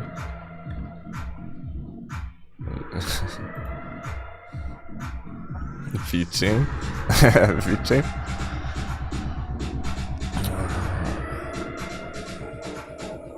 I got myself curious. Where was that?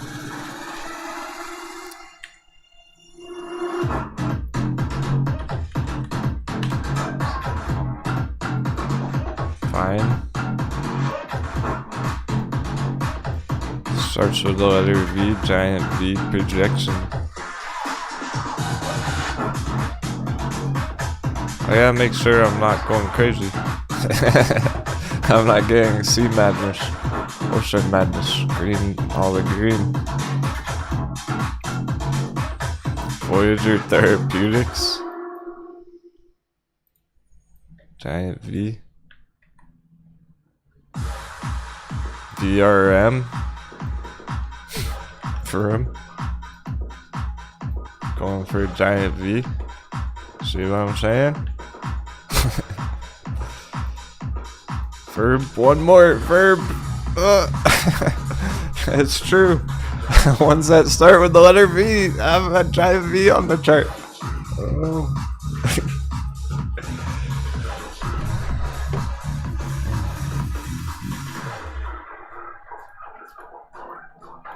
Of course, a lot of them do. It's something weird that I've observed. They're the nicest looking of them all. Like, coincidence? It's not like AMC has a giant V on the chart, guys. GameStop does not have a giant V on the chart.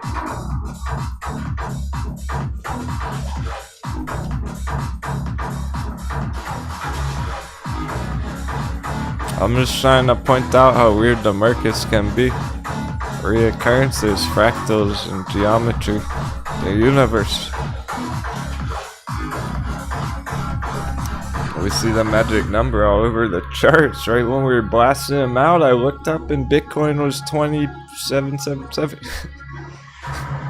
Just by coincidence? Reoccurrence? What is it? Geometry? I don't know. Stuff just happens in cycles. I guess it's just life. I guess I'm just trying to describe life. You know the deal. I don't need to tell you. Bitcoin news cycle. Anatomy of a bubble. Crash. Despair. Recovery. Media attention. Greed. Delusion. People buying Bitcoin. Hundreds at 200K. Uh-oh. Let's not buy any Bitcoin at $200,000 when it goes up there.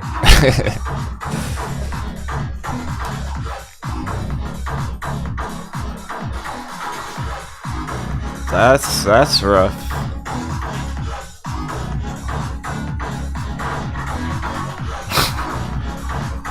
Thing about Bitcoin, goes on a bull run, hitting big targets end of year. Next year is going up over 100K, hitting 200, 300,000. Somebody's buying it up there. Whoa, yikes. Oof. New traders getting into the crypto markets because they hear how much profits it's had, and they're buying Bitcoin for hundreds of thousands of dollars. Let's not do that. That's when we get out.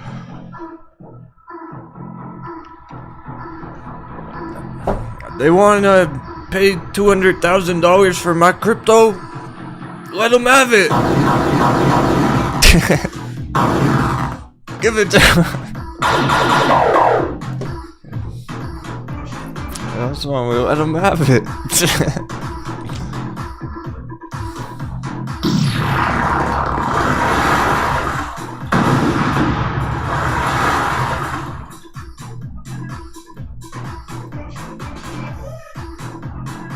And then they go through that 75% all year long crash.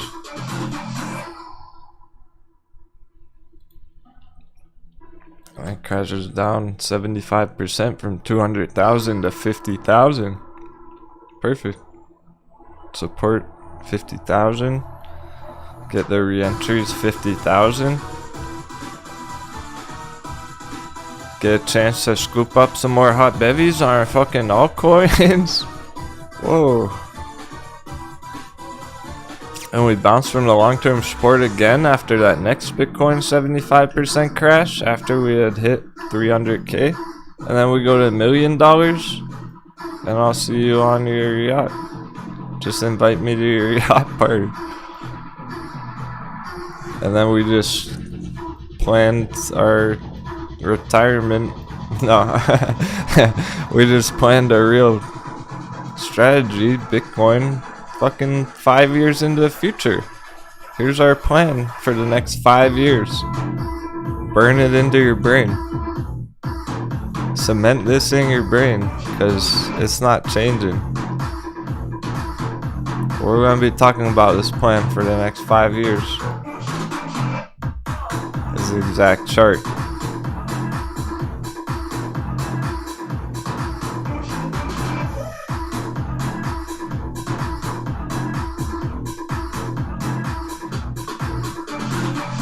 the cool part is it's set up to make some damn good profits right here, right now. We're not gonna have to wait 5 years to hit good targets. It's more like Bitcoin 1 mil 5 years.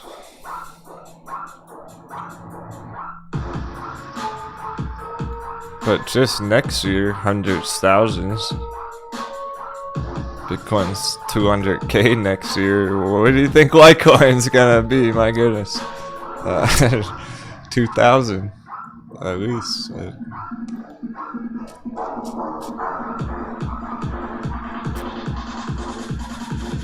2,000 per Litecoin.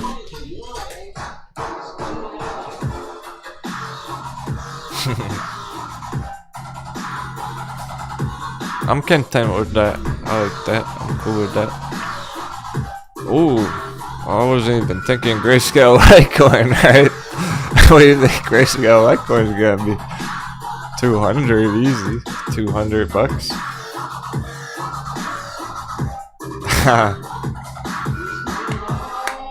Can it have a split Grayscale Litecoin? Yeah, it can. It can. But you know what?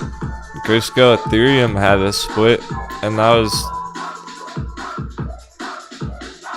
part of on the way up.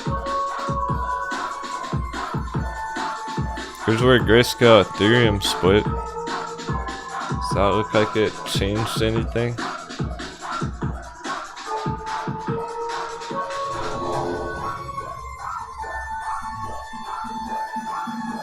It actually mooned after the split.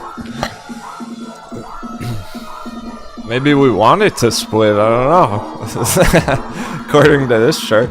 Hey, even Grayscale Ethereum's bullish, bouncing now.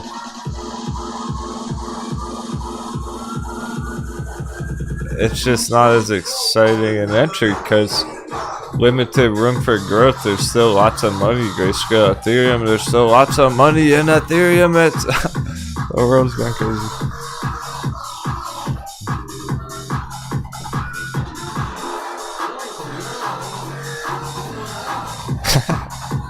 This song.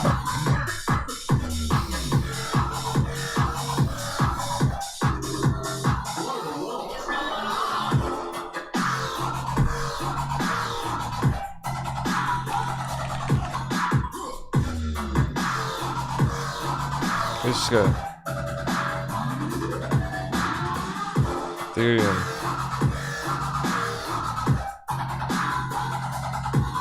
$3.7 billion. Yeah, it's a great entry for what that chart is if you were only trading that one chart for some reason. Yeah. It's kind of like, why that over Grayscale Litecoin? Smaller, where there's more room for growth. Because if you're getting that, then you're going long on Ethereum. You're just buying Ethereum directly, and you know Ethereum's not the hottest entry. So even if there's a good entry on this chart for what it is, you're still buying Ethereum at the end of the day. Grayscale Ethereum.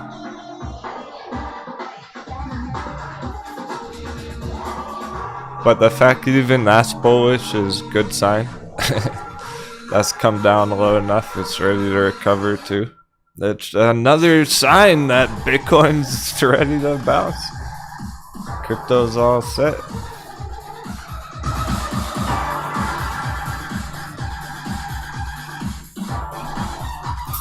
Wow, pressure building power hour. S&P with the bullish consolidation. Hasn't made it any further in 4 hours. And Bitcoin's still flashing red green on the weekly candle there.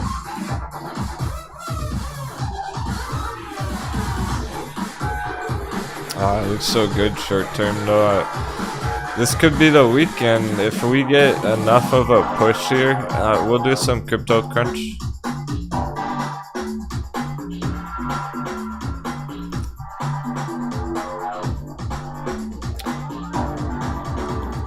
We set sail like 30 minutes after usual this morning, so we'll make up for it. Crypto crunch. Go through the bell. If we can make it far enough even after the bell, just whenever. I want to see it hit a higher high here.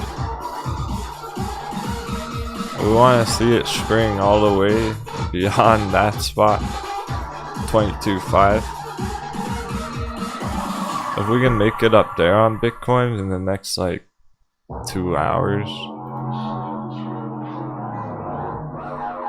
10% double digit Bitcoin day. Oh, go to 30K over the weekend. We'll make it that far. We'll see. It's got lots of potential right now. It really is looking good short term.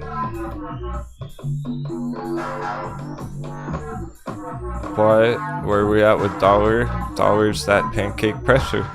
We'll see power hour. I'm gonna put an alert on dollar itself now. We're right around magic numbers, so looks like that's where it'll be going. Trust the magic numbers, show us the way.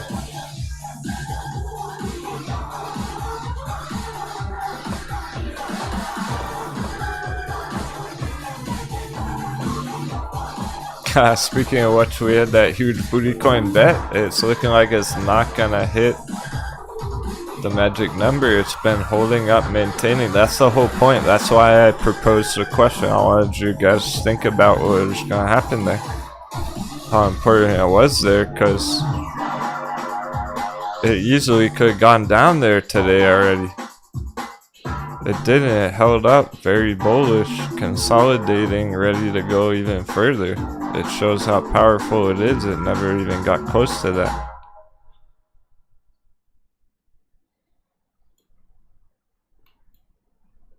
Really putting the nail in the coffin for those bears.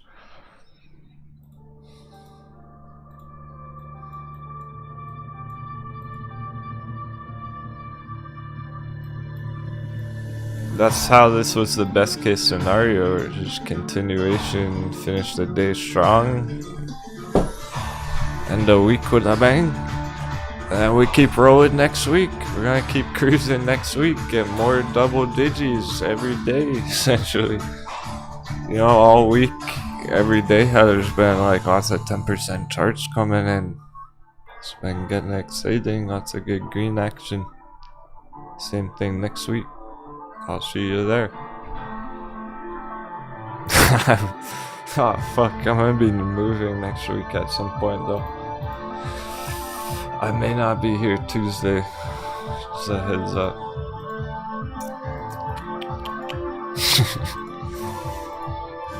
Just kinda surprised. I got a lot going on right now. Everyone does. It's a miracle I can even stream all day every day while I'm doing everything else.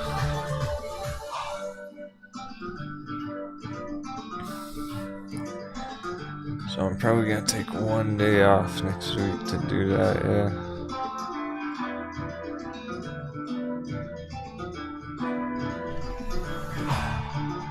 Move the computer over and stuff.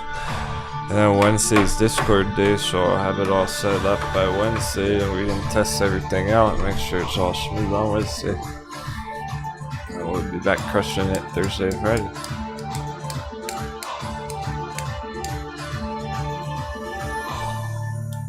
Yeah, exact. SKL. I know there are others trading that one. Let's double check that. It's good in the short term right now. Is it deep fucking value though? Yeah. Yeah, it is. Look at that. Good to go. Yeah, if you like SKL. 20x.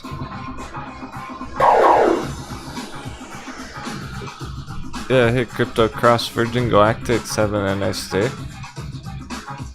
We're shooting for a magic number on that. It's all over the charts today, and it's like it's a bit much. Harambe really wants to show us the way, guys.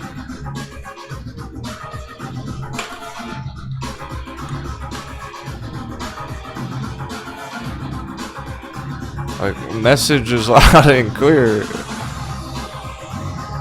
All the charts are right around those weird points, so that's our target on it, end of day. Right now.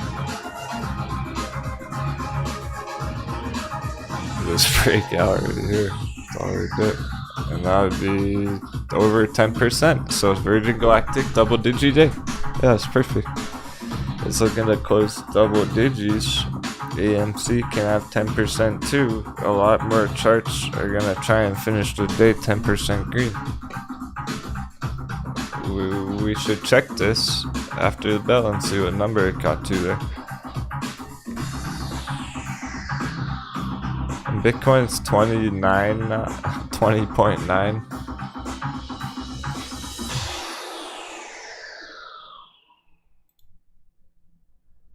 That's getting right up to 21K for power hour. 20 minutes on that. And yeah, with the Virgin Galactic, that's just today where it's having a nice day like that. Predictable 10% on it. That's getting it started, clearing the downtrend. It really looks ready. $20 short term. So if your cost average is down there under 10, pull a quick 100% out of it. Throughout this next rally, this next green wave that we're surfing, hit those targets. That's what the initial targets are about right now. That's why it's hype right now.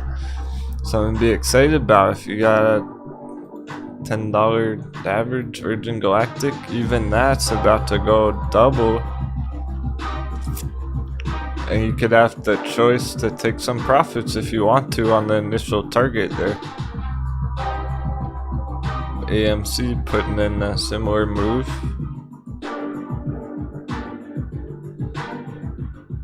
Ride's likely gonna do it too. I suspect Ride to do it. Alright, we're $2 Ride. Woo! One more rocket ship. We need them. Today's the $2 Ride. That's hype. 777. Ride holders. That's dang it, 199 right there. That didn't hit 2 there. We've been waiting for 2. Finish the week over 2, significant, alright. Because remember what dollar's doing. Dollar dip. Ooh, power hour dollar dip. Just not about dollars. Ride's ready. Let's ride. I go 100% right here. Just like Virgin Galactic, just like AMC.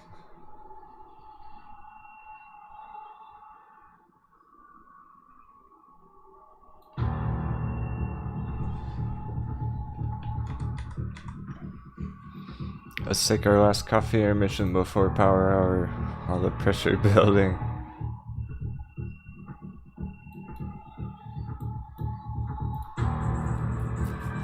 Anticipation, those epic numbers, we're getting them. That's a new signal coming through on Ride with that $2 spot.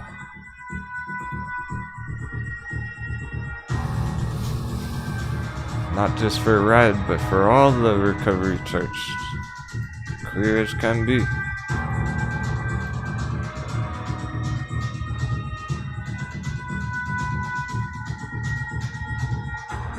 That's the stuff that's making today epic. It's not even about anything going up 100% right now.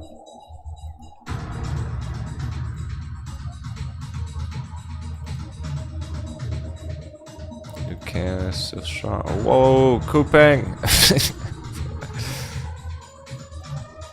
Kupang has been one of the strongest recoveries from down under $10 like a month ago. 16, smashing it.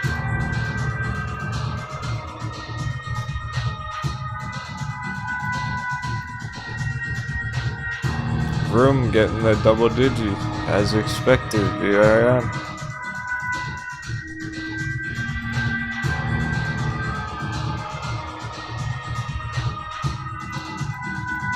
AMC GameStop could pop just a bit more end of day. Yeah, that looks ready. It does too. It's right about to crush that line.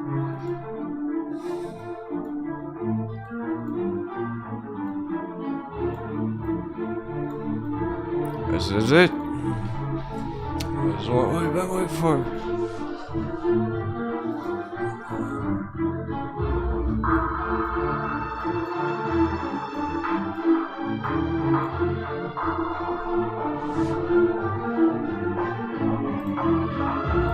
I was going to confirm that we're hitting those targets.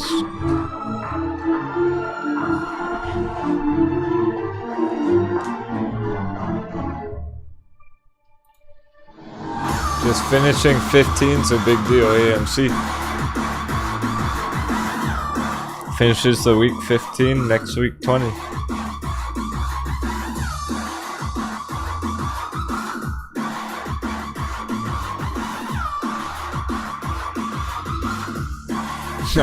You better be feeling the hype, because I can't even hide it. The charts are so epic, I can't even keep it cool. Forget my own adrenaline going.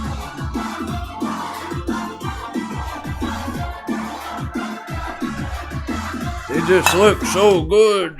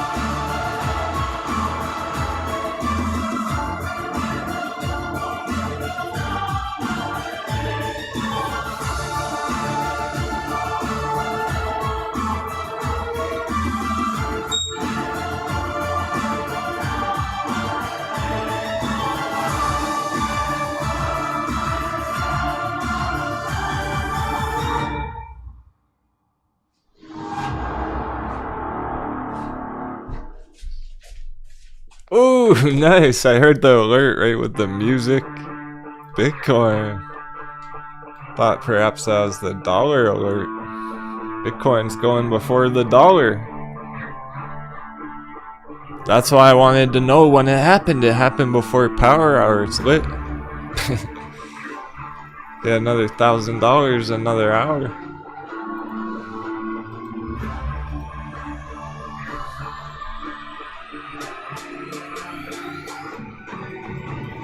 That's not waiting for nothing.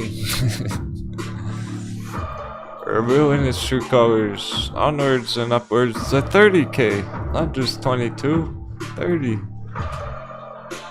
It's on that price.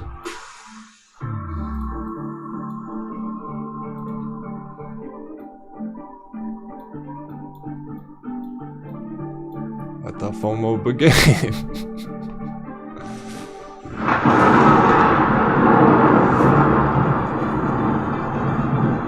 The altcoins are gonna like this. Not enough time for crypto stocks. That would be next week.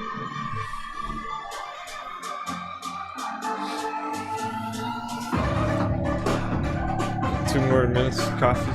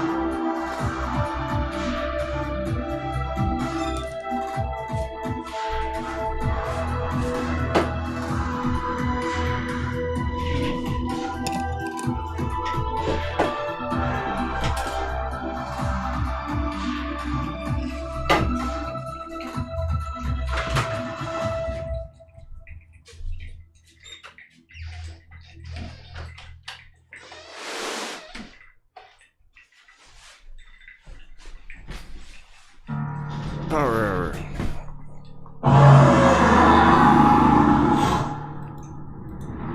Target floor stage. Welcome back, trainers. Is it? Is it? Oh, nothing. Make or break it. Alright. Not really.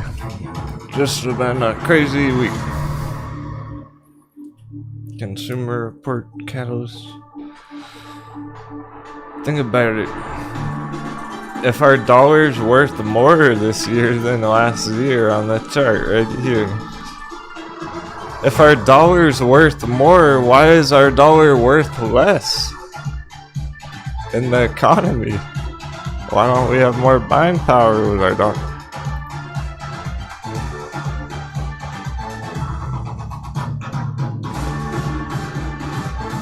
If our dollar's worth more, why is our dollar worth less? Worthless. Oh. I see. That's why. Because the dollar's always worth less.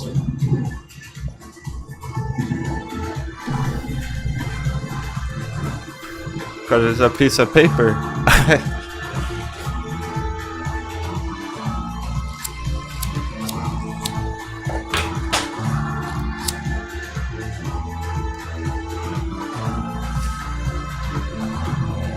It burns right up. Piece of paper, burn right up. Worthless piece of papers aren't worth very much.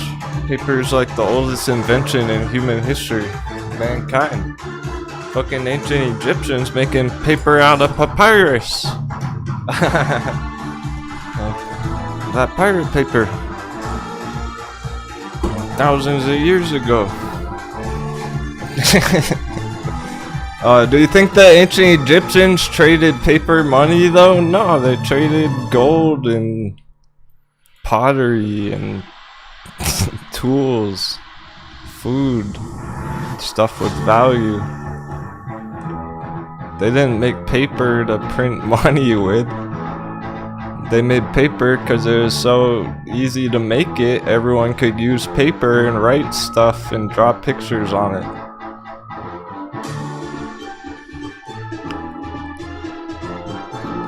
Paper is the most abundant thing in the world. They're always cutting down forests to make more paper. Chopping that wood. And that's just like symbolic, you know, they're really just pressing numbers on a computer with the deck clock. It's all locked in already.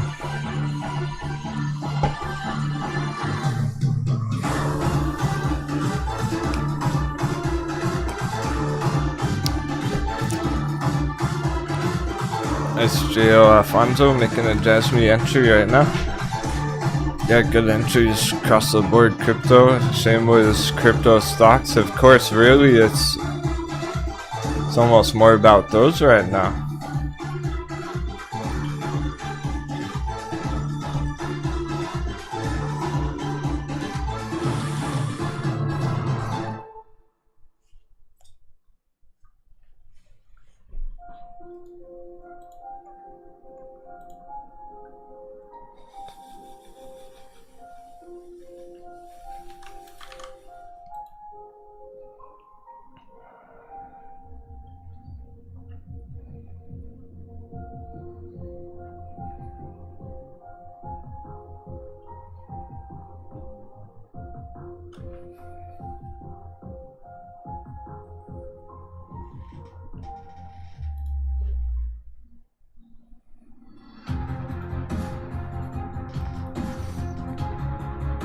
Cool. We're good. Just checking stuff over here. How about some bonus starts? Give out some bonus points.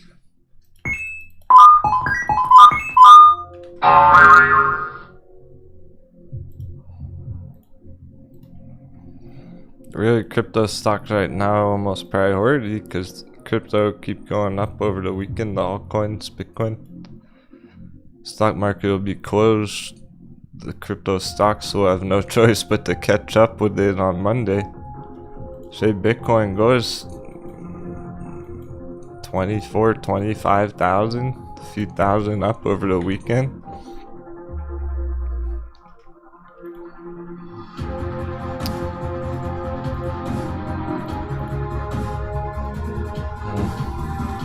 So our long-term chart's appropriate for that. Now we got the strong green weekly candle. 2 more days on the week. Goes till Sunday. And finish the week Sunday 25,000. Back up the top of that red candle. Over the weekend. And then we're opening next week 25,000 area Bitcoin. Those crypto stocks will have no choice but to catch up. Be booming in next week. So right now it's kind of early entries on the crypto stocks before they were to rally first thing Monday morning.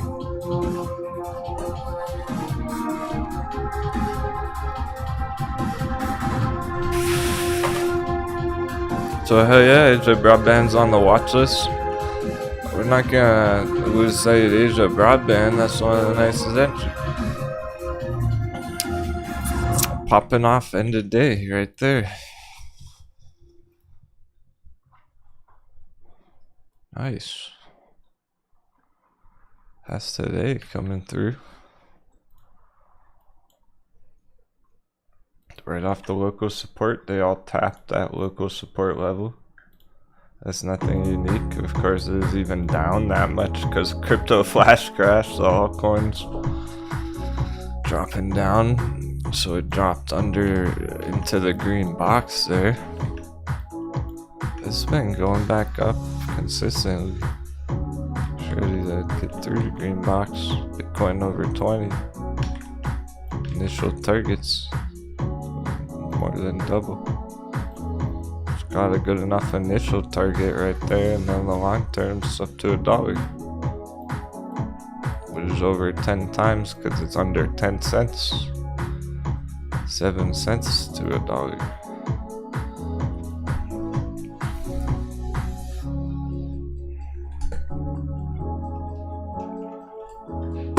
And it's starting to turn up right now, so you already know that if Bitcoin continues up a few thousand more dollars green over the weekend, first thing in the morning next week, this is gonna be straight up green before you can even press the button. Like you might not even be able to fill your order on it on Monday.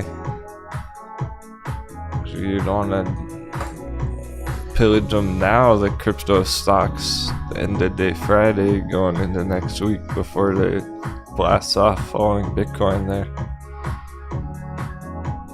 Because you can't really scoop it up over the weekend. And everyone, it could be a buying frenzy on the crypto stocks next week. People see how green the altcoins go over the weekend like that, right? We get nice 10% for the next couple days on the altcoins. It'll be a buying frenzy to get into stuff like Asia Broadband, Sphere 3D next week. You might not be able to get your order filled for a good price. It's already up 50% first thing in the morning. Sphere 3D. It was already primed and ready yesterday. This thing was already ready yesterday. Now it's just too easy. All in Sphere 3D. Be right back.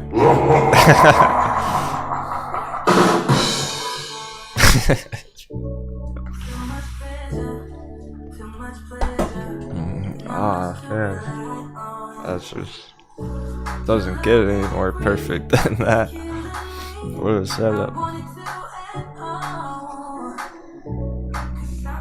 It's absolutely been following Bitcoin. Bitcoin green over the weekend. This will be booming Monday.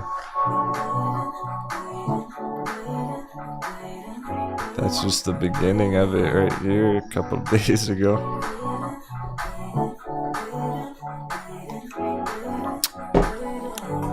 Even Macy's is green. Nickel is green. I hate to say it, but Robinhood's bullish from down there. That's how much things have changed. I remember we were bearish Robinhood, $70.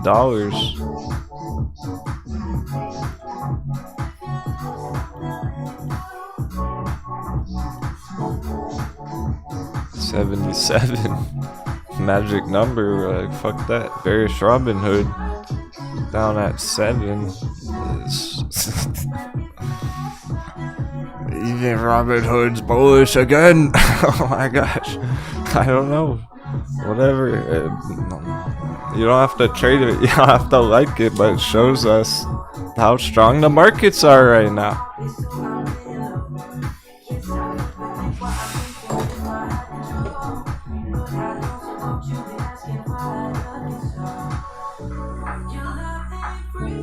That looks like a bottom on it.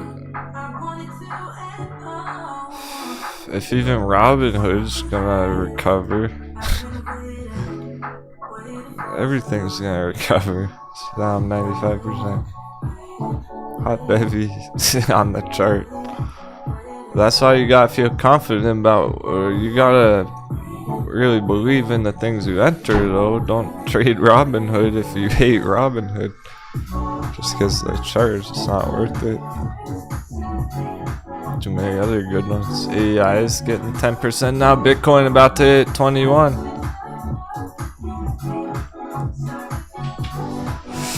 All city home AI has been ready. It's better than ever. Initial target 100%. It's always been on track. Should be of a double dunk. Carrie is coming up with rap lyrics for our I'm on a boat song. Anyone else got more bars? Carrie goes, I'm on a ship, I'm on a ship, I'm on the Denwo pirate ship, I'm scalping and trading all the bottom hot bevy hits. Nice try. That wasn't the best rhyme, but I applaud your effort. If anyone else takes a shot, I'll say it out.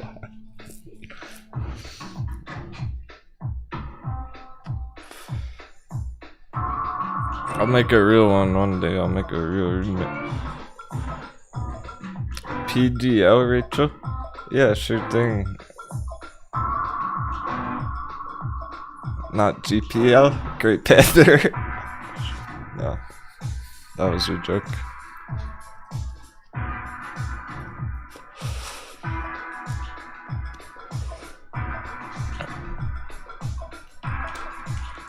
Oh yeah, PGL. You mean Great Panther? Oh, maybe she really does actually. That might have been a typo.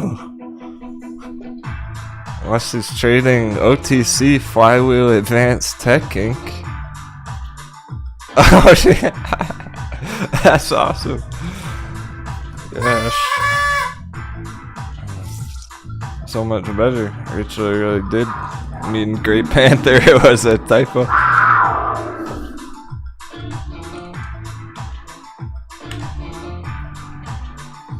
Yeah, so it's on the dunk right now. It's going through one of those situations where the hedgies are capitalizing on it. Get it shaken out retail with stock split news. The timing, there's no other explanation. The timing, they announced that right when gold itself broke the critical level on the price per ounce. Right here is where Great Panther Mining announced that. That was so intentional, calculated, manipulated, planned. Right when gold's breaking down, they announced split. They knew it was gonna drop the price. The hedgies are buying it. Gold's not bottomed out yet, so it might take some more time. It might take another few weeks for it to really bottom out there, but that means it's just accumulation here. The idea is not really entering all at once there, but just laddering in with a few entries over time, because we don't know the exact price it'll bounce from. It could be right here because it's at 9 cents. That's right under 10 cents. 10 cents might have been the limit, the psychological breaking point, where the whales are buying it up under 10 cents. All these buy orders down here. The retail's getting shaken out because they're seeing gold price crash.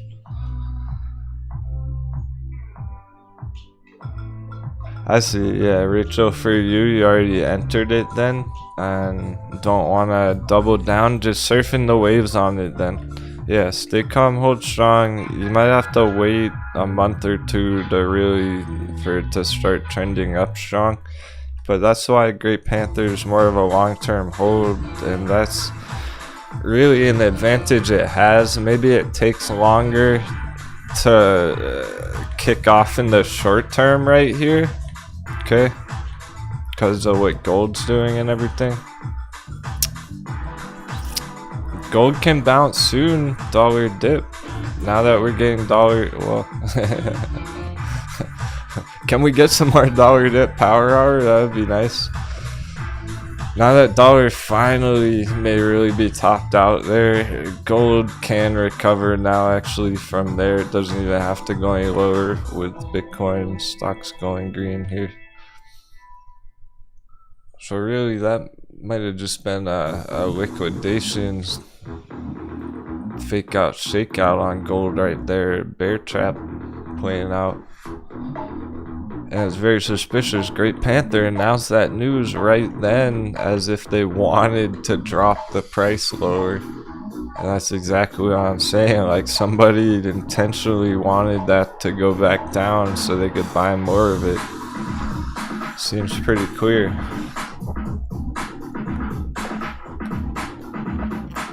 The timing's no coincidence on that news. That's what we've been seeing over and over again with ones that are at the all-time low. Sometimes they announce a stupid news event like a split all of a sudden as if they want it to drop down one more time. And then they bounce and recover. So it's in slam dunk. It's all-time low as fucking go. Like, there's no question about good entries. It's the best entry it's ever been on. But I would suggest buckling up for the ride. Buckle down for the ride, you know. It'll take some months for gold to get back up. All-time high on gold. Take some months for this to really start trending back up, hitting bigger prices there. So it might be a slower one to kick off down here in the short term, whereas some of those other ones are already bouncing up. But this could be an advantage in the long term. That's part of the advantage to it, is you have some time to just scoop it up down there while it's undervalued, and once it starts recovering there, you're not really gonna have to worry about it. Just kick back, relax, and it'll be nice and healthy and green for a while. It's not just gonna be like a one-day squeeze up and down and oh, I missed it, like what happened, it went too fast. So it'll be nice and steady going up with the value of gold.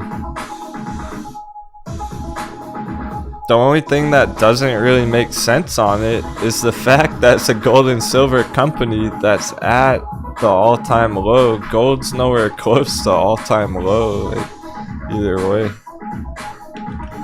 And right now, last thing, Great Panther, because ended on a positive note, and I look forward to.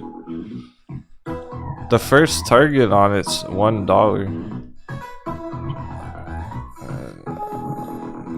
Essentially from 10 cents to $1. That's 10x right there. Just to get back to where it was last year. That's a juicy target for the first target. Like, it's long term where it could go bigger, better over a couple years. Maybe it hits this 10x at the end of this year, 6 months from now. It could be a advantage, Great Panther, that's more of a long term like that. And really, I thought Coupang was gonna be more long term. I really thought Coupang would be more long term. I thought Alibaba would be more long term.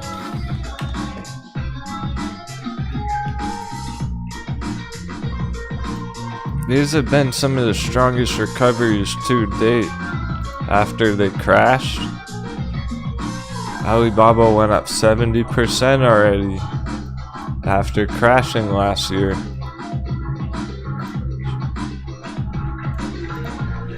Those large companies aren't gonna crash 95% like that. There's so much money in Alibaba. $269 billion. That's bigger than Ethereum.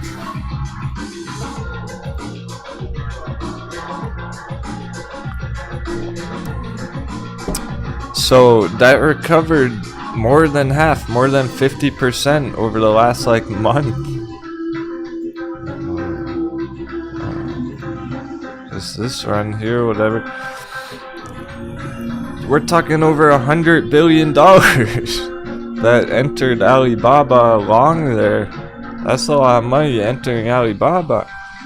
I thought it would take longer to play out than that. Coupang, $27 billion. That's like 5 times bigger than AMC. 4 or 5 times bigger than AMC.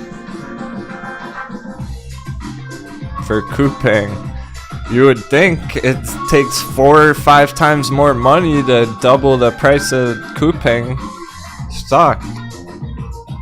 It should take 4 or 5 times longer for that money to enter to affect the price like that. It hasn't been taking long. What the fuck?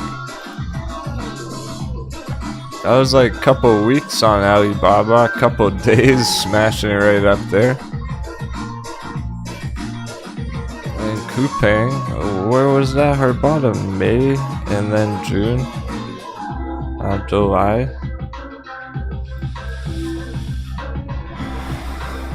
With another entry there, not that long for that much money. For tens and billions of dollars, Coupang, hundreds of billions of dollars, Alibaba going along, buying the dip. Mainstream plays. Retail buying the dip, like, it's recovering already. And it takes a lot of money to do that on those ones. So I thought fucking Coupang at $9 entry there 2-3 months ago was gonna be a long-term hold until it started really kicking off, but it's already ripping. It didn't take long at all.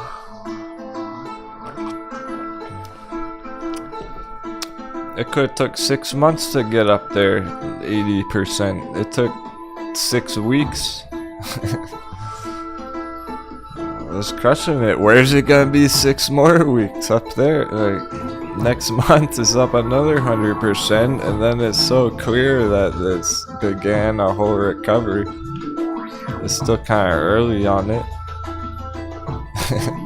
But it's pretty clear. It's getting more and more verified, more validation every day. The better it looks here every day, the more confirmed this all is. Okay, so if those retail mainstream plays take hundreds of billions of dollars, are recovering that nicely already, it's already began. Like, we're in the recovery, but we're still in the market crash too, you see?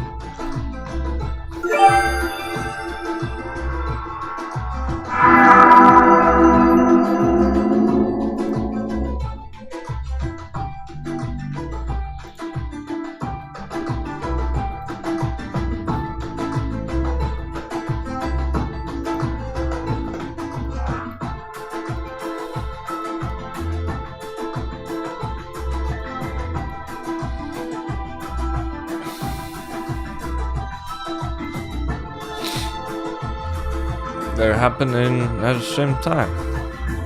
It's overvalued versus undervalued, sort of balance. Some of them already crashed and they are recovering. And they're going for the bull run. That's the thing, is as soon as they really started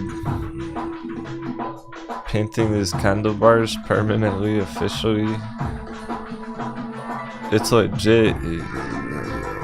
There's no faking that.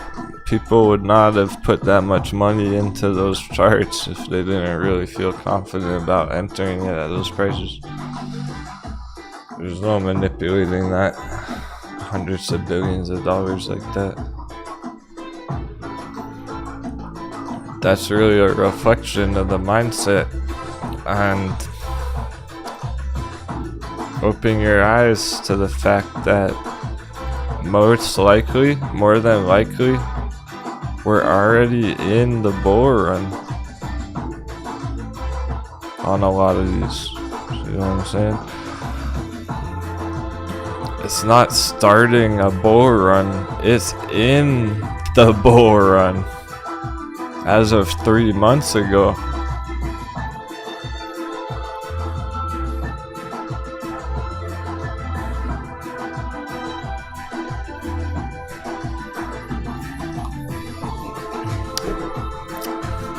Here are a couple more very nice examples of that. Voyager Therapeutics. It's in a bull run. It's been in one for 9 months, a year. This is one. Okay, when I asked that question earlier, I didn't pull up the chart. This is one of the few charts that has been in a bull run for the last 6 months. One of the only fucking charts in stocks or crypto. Voyager Therapeutics. Here's 2022. It's been crushing it for the last 6 months. And it still is. It's been in a bull run on the recovery. This is what the rest of the undervalued plays is going to be doing throughout the next 6 months. This one was just one of the first to initiate that.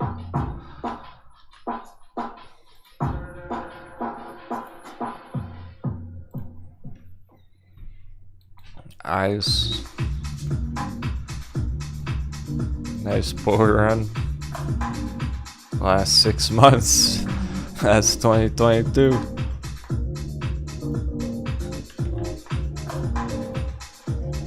It's in it. It's happening. It's not like, oh, just getting started to maybe has been doing it. It's not gonna stop anytime soon. TAL, JB. Yeah, good thinking. Yeah, yeah. It is like that. Okay.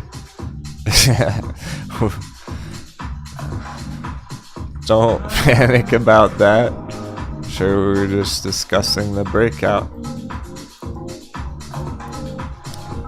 That's whatever, and that's why I had to think about it for a second though. Cause okay, is TAL and bull run when it hasn't broken out right there?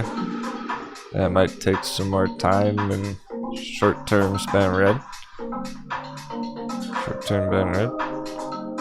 But yeah, it is that because it really seems that this was the bottom. Look how perfect that is. And even this candle bar, you know, it's even weirder. We're at 401. Psychological, confused yet or tripping out yet? Who spiked all our drinks this morning? Who spiked the coffee this morning? J-Big, what'd you put in the coffee? Not only is that geometrically perfect. Look at these little noogie candle bars. Okay, right here's kind of weird, but look, it's right here too. It's exactly. How is this so symmetric?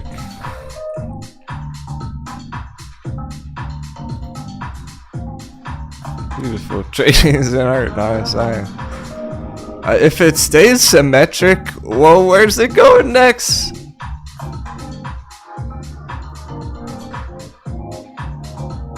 Here's the next part.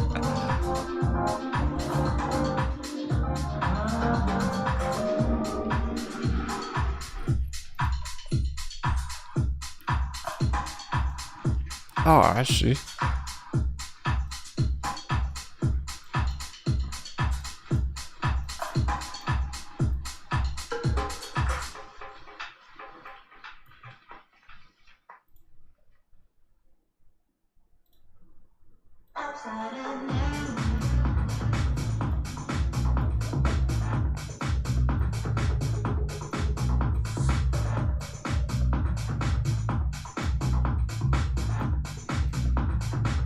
Did this song just say upside down? I think it did. What's with the lyrics today? Too perfect. I'm drawing an upside down picture. Let's see what's going on here.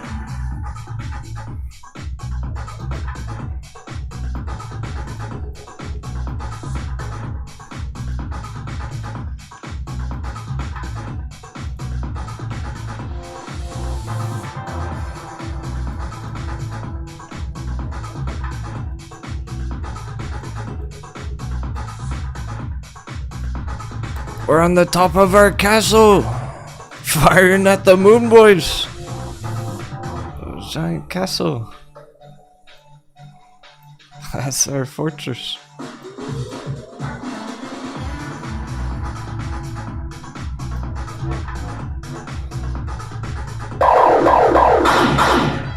We're on top of the wall. We're on top of the tower with our arrows. Bows and arrows. Just get them. This is a giant fucking castle. Actually, they're way down here. Now that we're right side up, they'd be way down here though. Pew! Pew pew! Shoot, way down at them on top of our castle. They can't even touch us. They're screwed. So hell yeah, TAL's a bull run. It's not about this little dip right there. It's about that really looks to be the bottom. It's already been recovering for 3 months. Dollar's topped out, it keeps going. Then yeah, it's in the bull run already. It's not starting one soon. It's already began 3 months ago, 6 months ago. on TAL. You just start thinking of it that way. We're not really waiting for $5 to start the run. It started 6 months ago. People were just holding it green, waiting to unload the cargo.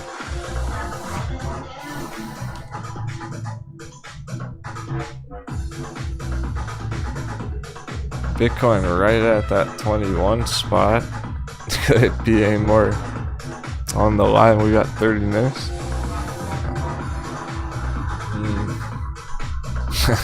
Just 30 minutes? Oh, S&P right on the line. Pancake. S&P's gone flaccid. Dollars pancake too.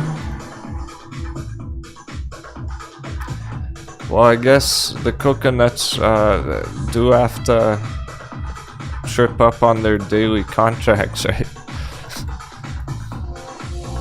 I guess all the coconuts who played end of week S&P do have to pay the price now. We're day trading S&P. Because it's not about the day-to-day move on that.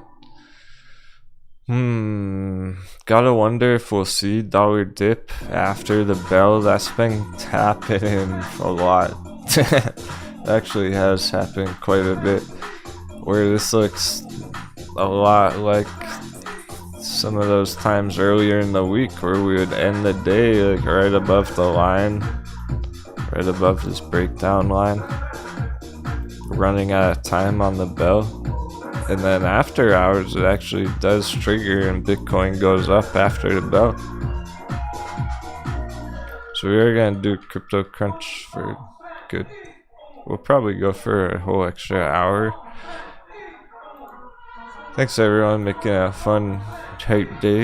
It was pretty epic. The developments, it's not epic because we hit targets or short squeezes or anything like that. Just what's all happening, bigger picture, Bitcoin, stuff like that. The dollar, the consumer report on Wednesday. Dollar really looked like blow off top yesterday, and it's actually helping us a lot today. So even if it doesn't go any lower today, it is heading down now. Next week we continue. That really could have been a turning point there this week. Epic developments, bigger picture. So really, since that's most important, check this out. Here's really what's most important then. The long-term dollar chart. Here's the daily candle. Very bearish daily candle right there. Huge red candle.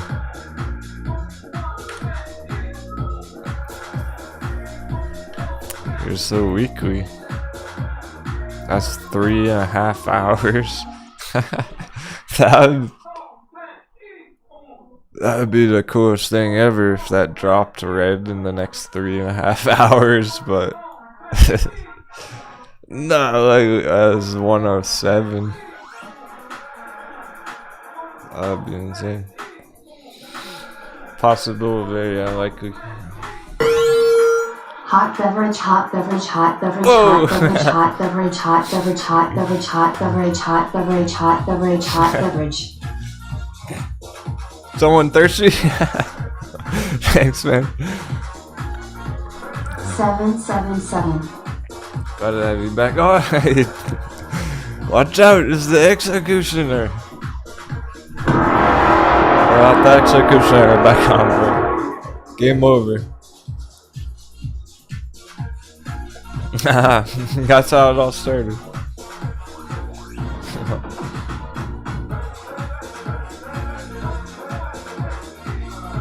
Full circle, full bubble cycle, full year later. Weird. It looks like it hasn't even really kicked into altcoins yet either. Huh. Even though total 2 is going up nicely. We'll have to dive into that more after the bell. We should be seeing more green on altcoins because altcoin market cap keeps going up and up and up.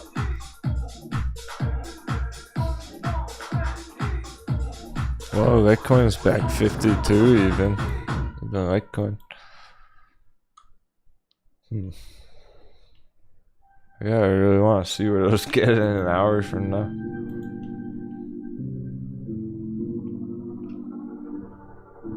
Yeah, it all started with the hot bevies. It's all concluding with the hot bevies.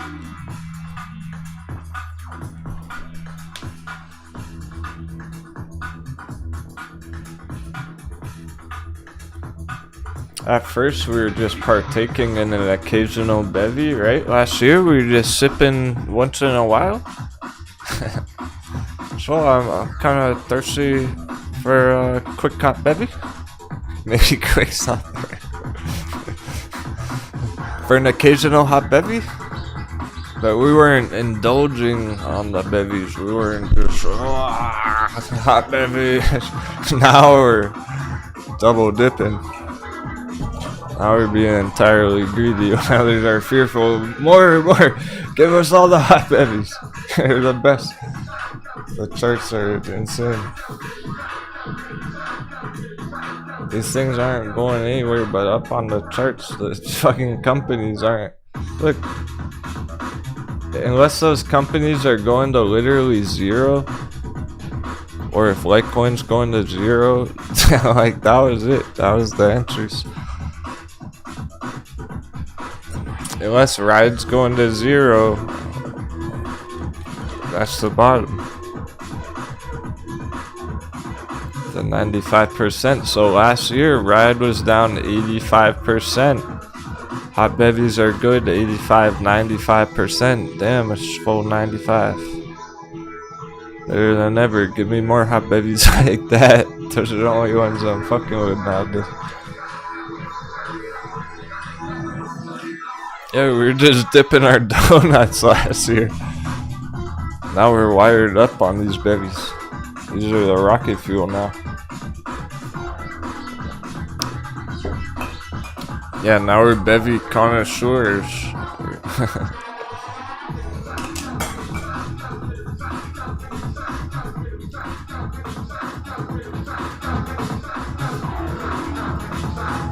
Everyone's gotten their acquired tastes.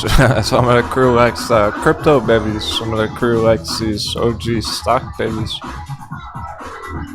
That's what makes the entirely obvious entry. It was already a good entry, all-time low, undervalued last year, 6 months ago. Down here, it's stupidly cheap. It's like a joke. I'm telling you, these EVs, generally speaking, on average, they go for $5 to $10 per share, not $2. Ride's a $10 stock, not $2 fucking dollars. Look where it held the line for years. That yellow line, $10. Ride's a $10 stock. Completely undervalued at $2. Mullen, same thing. Here's $10 Mullen. It's always been around $10 in that gold box for years. $1 is Mullen a penny stock? It shouldn't be, because EVs, generally speaking, typically they're $5 to $10 per share stocks. They just are. For some reason, people have that like psychology in them where they go, oh, I like EVs, I want to invest in EV companies.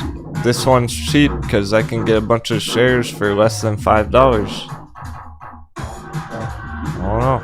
They're like, oh, I can get 5 shares for $5. Fuck yeah, and they buy more. Fair value. Just psychologically, people value EV plays at like $5 to $10 per share. It almost doesn't even matter the market cap. It just is. Think about Lucid. Where's the bottom on Lucid?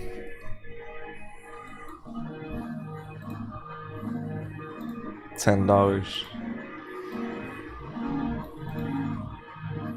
Lucid's growing. Lucid's doing well.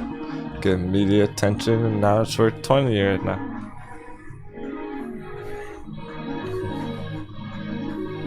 If Lucid was down at $2, I'd be saying the same thing. I'd be going, damn, that's so undervalued. Like $2 EV share. $2 Tesla share. $2 Neo. If Neo was $2, like. These EV plays are commonly worth at least $5–10, not fucking $1, not 50 cents, not $2. Here's where Neo was under $5.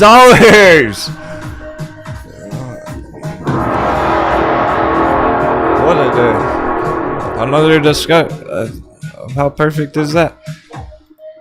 Here's Neo under $5, undervalued, exactly what I'm talking about. That's the entry on it. EVs are undervalued, under $5 per share. I don't know why, it just is. Psychology. Look what it did, over 5 breakout right there. Boom. Went up to 50, 60. If Neo was down at $2, it'd be a fucking good entry. It might come down there, and then we can get Neo. Ride's down there though, right now. It's similar, it's just Ride's already down there, ready to go up. Neo's still on the way down. To get that 95% hot bevy. It starts with the bevy, it ends with the bevy. You see? It all makes perfect sense. Starts with the bevy and it ends with the bevy. It all goes back to the bevy.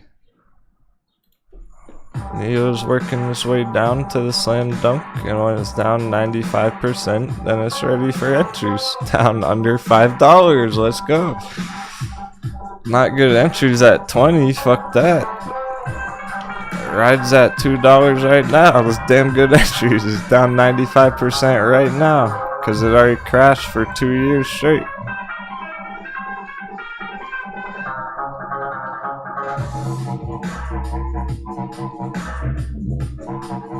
A cycle of life. Oh, saw him back at it again. It did.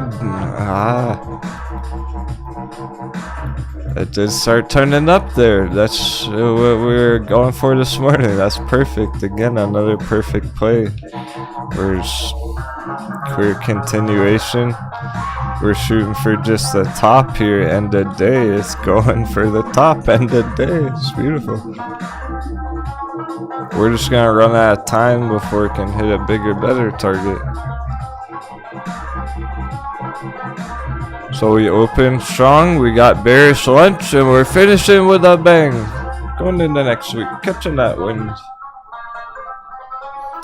Hey David, Link's certain to put it in bounce CHAINLINK. I think we're just about to see it start kicking in the altcoins. Wait till the bell, like, stick around Crypto Pirates. After the bell, Crypto Crunch, because they haven't even had time yet. All the traders are trying to get their last minute orders on their stock trades. After the bell hits, all the traders are gonna shift over to crypto. Day traders start doing their crypto day trading and stuff. Get more volume going on. Let's see what it can do after the bell.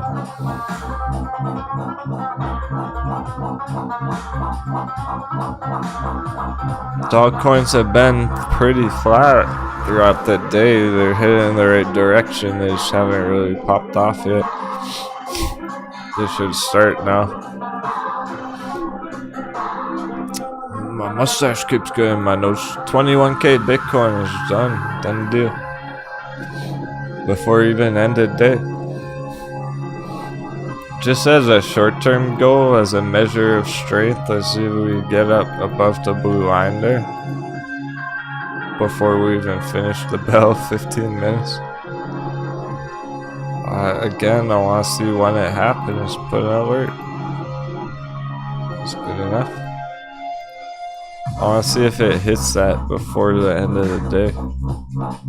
Because everything I just said is still true, that after the bell, if it's up here, everyone's going to shift over to crypto and it keeps going. Sooner the better on that. That means it's strong enough right now while the stocks are going. It's like crypto traders are smashing the buy button. Stock traders about to finish their day, hop over to crypto, smash the buy button some more. Getting spicy. What about dollar? Oh, of course it's got. I can't even contain. Of course it. We got 15 minutes on the bell. It's gonna finish the day right at the fucking line of the stock market, and then we're probably gonna get the breakdown after the bell, like we were talking about earlier. Either way, good for crypto. It's weird for stocks, because it's like, couldn't it just do it right now before the stocks close? Why didn't it do that an hour ago, 2 hours ago?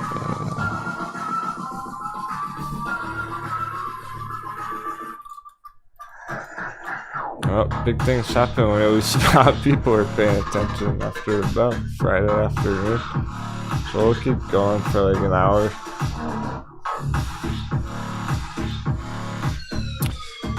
Let's check some of those important numbers. So we're coming to the end there. There's some important numbers we're looking for. If they're not at those numbers, it does not matter. It's no big deal. If they are at those numbers, it's extra special. Okay. 7th in the chat. 777. For the tough week we got through. Good job, everyone. Last round of 7s for the week.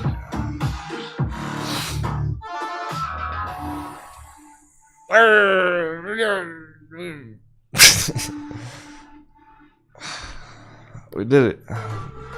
Because I think they're already there. I'm gonna read out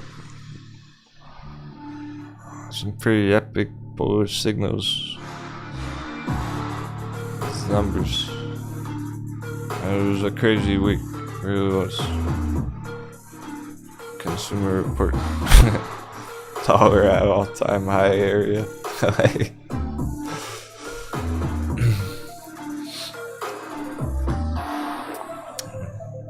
A magic Magic Swappy.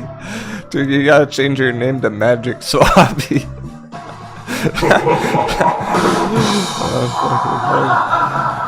Naked Swappy.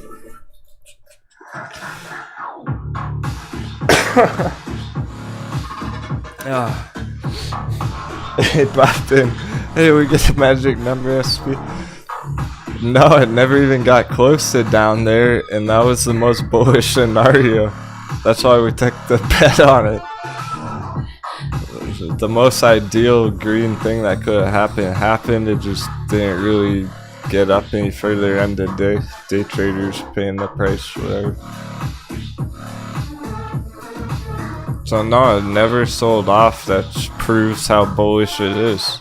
That's why I made you all guess. Like, so I made you think about it. If it had gone down there right now, like, what does that mean for Monday? That was very strong. Everything's crushing it. We might be done with that now. Or it's like we're all done. Magic number. That's what this week was. And so yeah, that's good, because it's like, okay, it didn't go down magic number on the day, which is bullish, which is what we want. We want to hit our targets, go green. So really, like, we got the magic number overall. Like, once we got through, super bullish, heading to 400 next week. Right? That's what we really wanted on it throughout the week. Like, it didn't really matter what number it was over here today. So that's perfect. Here's the best part, right? So when we're getting to the last few minutes, is let's check where some of those are at, because a lot of them been holding above where they need to be all day. So at this point, it's like done deal on those. Nothing can even change to affect that. First of all, we're over 21,000 on Bitcoin. We're over the magic number, S&P. Dollar started to dip, might as well count that. I guess I'll just click the charts when I go through them too. Alright. I'm gonna go kind of quick. Kupang over 15.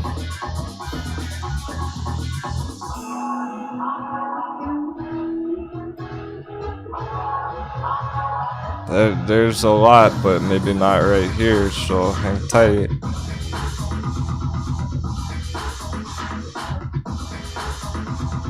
Metamaterial is still right under $1. At AMC over 15, right? AMC should be. I don't know where it is on the watch list. That's another one. 15.25. AMC is over 15. GME, we didn't really have a perfect number on that. Let's just call it here, right? 135, whatever. GameStop's over the line. Ride $2, it's at 198. Close enough. Close enough. Right? These are all huge signals. Fuck it, I'm counting Mullen over $1. It's important for Mullen.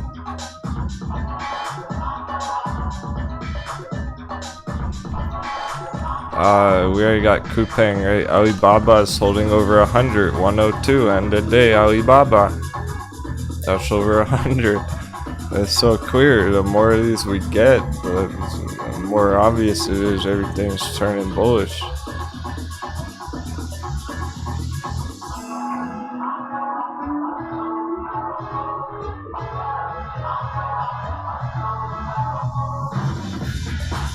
Those are really important numbers on those ones. Not all of them have such important numbers. But those were all signals we were going for. Let's take it TAL $4. It's not really about TAL 5 right now. 401.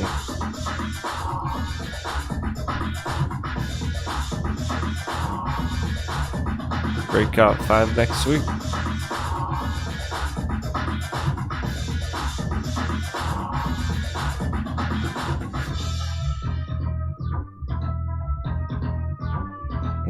Let's say Virgin Galactic 7.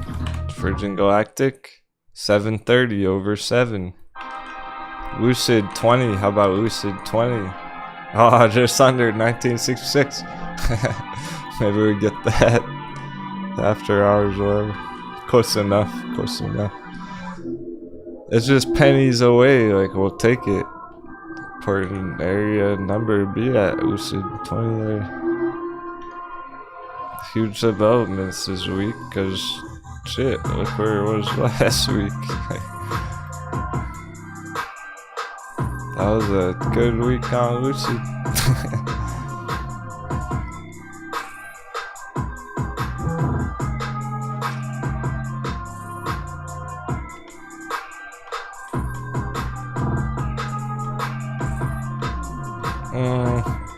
There's some others, but they're just not as critical per se. Except for DRV! Holy cow.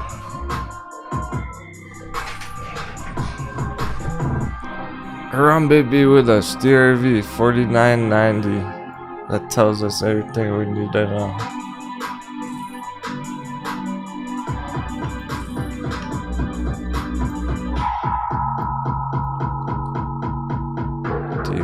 is under 50.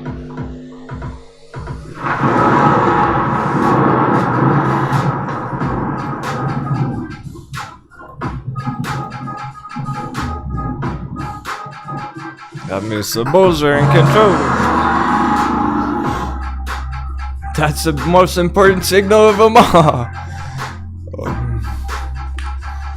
This has been showing everything the whole time. It's kind of hard to predict the S&P day to day or week to week. It's easy to predict DRV whether it's above or under 50. When it's under 50, charts are green. 49.75. If it was over 50, that would be a signal that S&P is in trouble. Because this trade's inverse, so as this goes up, S&P goes down, charts go red. When it's under 50, that's everything we need to know. It's been perfectly signaling that the whole time. Finishing the week under 50. Next week, green.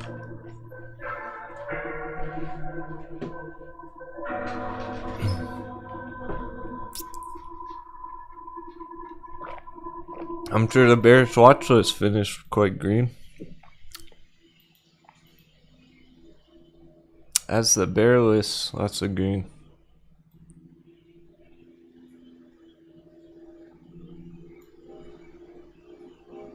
The large ones too, large market cap, those S&P ones, Nvidia, Amazon, not AutoZone, Apple. Oh. Sure, AutoZone is just different. Why is AutoZone the same price as Google?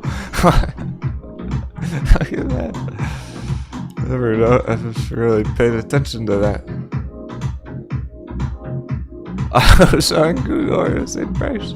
They're like $20 away. We're both $2,200 per share. Sheesh.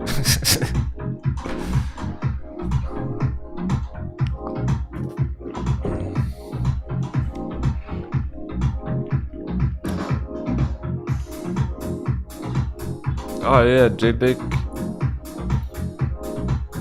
Why does the bearish real estate chart even work like that? Predicting the S&P so well? Because it functions like VXX. When we used to, use VXX more to predict it, now we use DRV to do the same job.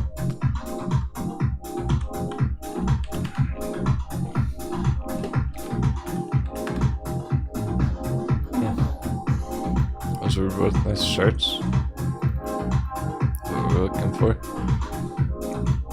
Here's S&P overvalued versus undervalued, right? Well, where's DRV match up on this? Bearish real estate's down there, trying to go up in the, throughout the market crash. It's trying to go up while the S&P goes down. So that's been trending up for a while. That's why it's like, okay, it's going down right now, S&P is going up right now. Really, I should be putting on that other chart, but I'm rushing because we only got 1 minute. Like this. Okay, we'll get back to that. We'll get back to that. Nice weekly candle, Bitcoin now. That was flashing red green all day, now it's solid green. $1 dip last minute! No way! How could it be so perfect? What the fuck? We really are in the Matrix.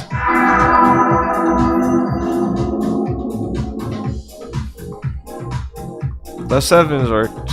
You're awesome. Hope you had a great day. Now I'm tripping out though. What? We're gonna go in 30 seconds on the clock. About to hit the alert. Right when the bell closes. Let's go, crypto. Bitcoin might have a very nice weekend. Exciting weekend. Oh yeah, that was great stuff. Successful week. It's insanely perfect. That's what we're watching for the close. Doesn't even matter, S&P. How could it dip the last second? 5, 4, 3, 2, 1. That means the charts are finishing strong. Great job there.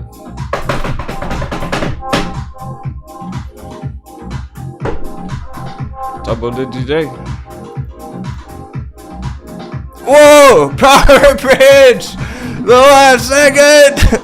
Holy fuck, 109 power bridge. Surprise! My Zena.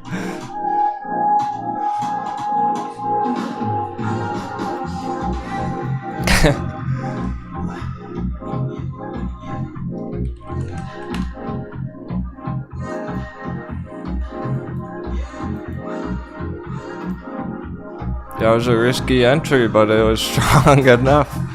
But then it's so bullish it never dunked all the way back down. Some of you got back in right there. Fuck it. Power bridge is lit again. That's gonna be nice. That's gonna be fun next week. Time for altcoins to start doing this. I don't know, my Zena. Anyone else get back in Power Bridge? Actually, I do remember a couple people saying that. I can't remember who exactly it was now. A couple of weeks ago. Maybe Freddy here? I know he wanted to. Freddy really wanted to. I'm not sure if he actually went for it. I'll have to ask him. I saw a couple mentions of it. Nerdy Dork got back in. Awesome. Yeah, so we had the squeeze back here. We hit the top. Perfect. People took profits at the tippy top. Fuck yeah. Epic trade. We got the smash down. 65% retracement. We were ready for the re-entry. We were hoping it would have dunked all the way back down. But it was pretty obvious that it wasn't going to when it was stabilizing here for a couple of weeks. Now it's popping off again. On to the next target. My goodness, this proves that we're in bull run. The bull runs aren't starting, they're in the bull. Wow. Power Bridge heading for that 10x target. Congratulations, Power Bridge bulls. Jeez. Crypto definitely needs our attention so quick with the market summary. Up to my melting day.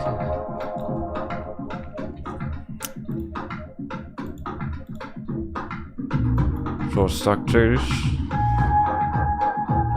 I didn't have enough time the last couple minutes to mention this, to complete this thought, the S&P and DRV. Nice strength, S&P right there. Heading in the right direction, no problems at all next week. Perfect setup. Resistance way up there. Nice and green, couple weeks. Dollars topped out. Now the word didn't trigger it. Man, that was getting real close. The very last minute of the day on dollar though. It was fucking weird how perfect it is. See if we get that dollar alert now after the bell. I was a millimeter away, centimeter away from triggering that alert. Anyway.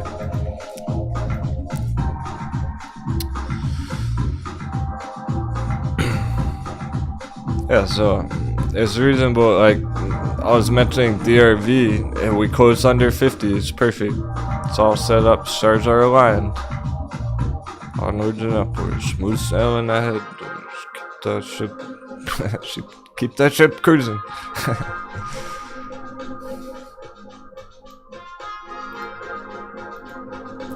How does that even work with the DRV even predicting that though at 50? Because it's inverse SP or overvalued undervalued concept. So S&P is up here heading down, yeah.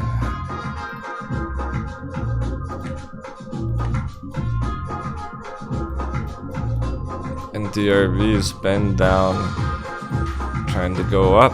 Why? Because bearish real estate. Real estate's been up. Housing prices are through the roof. Real estate's been bullish, so the bearish real estate chart DRV has been going down, down, down a couple years. The opposite of this.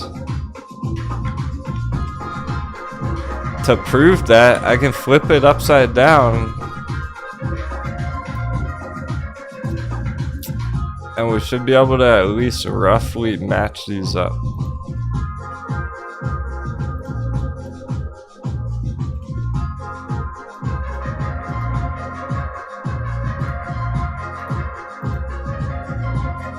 So it is inverse S&P. If DRV trades inverse S&P, flip it upside down, this should kind of match up. But maybe log linear, we'll have to see. I know we've matched up before, it might look a bit different nowadays. Pretty close already, I think we need to go to the linear. That might be as close as we're gonna be able to really get on it for now. Current situation. But you get the idea, it does match up close enough. Like maybe the spikes aren't the same magnitude, and maybe S&P is a bit higher there than there, but damn, it certainly follows the trend. Because they're inverse, this is what it really is. This is what the real charts are. Oh, I think yeah. Real quick. I think we can match it up better if I start with DRV actually. Let's try that again real quick, starting with DRV, because then I can scale it differently. It's hard to do those comparisons.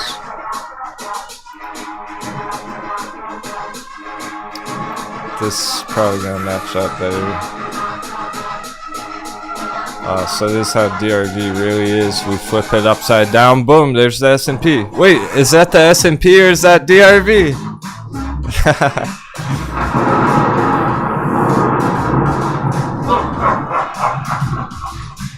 What I'm in?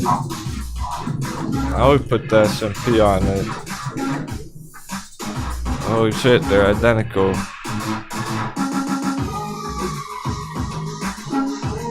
It might be hard to predict the S&P right now, but DRV is telling us everything we need to know. Alright, awesome. We're just gonna let's take a 2-minute intermission and then dive into our crypto charts, because they're blasting off now too. That was awesome. Thanks so much, all the kind words and support, my friends. Have an awesome weekend and take care.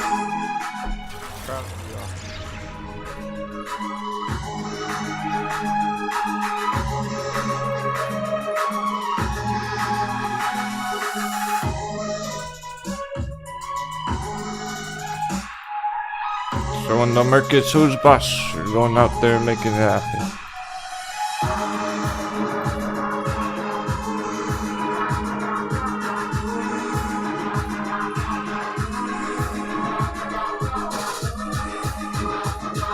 Yeah, we didn't trigger the Bitcoin alert. That's what it is. It's all our Bitcoin alerts set together.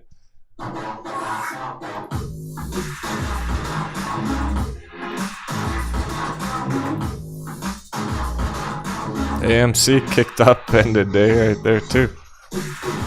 Clearly everything's steaming ahead next week.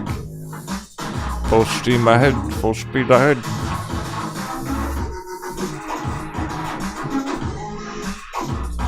And we're way over 500 altcoins. Look what the altcoins are doing right now. We gotta see where though. I'm not seeing that on our watch list.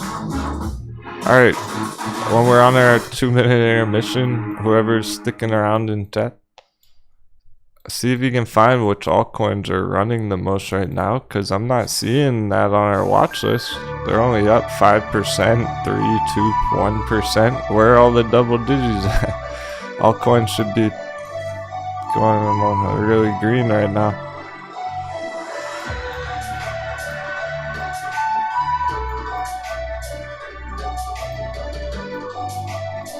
there's lots of money entering altcoins. I don't really see it on the charts unless it's just widespread, right? It's just essentially all of the cryptos turning green. Hey, and then we'll be right back just a minute, everyone. Thanks. Keep the hype going. We're keeping the sales raised. Catching win crypto. It could be a pretty explosive weekend there.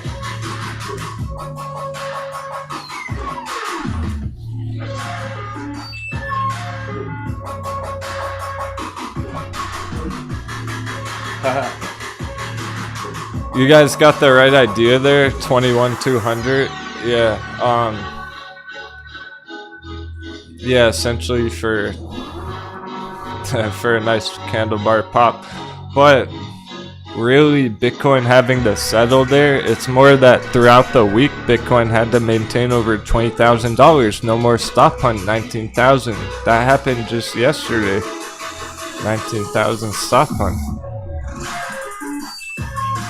No 19,000 stop hunt today. That's where it has to hold above truly.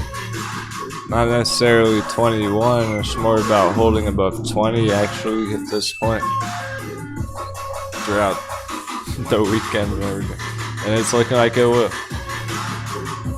That's what 22,000 is about. We get up there, it shouldn't even go back down that low at all.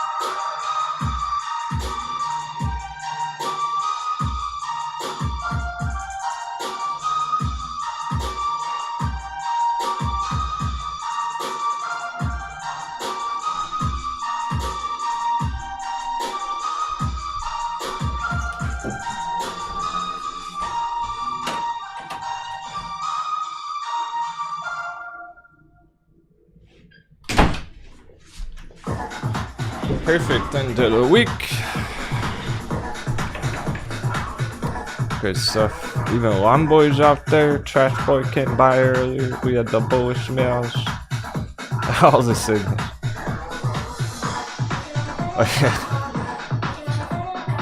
Kelly took off her dress. Let's give out some more pirate hats to everyone who made it through a crazy week. They deserve it. Give one to Andan to David S. Represent the victory of this week. What was the victory of this week? Heading to our targets next week. Crypto can have a healthy weekend. Be at 30K in no time at all.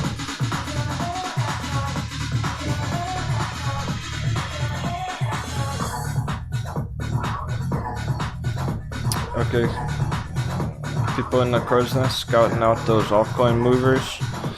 There are some that have been trending up steady. Let's check those out first.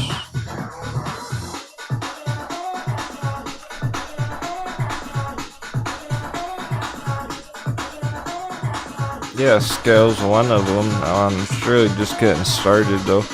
It's hardly.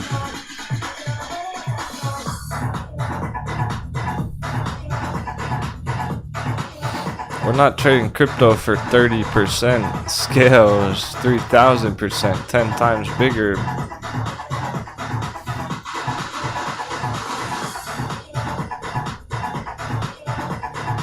There's 3,000% right there.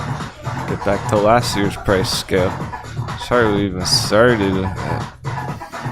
I'm talking real money going into it. The altcoins are moving enough. There's gotta be real money like Alibaba, Coupang, hundreds of billions of dollars going into altcoins.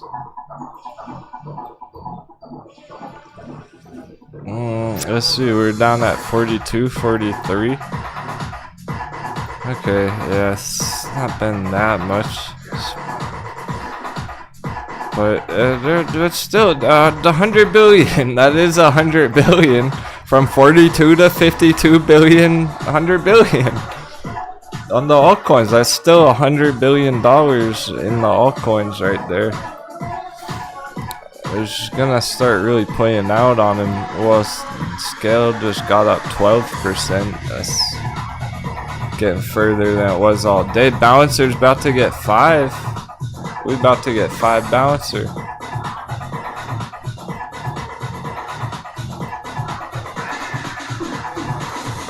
Oh, it's been cracking throughout the day today.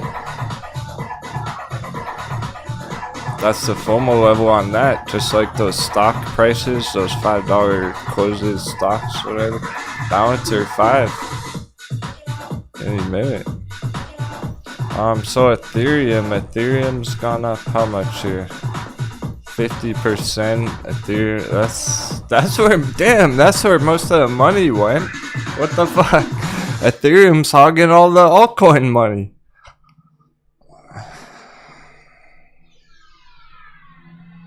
That's like $80 billion right there. That's most of the altcoin money. That $100 billion is right there on Ethereum. That's where it all went. Starting with the most popular ones, Bitcoin, Ethereum. Large market caps going first. It is kind of a trickle down on crypto. It kind of does trickle down the list. You know how they say like a trickle down economy. It really kind of is on crypto because like we were discussing this morning, new traders entering the market, they're going to start with Bitcoin. They feel it's the safest one to go for, so they buy Bitcoin. And then after they're in the markets learning more about it, they go, I like the sound of Ethereum. I'm going to get some Ethereum. And then they sell their Bitcoin, buy Ethereum. Now they're in the altcoin market. And then they're holding Ethereum and they're like, ooh, but what about Cardano and maybe some SHIBA, some Uniswap, and they start buying these coins. right? And the money that those new traders first entered Bitcoin with is trickling down the list. People sell their Bitcoin for their altcoins after Bitcoin goes up. We should be getting that on the dominance chart. These are enough moves, big enough move. And look how it's right on the limit right there. Tell me that's not gonna break through this weekend. Like, let's try on the booty coin bet, everyone, too. And heads up that I'm probably not gonna be here on Tuesday, but definitely Monday we'll crush it. I'm not gonna leave you hanging. Probably put out an extra video, or I might hop on live later on in the night. Maybe we'll do a nighttime crypto show. Crypto in the dark.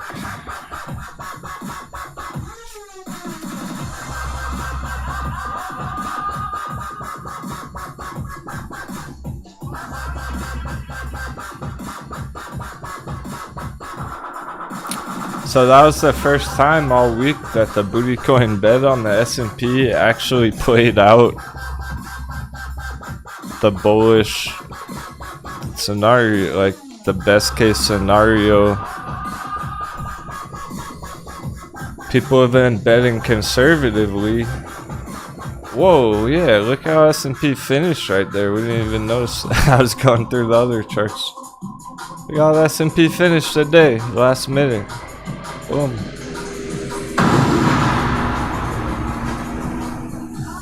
That's everything we need. Is next week's gonna be awesome. And this sets Bitcoin up, crypto, green weekend and everything. It's not even gonna wait till next week. That's right. Still didn't trigger that dollar alert, which is kind of awkward. Maybe we will in a minute. See about that.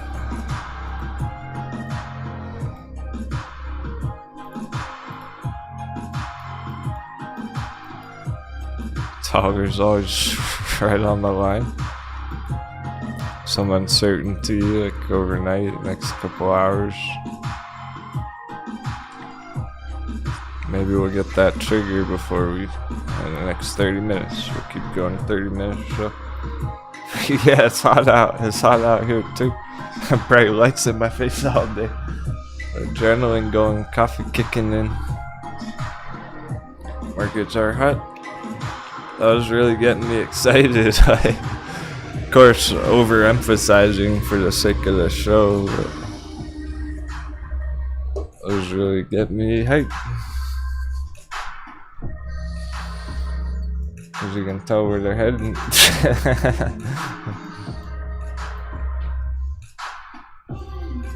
So okay, that didn't hit now, whatever, but look at Ethereum. Like, tell me that's not about to break out. That almost certainly is about to smash. Smash or pass. Smash.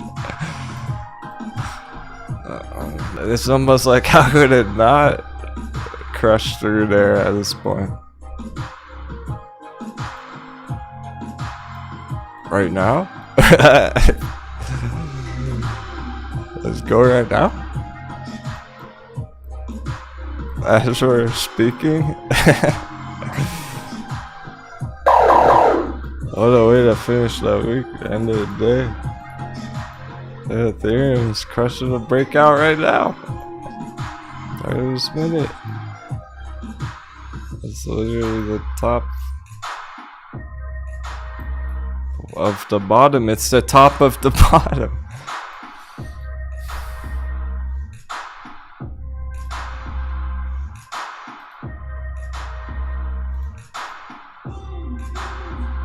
Green alert.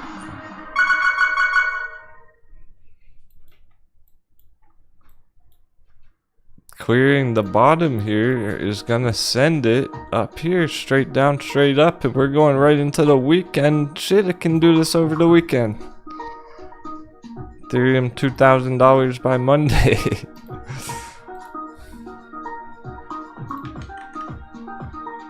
It dropped down over the weekend there. That was over the weekend too. Smash straight up over the weekend. Let's go. It's happened. I mean, all the signals are there. We're over 500 billion altcoins. Ethereum's breaking out the top of the bottom. Bitcoin's well over 20,000. All the signals are there. The dollar turned around this week. S&P finished strong.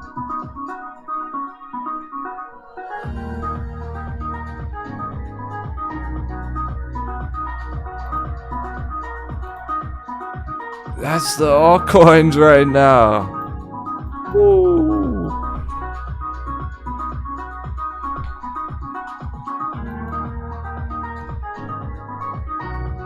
We're about to go to 1 trillion on the total. It's 9:30. That'll be 1T tonight.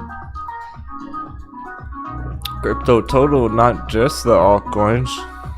There goes Ethereum. One more rocket ship. Oh fuck. It's happening right now after the bell. Now it's kicking in. That's what I'm talking about. The stock traders shifting over. They got the FOMO. Crypto FOMO.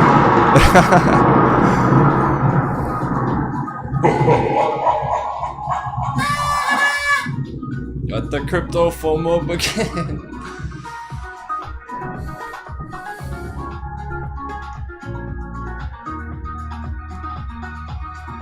This could have already happened last weekend. It was essentially overdue. We're essentially a week behind already. Could have done this last weekend. Here's how we ended Friday last week. With the S&P right there. This is it. It's getting clearing through. Third time's the charm. 1, 2, 3. Home run, grand slam, over the green monster. Out of the park. Gonna smash a car's windshield in the parking lot. So if Ethereum's doing that and we're gonna get the trickle down as the whole market cap combined, my goodness, altcoins going on a bull run. That's what I'm starting to conclude, because it's like everything I was saying with the stocks, hey, we're already starting a bull run. It looks like they've already been in that stage for 3 months, 6 months on some of those stock charts. Shit, we might officially be in the altcoin bull run.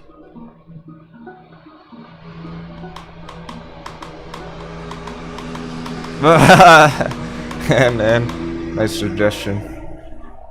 If you shave my head and keep the beard and remove the glasses and fix my voice. Oh, you mean fix my voice?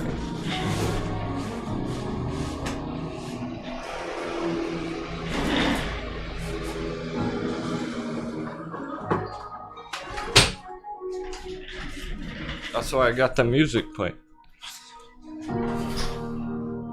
Yeah, slime boy out there. He's trying to get the crypto secrets. Paper and his Dogecoin.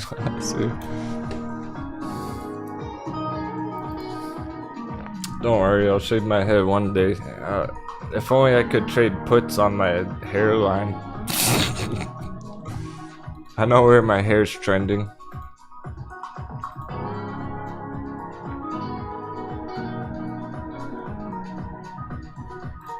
Only I could go short on my hairline.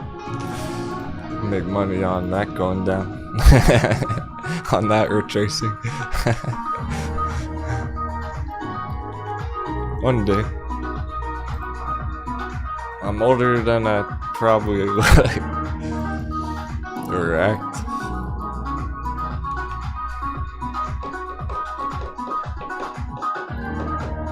Okay, sweet. So that's all killing it.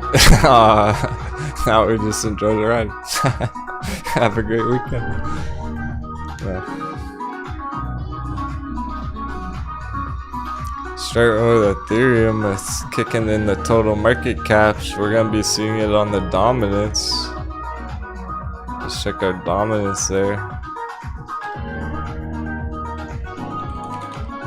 Yeah, the Viking vibe.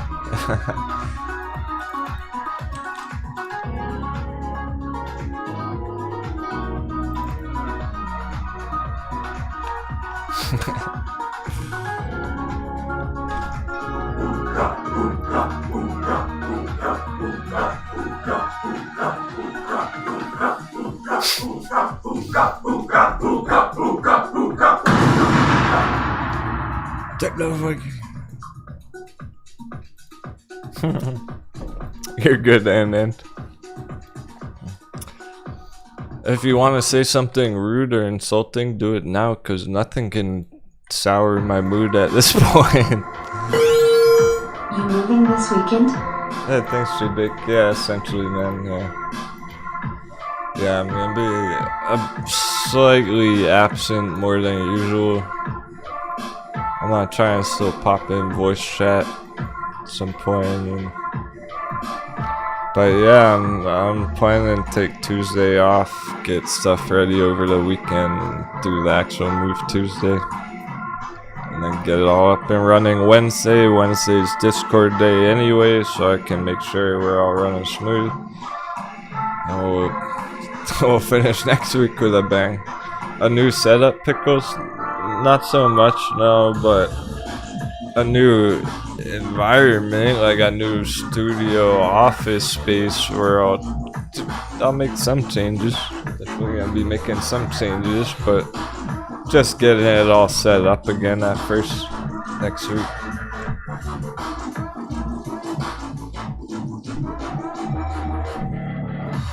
And I'm sure I'll add to it over time. Set up some extra lighting, whatever, different background perhaps. We'll see. The window won't be there. There's not gonna be a window back there. I'll be different already. So yeah, it's gonna be more like permanent studio.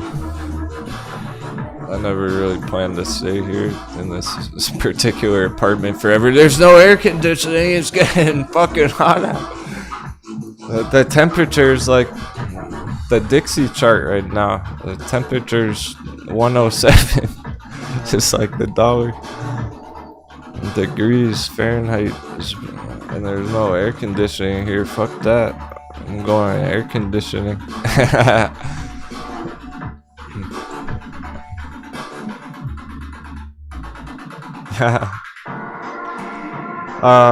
Well, yeah, the pictures will still be a part of it. The paintings won't really go away. I just might make some adjustment.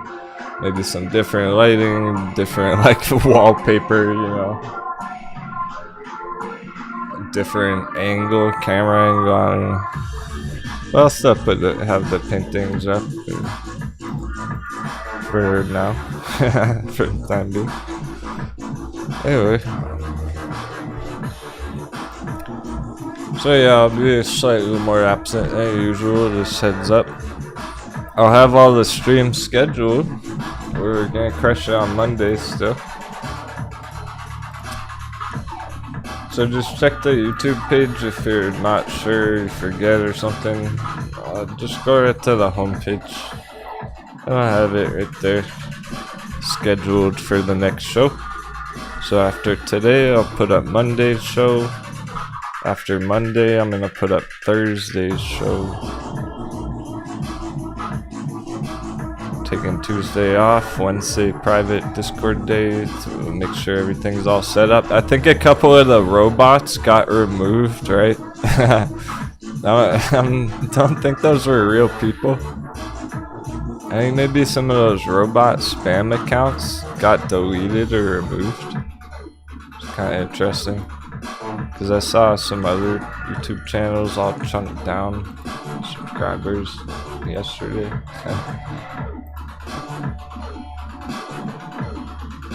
Anyway, let's wrap up the markets. Good stuff. Thanks everyone. Dollar's going for the dippy. Oh, perfect then. Perfect finish to the day. Oh, Mark's moving next month too. Yeah, the markets have been so wild that it's like I'm totally focused on this. I haven't really done enough to prepare for the actual move yet. I'm gonna be busy this weekend. That was all. Real life getting in the way, you know how it goes. But the last day I took off, I took 1 day off last year. That was to help my brother move like over a year ago. I'm going to move in with him at that same place. Take 1 day off this year to move myself over there. That day, I remember what day it was on the charts too. I remember what the price of the chart was. Because Lucid was the slam dunk that day. That's where Lucid smashed right here.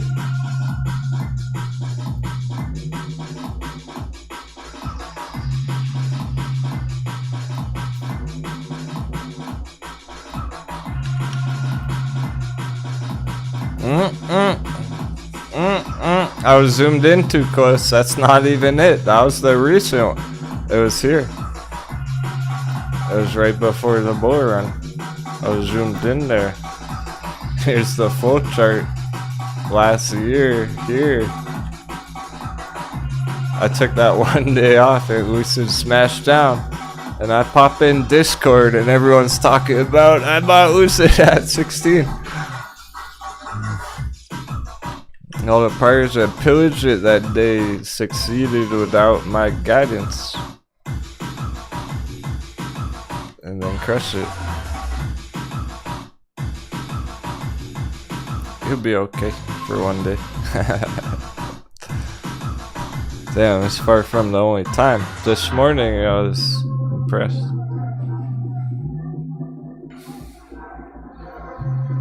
Captain had a late start.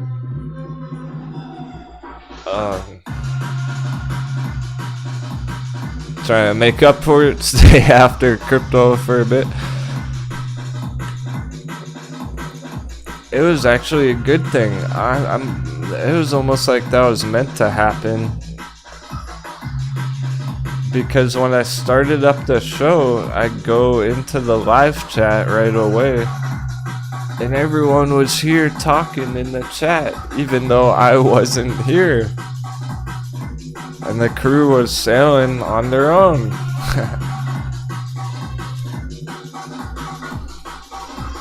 The team's capable of steering the ship themselves, even if I'm not there.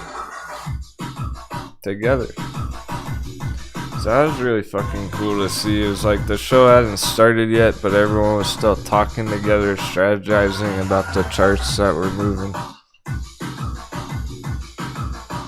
So do that on Tuesday.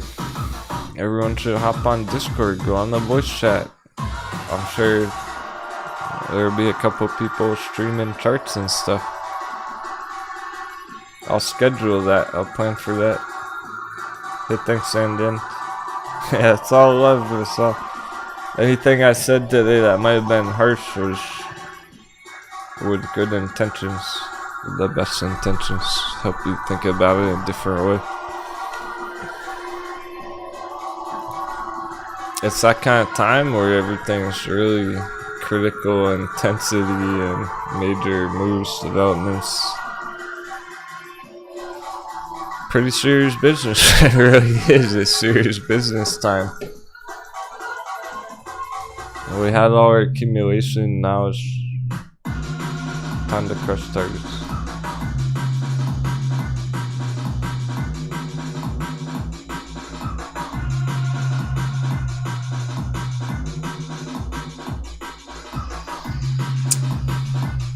Let's take another look at CoinMarketCap. I don't see any major developments. We know Ethereum there. People were talking about quant. I'll check it out. There's not much double digits. Where are all the double digits? Like Ethereum's hogging all the money. Ethereum's hogging all the green. What the fuck? Seems more widespread. Green, green, green, green, green. It's more overall. Let's check top 200 while we're at it.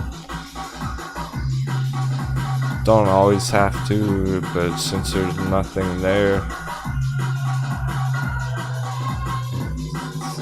few of them 10%. SKL, scale. We're right on top of that one. That one's looking pretty decent there on the chart. Show that again.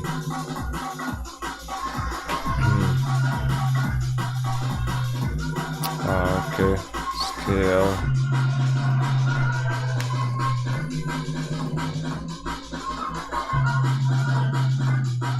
That's one of the first to move. It's top of our watch list, smaller market cap.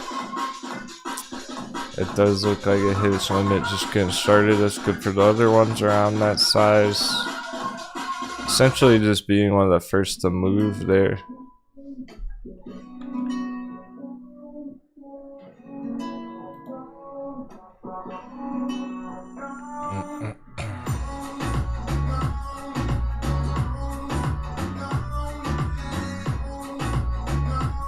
QNT. Matic was moving a lot too recently, short term, because it's popular. It's clear that it's like the more popular ones are going first. Yeah, Matic cleared way through there. That's what Ethereum's putting in right now, getting through those levels. The top of the bottom. Matic got through top of the bottom.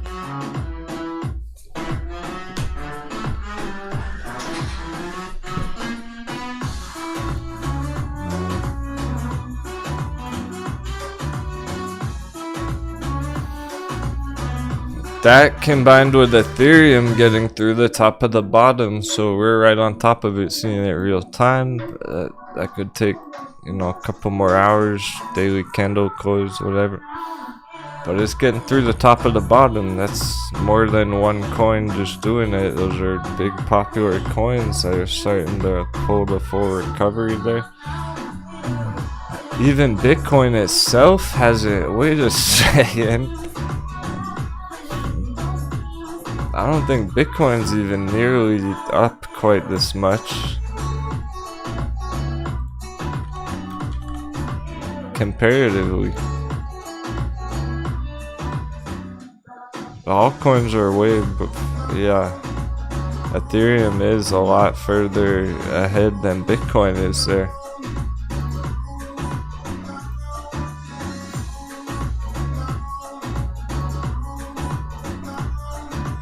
There's Bitcoin in blue.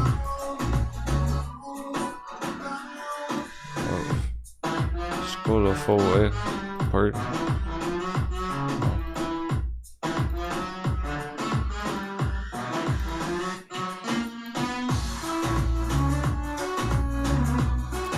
It's hard to match up always when you do stuff like this, but you get the idea where Ethereum in yellow it actually is further up than Bitcoin in blue right there. It's a bit further ahead than Bitcoin actually is. The altcoins are outpacing it because Ethereum's clearing the top of the bottom. Bitcoin hasn't cleared the top of the bottom yet. So if I put that bottom box down here, like Bitcoin's still down there, Ethereum's getting through.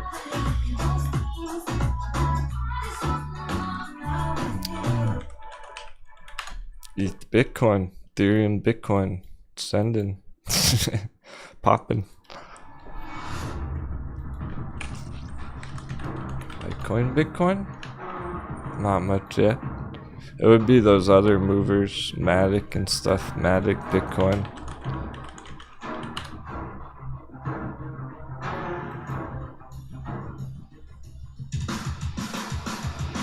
Altcoin is very powerful versus Bitcoin even. Here's the dominance. Alright, we come over the hype now. That was great. What were the sales? Half sale. Keep them half raised for the weekend crypto. Just we catch that strong win Bitcoin over the weekend. It's not gonna affect the chart. We're not gonna see it have that next push until dollar were to trigger that alert. Dollar not triggered that alert yet. It's so fucking close.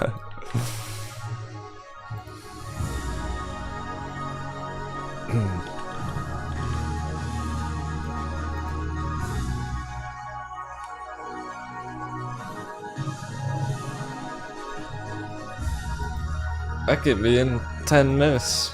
So we'll keep going for 10 minutes. I could be in 2 hours. Well, the candle close is approaching. Yeah, 2 hours till that's frozen.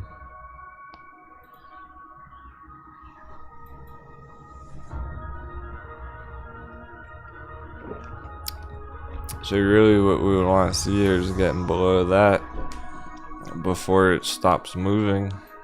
And that's the extra boost that Bitcoin needs, that crypto needs. Ethereum continues with that breakout.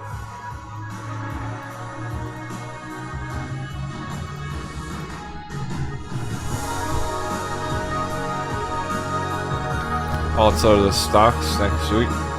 That'll be the green opening stocks. Start the week with the dollar already heading down further. So like we get down here next couple hours, Monday it just continues.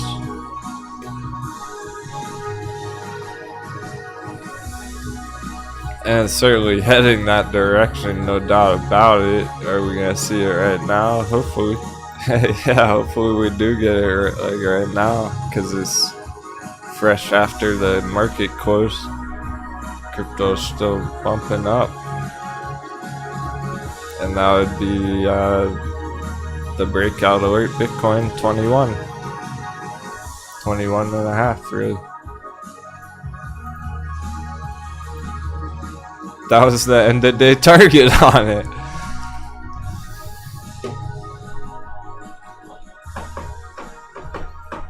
The only thing at this point is almost surprising is that the other altcoins aren't up even more.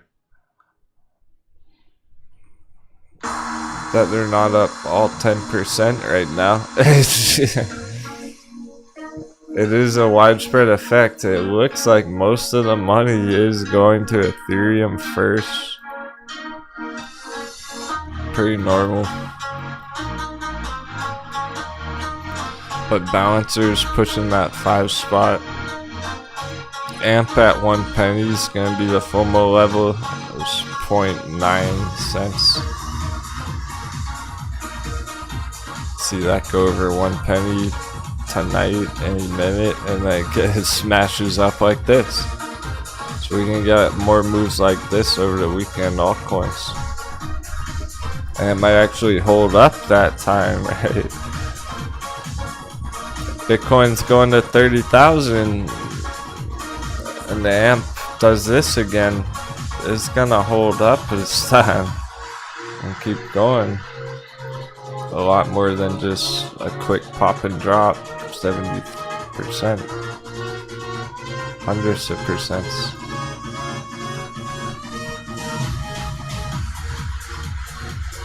SHIBA is close to the breakout. It is. It's right there. We're into the weekend.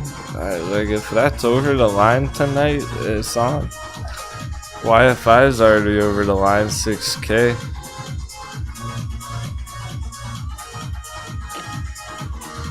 Digibite right under a penny, climbing up. Your Litecoin's number's 50. We're at 52.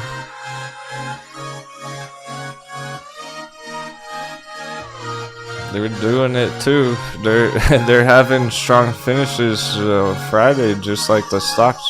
ICP 693, $7 FOMO level. Top of the bottom, effectively.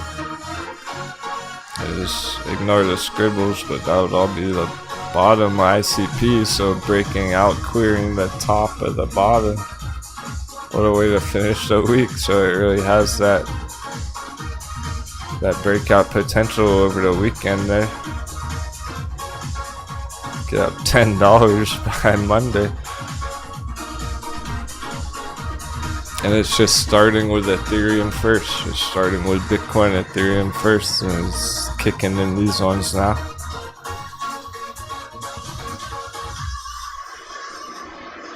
Compound has been running strong, and that hit a new high point this morning. That was a higher high this morning.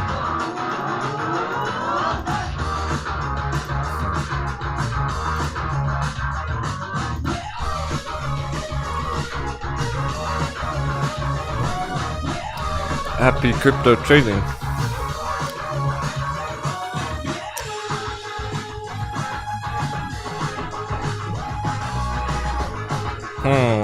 We could say CHAINLINK $7 FOMO level 2, 630 right now. Still, we're talking over the weekend. It gets over $7 tonight. CHAINLINK have a nice boost up to 10 as well. Jasmine, that 1 penny spot, it's right there. Follow Bitcoin. Yeah, so at this point, the altcoins can really send it here. Even just over the next couple of days, but it is going to depend how far Bitcoin itself can get. These are already. Uniswap, that same $7 FOMO level, top of the bottom. Actually, you know, this is already through. Uniswap's already through top of the bottom. That's already broken out. And that was one of the most bearish ones 6 months ago. Came all the way down. It's recovery time. It's starting to look more and more not like the crypto rally is beginning, but it's already in it. We're already in the bull run. And it already started back here. Start looking at it more that way, that perspective, rather than, oh, maybe we're starting a bull run soon. Like, go straight up all-time high here.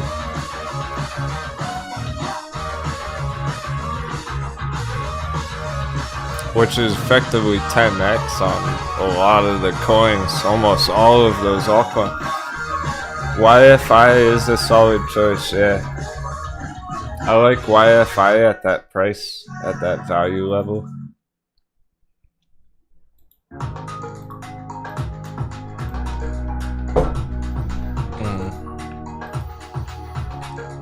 Limited supply on YFI, so we actually had been keeping this one on the radar, but a few months ago, just saying it was $25,000. I wasn't gonna suggest that being a good entry there.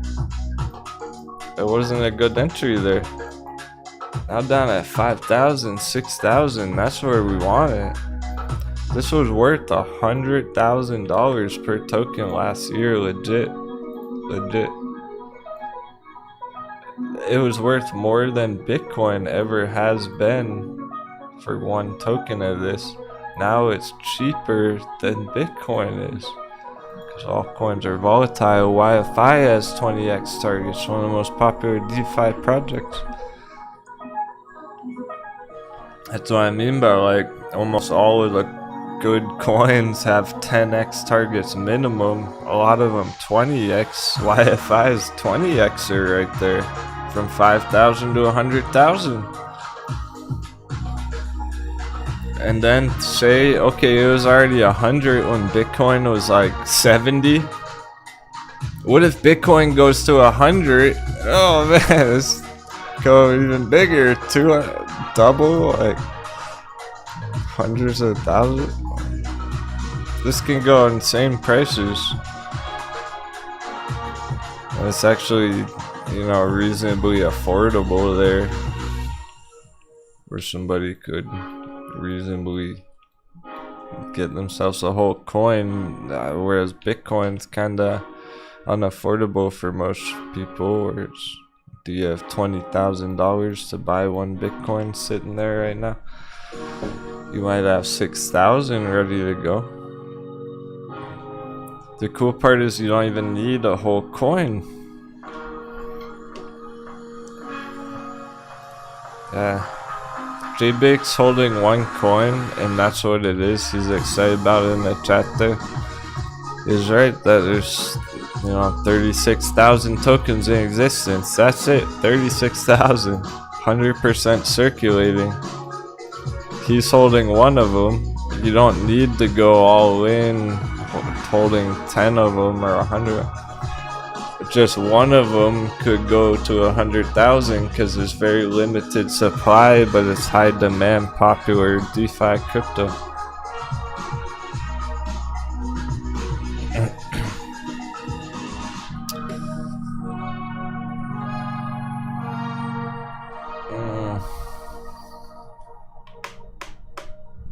Let's say there's 36,000 people out there all holding one of them. Squeeze. That's a squeeze. Really though, you don't need to trade a whole coin. It doesn't have to be a whole coin. Here's some orders. You're in finance. Like people are trading 0.04, 0.01 YFI. 0.02. You can trade chunks of a coin. 0.1 coins, a tenth of a coin right there. Somebody bought a third of a coin or sold a third of a coin right there. I don't even see any orders for one whole coin there. So if you like YFI, you don't even need to get a whole coin for 6,000. You could get half a coin for 3,000. Or a tenth of a coin for $600. Let's say you went for a tenth of a coin, you got 0.1 at this price, 6,000, so that's $600 for the entry for 1/10 a coin. It goes to $100,000, you have 1/10 of a coin, that's $10,000. You entered for $600, it hits that target, you're pulling out $10,000.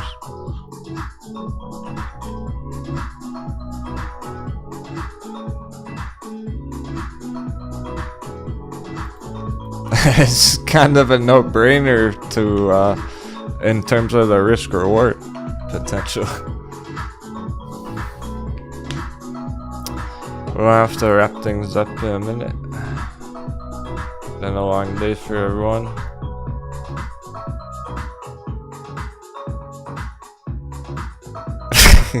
Go dollar, go! Let's get that dollar signal. Fuck yeah. Let's just see that dollar trigger. Mazina, I'm so glad you're crushing it on Power Bridge. So, turns out there's some more people with you on that. Let's check after hours. Take a peek after hours there. Is it still going, Power Bridge? No.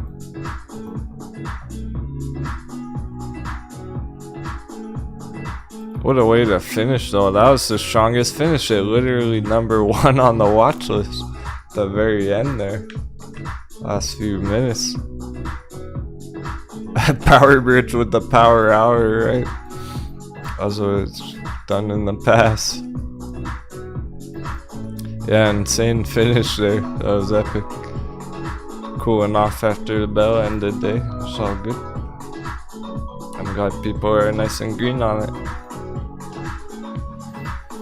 It looks like it's going for the whole 10x, the whole recovery.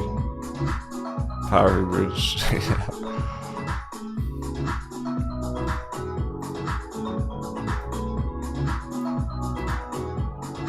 That's where it's heading.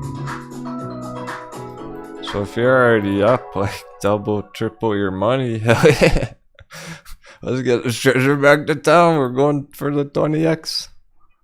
Our eyes on the prize.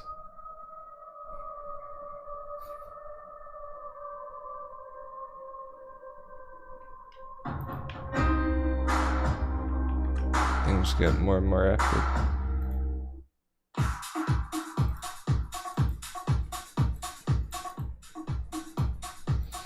Truly things to be excited for. It's not just false hope. It's not just, oh, what if, maybe this, maybe that. Oh, man. No. No, it's the real deal. It's real money. Lots of money entering these charts. The FOMO's kicking in. The anatomy of a bubble's full cycle. It started at the hot bevy. Hot bevy, yeah. Started with the hot bevy. 2020 market crash. They went on bull runs. They crashed last year. They ended with the hot bevy. The cycle starts anew. We're getting more and more media attention. We're getting these awareness phase where we're getting squeezes, institutions getting in, and then it sells off, and then some of them are really starting to go into this part of it already, like Voyager Therapeutics. We're way more in this phase of the bubble right now than we are back here anymore. We've been here in despair on our hot bevies for months, 6 months I would say. Oh, we're really getting takeoff now. We're getting that rocket fuel, that takeoff. More attention on the green charts, enthusiasm, greed and delusion coming up.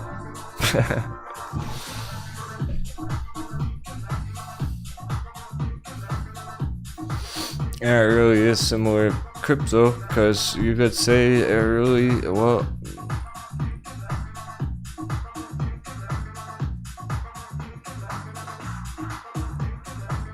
it's a different phase, different timing with the stock markets in certain ways.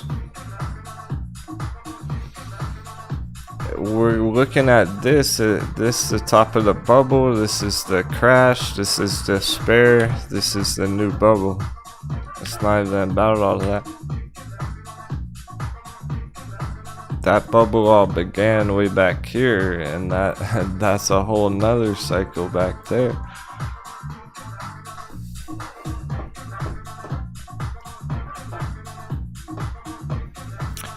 That was incredible, really. Doesn't get much better than that in terms of progress, developments. We're even getting those very end of day signals. Crypto, Bitcoin, that 21 spot with Ethereum getting through the top of the bottom.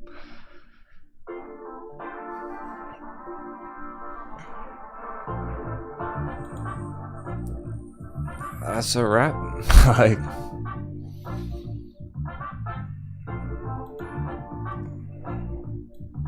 we did some real damage on our charts today. That was awesome. Very pleased with it all, and I like where it's going. Oh shit, the dollar just closed? Guys, I think dollar just closed. It's not even going 2 more out. Oh wow, so there we go. That's that. Dollar's frozen. Not even a couple hours, done. What a cliffhanger. Damn. What a cliffhanger on the dollar. That blue line. That was about all we could have done in one day. All the charts could have done. Bitcoin's right at that 21 spot. So now that dollar's closed, it's all on Bitcoin, it's all on crypto. There's nothing holding it back. Stock market. Dollar's closed, it's not helping it, it's not holding it back. It's all on its own. However it behaves now, tonight, and throughout the next couple of days over the weekend is legit price action. It actually starts popping through this spot right here tonight. That's the real deal. It's a real breakout. It keeps going up over the weekend. It's not pop and drop scenario right now like it was here. It gets up 22,000 tonight. Alright, here you go. If you see Bitcoin at 23,000 tonight or just over the weekend, you know we're going to 30, and it might keep going from there. Even that might be the start of it really filling the whole recovery there, that 23 spot, because that's gonna be another higher high.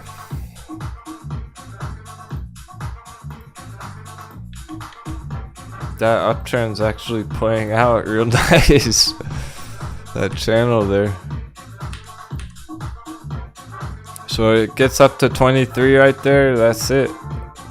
23 can be the major breakout spot. The real FOMO kick in there. Critical level. That's where it sends it right back up to 30. So if you see it at 23, like you already know, just putting in that higher high is trying to go to 30. And it could happen any time from there. Could happen right that hour. Right when you see it 23, an hour later it's 25, and then that day it's 30. It can happen quick. Hey, thanks so much, James Reed, end of day treasury. Appreciate you all today. Another special day. I'm gonna look back fondly on this time. I think we all will. I really do. I can see it already. I can see it already.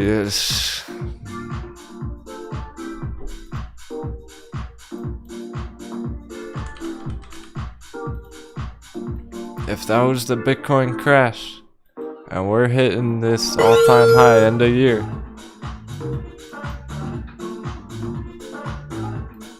Thanks again, James. Nice surprise. We hit all-time high end of year. We hit 100,000 next year. If that was the crash, if that was the bottom. In 6 months from now, when it's up here 70,000, we're at 100,000. We're gonna be looking back on this, being like, "Oh man, I miss those hot bev." Wow, like, looking back on it fondly, remember those times where we had to be savage, where it was that perfect entry and it was so obvious, and all we had to do was be brave. One more rocket ship. Thanks again, everyone. I hope you had an awesome day and enjoy the weekend. Man, things are really getting excited looking up. We want to crush those targets. Stay fucking bullish. Because the Bears got right. That's what just happened. Victory. Great job, everyone. Have an awesome weekend. And take care. There's Bitcoin 21 now. Did you say 21?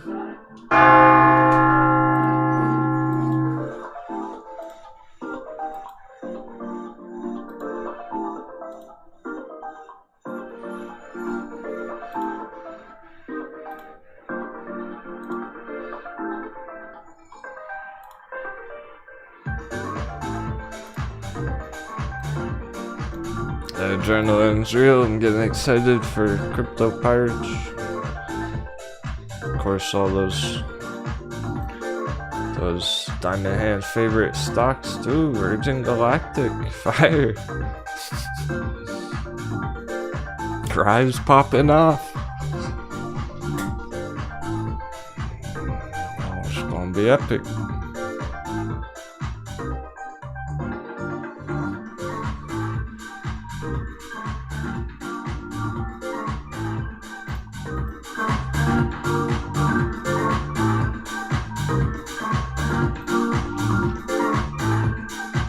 That is what we've been waiting for all year.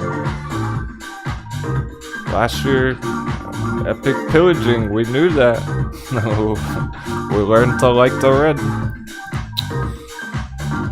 Last year was all about that epic pillaging. End of year this year, next year, it's gonna be all about hitting targets, epic profits.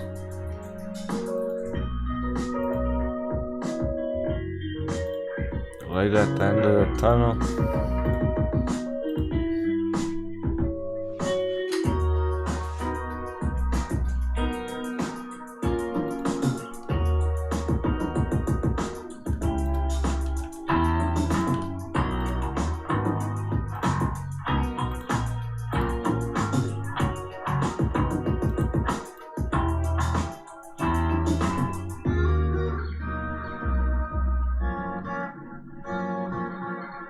party doesn't stop when the show's over. I'll see you on Discord.